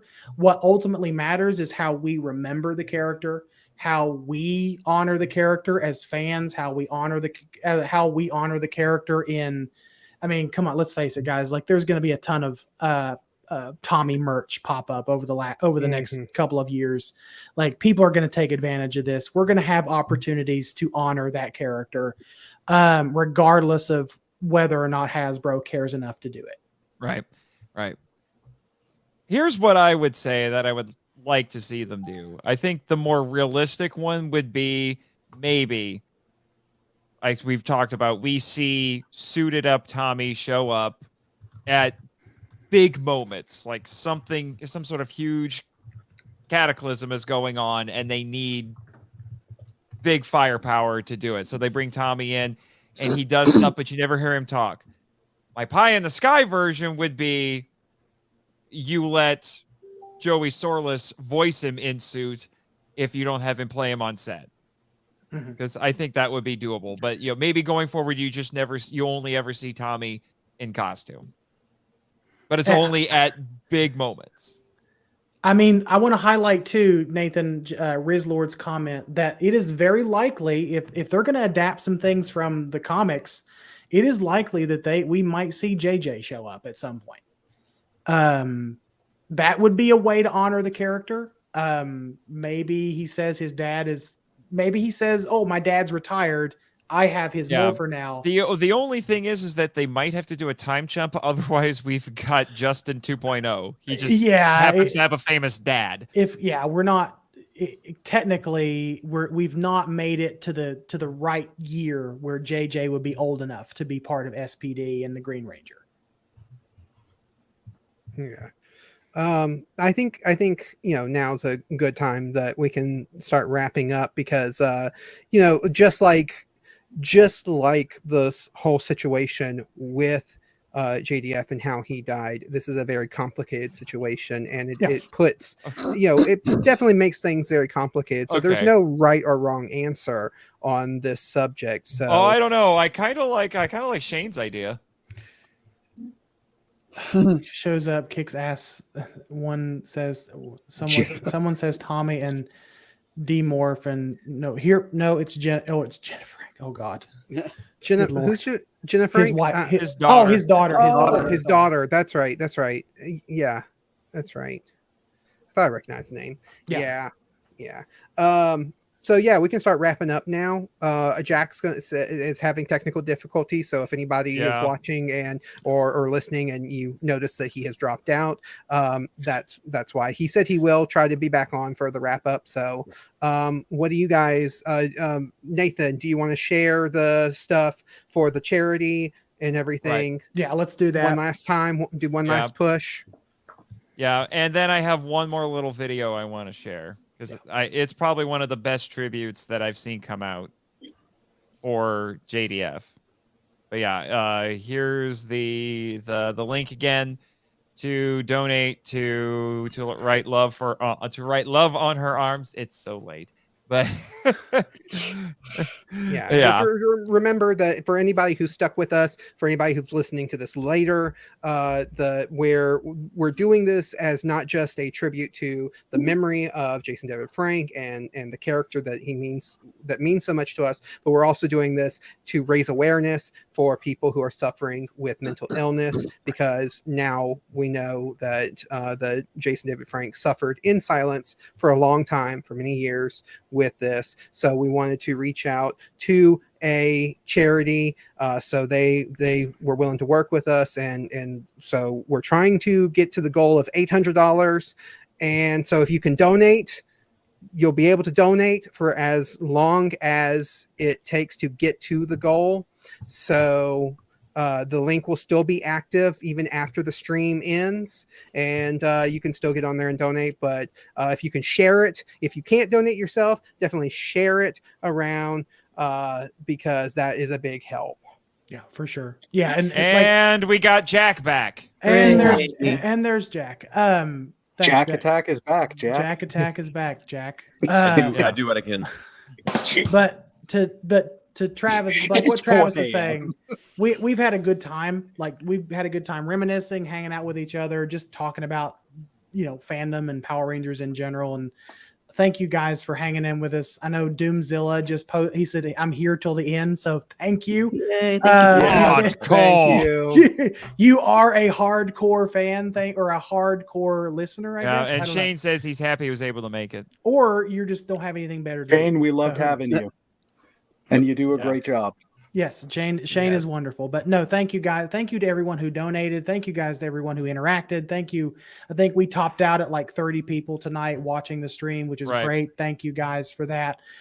This will be posted later. The link will still be active until the goal is met. We will share it on all of our socials, and we hope that you guys can participate in some way. So, Nathan, we do have one more tribute, and I cannot think of any better way to end this stream, but in the man's own words. Hey guys, before we go, I got one thing before we go. What?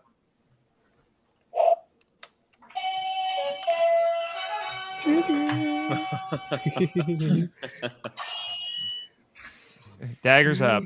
Yeah. Daggers up. Daggers up. But yeah, I do have, like I said, oops, that is the wrong slide. I can StreamYard. But one of the best tributes that I heard for JDF. Yeah. Oh, I forgot about didn't this. know. Yeah, and then we'll get to the man's own words here. But I want to share this. This one made me cry when I saw this it. one right here. This one is great. I'm gonna I'll play it for our viewers, and then for those who are listening to this after the fact, I will translate a little bit. Hello, I am Shiro Izumi, who was a Dragon Ranger in Japan. 私は今日、とっても悲しい知らせを受けました。アメリカでドラゴンレンジャーを演じられたジェイソン・デビッド・フランクさんがお亡くなりになったそうです。分身でもあり、兄弟のような友人を亡くし、大変ショックを受けています。でもどうか皆さん、悲しまないでください。これからもいつまでもドラゴンレンジャーを応援してください。お願いします。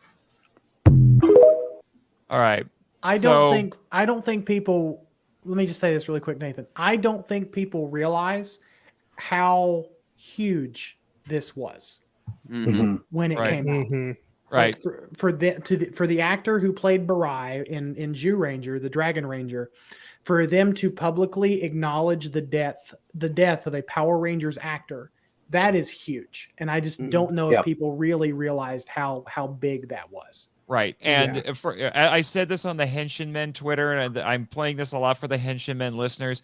This is proof right here that Power Rangers is, contrary to what some people may say, is part of the Super Sentai family and legacy.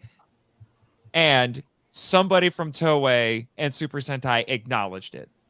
They said it right there. Because honestly, and I think Toei and Super Sentai need to realize this, if it wasn't for JDF, I don't think Super Sentai would be where it is now. Yeah. They rode on the back of Power Rangers when it comes to international marketing. And I'm going to try to read what he said. You heard a little bit in English. Now, admittedly, I'm reading this verbatim. The translation is a little bit busted, but he said, a sad news has arrived today. I heard that Jason David Frank, who was the Dragon Ranger in Power Rangers, passed away. The shock by the news of Americans like my siblings. Everyone, please continue to support Dragon Ranger. Forever and always Dragon Ranger. Yeah.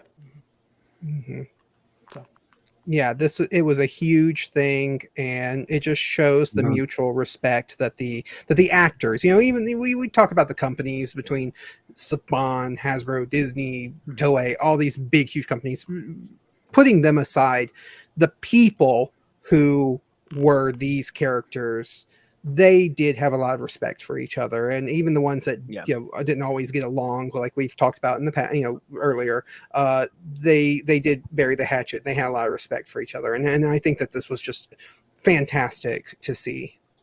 And I love the fact that he calls him the Dragon Ranger, not the Green Ranger. Right. That he acknowledges that he is that character as well. You know, it was really, it was just a kind thing to do. Yeah. Right. So I know there are some people I even like in the community who say that Power Rangers is a bastardization of Super Sentai, but I mean, the man just said it. The man said it. I wonder if he ever got to meet JDF, because how epic would that have been? Yeah. They're siblings. They really are. The two franchises can coexist in a way that they are siblings. Real quick, who in this chat did meet JDF? I'm not trying to say this to like rub it in people's faces. I just want to know who was able to.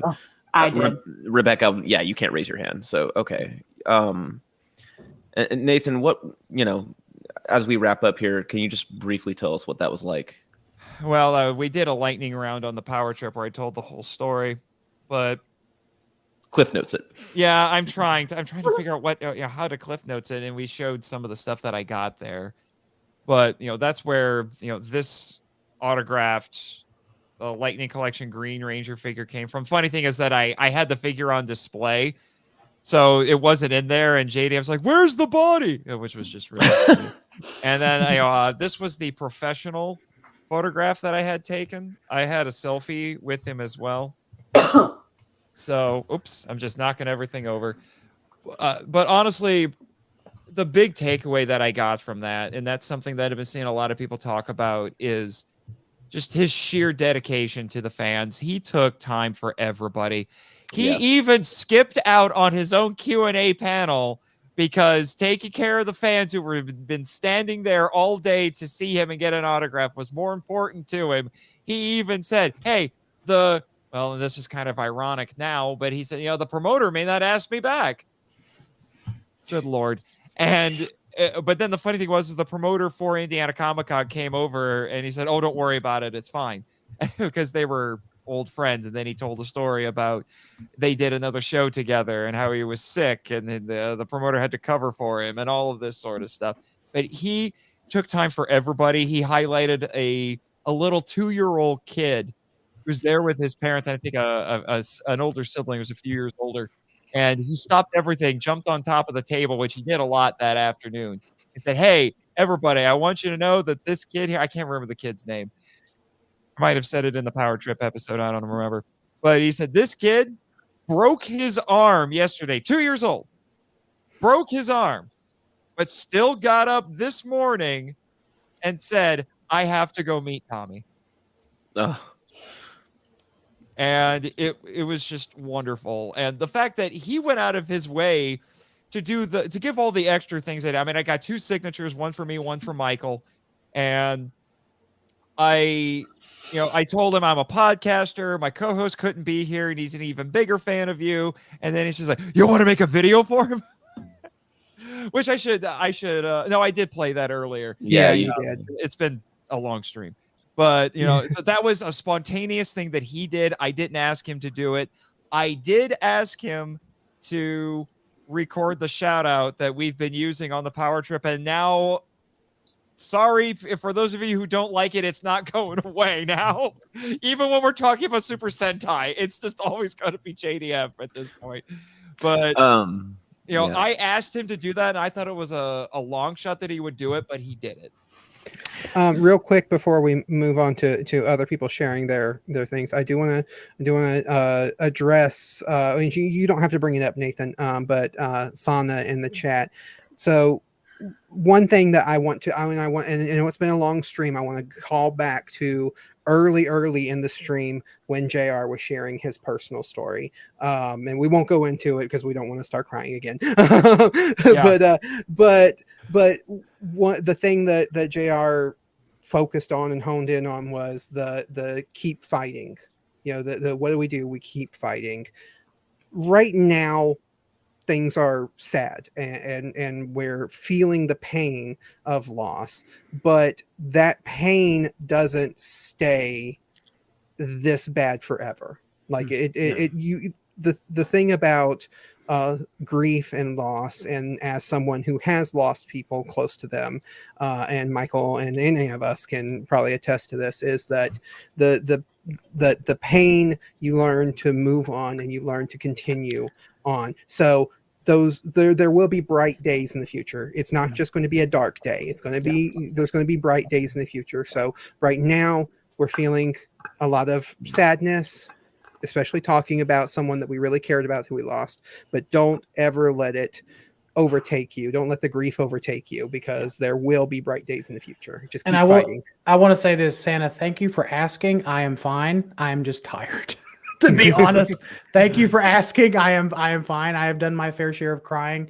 And to just really quickly tack on to what Travis was saying, yes, we've all experienced grief to some degree, but what I've Amy learned, has a good point. What I've learned is grief is a desert that's got to be crossed on foot, which means it takes as long as it takes. And heroes never die; they just become legendary, and that's just something I've had to remember the whole time. So. Yeah, I don't know if I said this earlier, Michael, but there's a part of me that does feel a little bit bad that I'm the one of the two of us that got to meet him. Oh, I'm pissed about it, but it's fine. JR, could you cliff notes your experience? I mean, without crying. Which is why we should probably cliff notes. Yeah. He's a great guy. He was very welcoming. I was like, hey, can I get a selfie with you? And as soon as I pulled up my morpher, he did the same thing as Austin State's Johnny. It's morpher time. And I was like, but again, I got a chance to tell him he is my hero. Yeah. Rebecca, what was your experience like?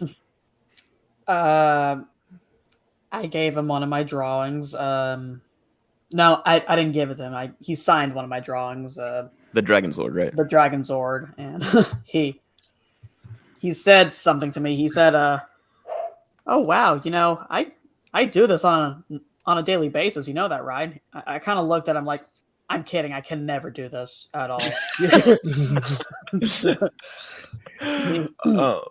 And he said that I was very talented and I should keep it up.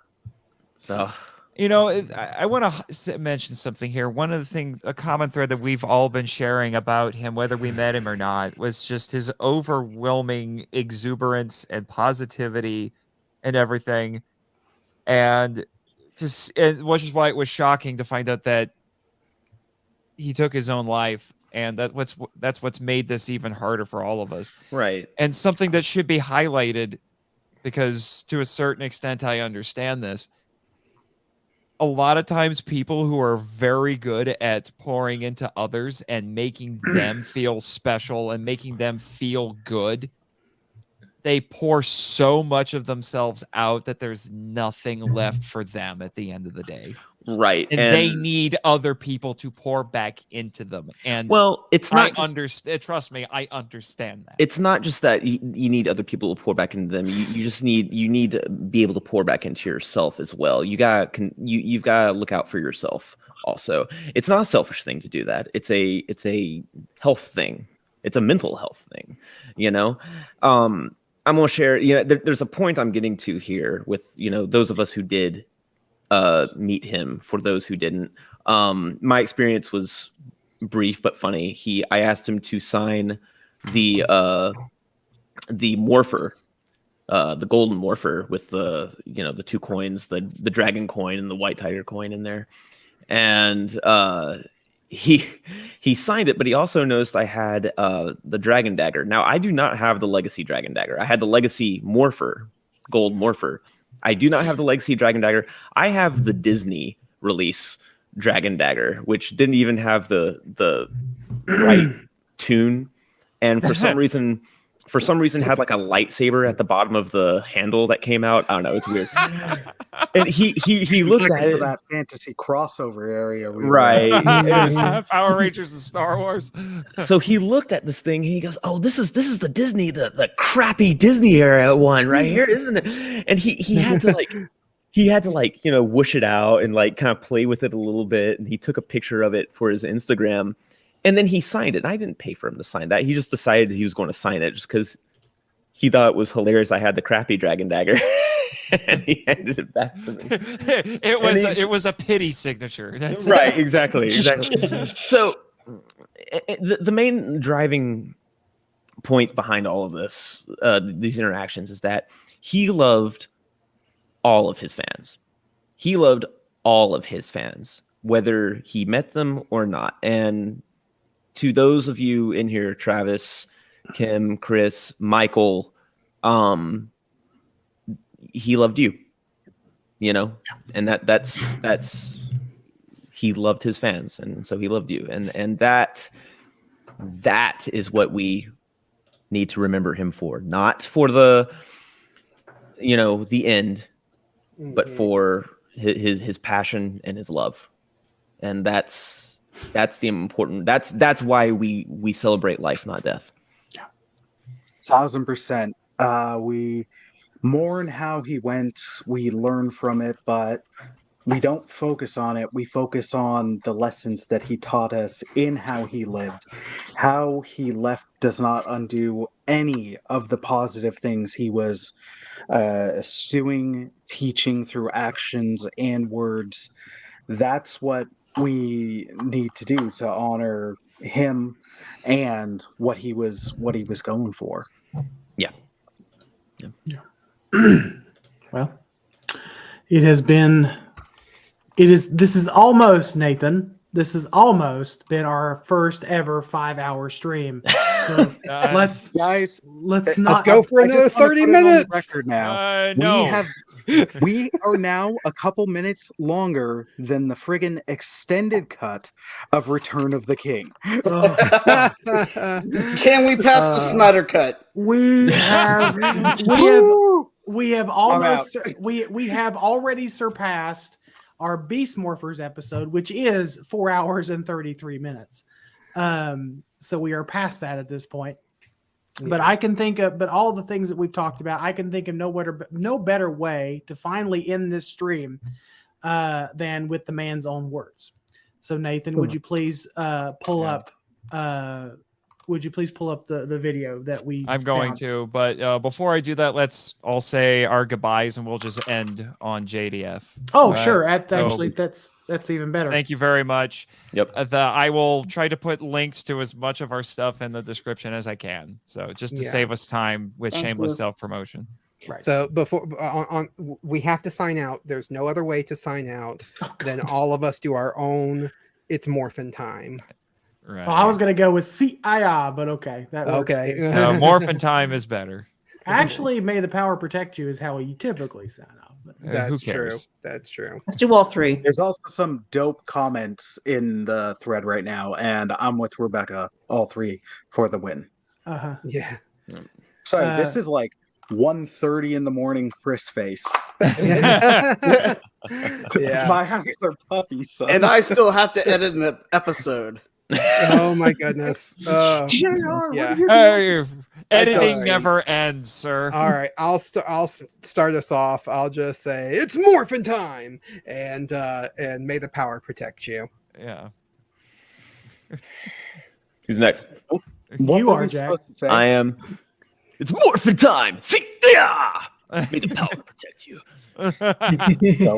Dope. Why are we awkwardly? All right, fine. Because it's 1:15 in the morning for us. That's why. It's Morphin' Time. See, may the power protect you.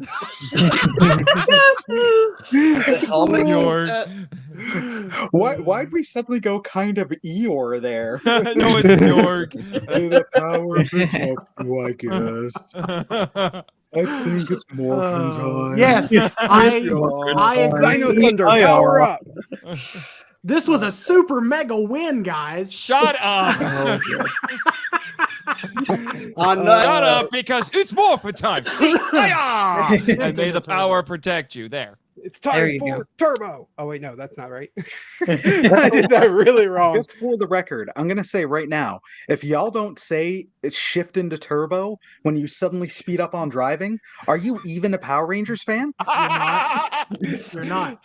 Shift into turbo. That's the one I was trying to think of. I really butchered that. It's late. Legit, every single time. Every single Kim? time I gotta speed up on the highway, I'm like, shift into turbo. Sorry, Kim. I'm sorry. It's morphin' time. See, may the power protect you. Who hasn't gone? JR and Rebecca. Rebecca? Okay. It's morphin' time, you sick. Oh yeah! May the power protect you. Oh. What'd you just call me? I'm sorry, your what hurts?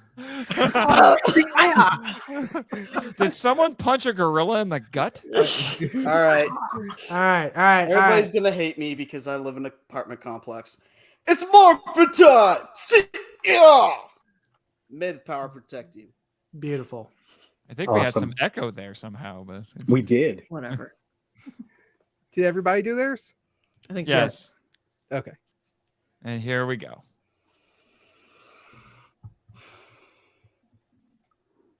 Why don't you like me? Work, dang it! That's where the audio cuts out. Yeah. this is where the stream gets damaged because yeah. Hang on. Oh my gosh, why does it hate me right now? Because you were streaming for 4.5 hours.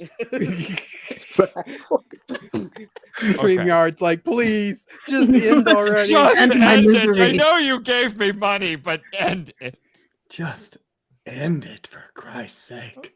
Oh my gosh. Is Why it real? do you- Morphin Grid has overloaded. Oh my Sandy's gosh. correct. Is Okay. it real? Will the spacebar work? Have you tried summoning the Dragon Zord? Have you tried turning it off and turning it back on again? Have you tried doing it right? Yes. Oh my gosh. So I'm so sorry to everyone who's still with us. Let me fight with this for a second. We're never leaving. In the Come meantime- running to your side. We will We're being protect held Protect you hostage from your friends. by technical difficulties. All of us are on your side. We'll take them. We'll take them down. It was working earlier. Why is it Technobabble the not? MacGuffin.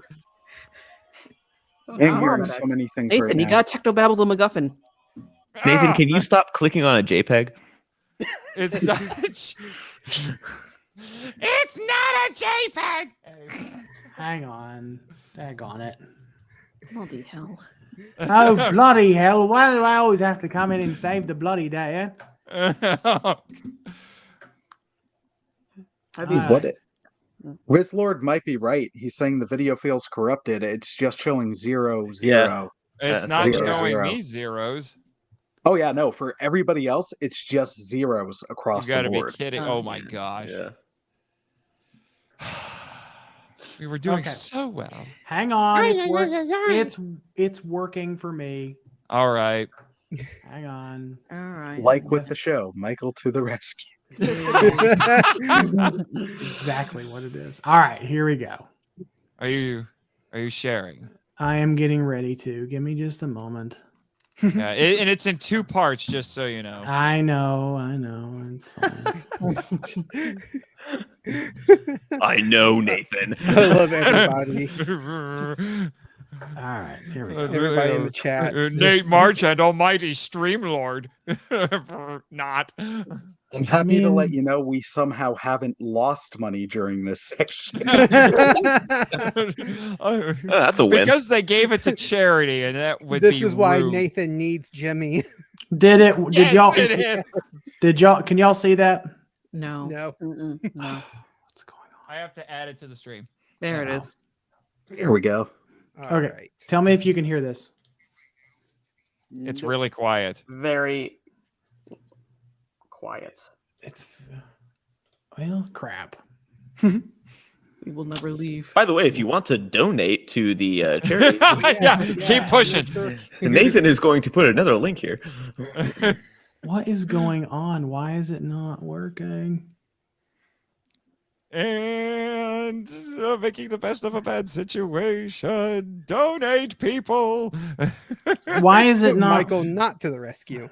Well, I mean, I have the volume all the way up. So why is it not working? I like how we're You promoting have to- mental you have- health awareness, yet we're all exhausted at 1:30 Okay, in the I morning. got it working. I got it working on my end again. All right, I have fine. it working on my end again. So Great mental health.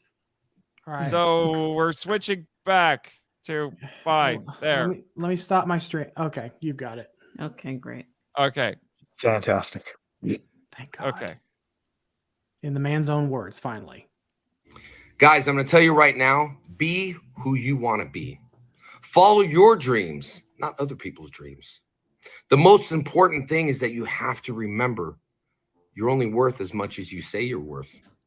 Tell yourself, I am the best. Tell yourself, I can. And never use these words, I can't.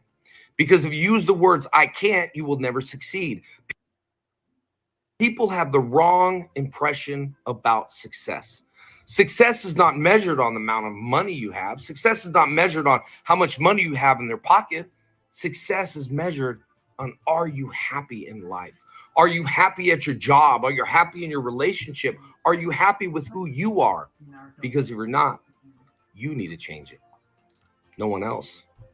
Remember, the words you speak control your thoughts. Your thoughts control your body controls your actions, and your actions become your characteristics.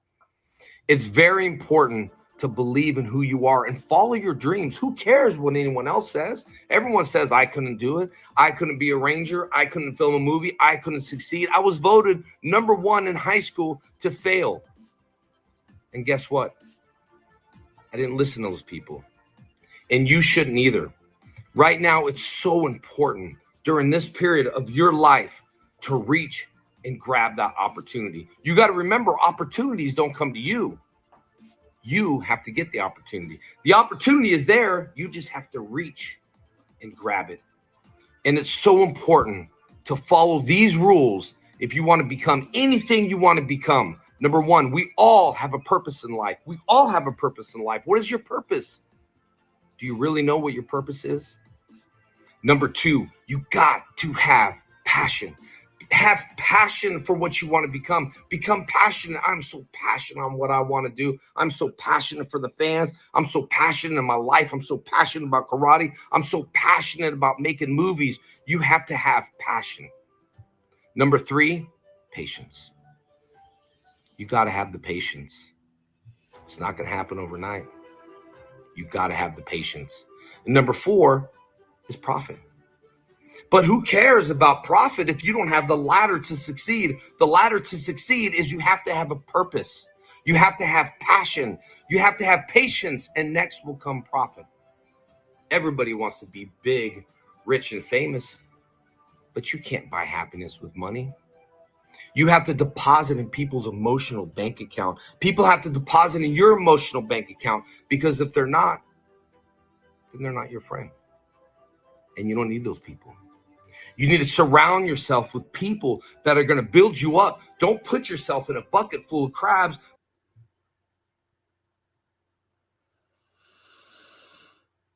Because what happens in a bucket full of crabs is when you reach the top, another crab reaches you and pulls you back down. So no one's getting to the top because the crabs are pulling you back down. Are your friends pulling you down? Are other people pulling you down? Well, you need to stop, because it is up to you, my friend. You control it. This is the rudder in the engine of the boat and the airplane. What you speak is what you get. If you say, I can't never do this, I can never follow my dreams, look, they're not going to be easy. People want the shortcut in life, but you have to do the work. So if you're sitting there right now and you're thinking, you know what? I never reached my goal. I never succeeded, not on money, but I never succeeded on what I want to become. Get off your butt and do something today. Look in the mirror and tell yourself this: I can. I will. That's the most important thing to succeed. Success is not all about money. Success is about happiness. So if this video touched you and you feel this video in your heart, tag a friend, because I'm only here for me. So if I could be here for me in order to succeed and be happy in my heart to share this message, then if it works for you and it touches your heart, send it to someone else. This is all about depositing in your emotional bank account. Do something good for someone today. Tell them you are awesome. Tell yourself you are worth everything. Everyone is equal. Doesn't matter who you are. People come up and say, man, you're my first celebrity I ever met. I'm not a celebrity. I'm a person just like you. So the most important thing is follow your dreams, go after it, and follow the 4 Ps. You got the purpose, you got the passion, you got to have patience. And next will come profit. But who cares about profit? You can't take it with you when you die. But what you can do is leave a legacy. A legacy behind. When you're gone, people say, hey, I remember this dude. And I remember what he did for me. So, are you going to leave a legacy behind? If you do, let's do it today. I love you all, man. Thank you for taking this time. 86,400 seconds a day. And people just drain their brain. They don't train their brain.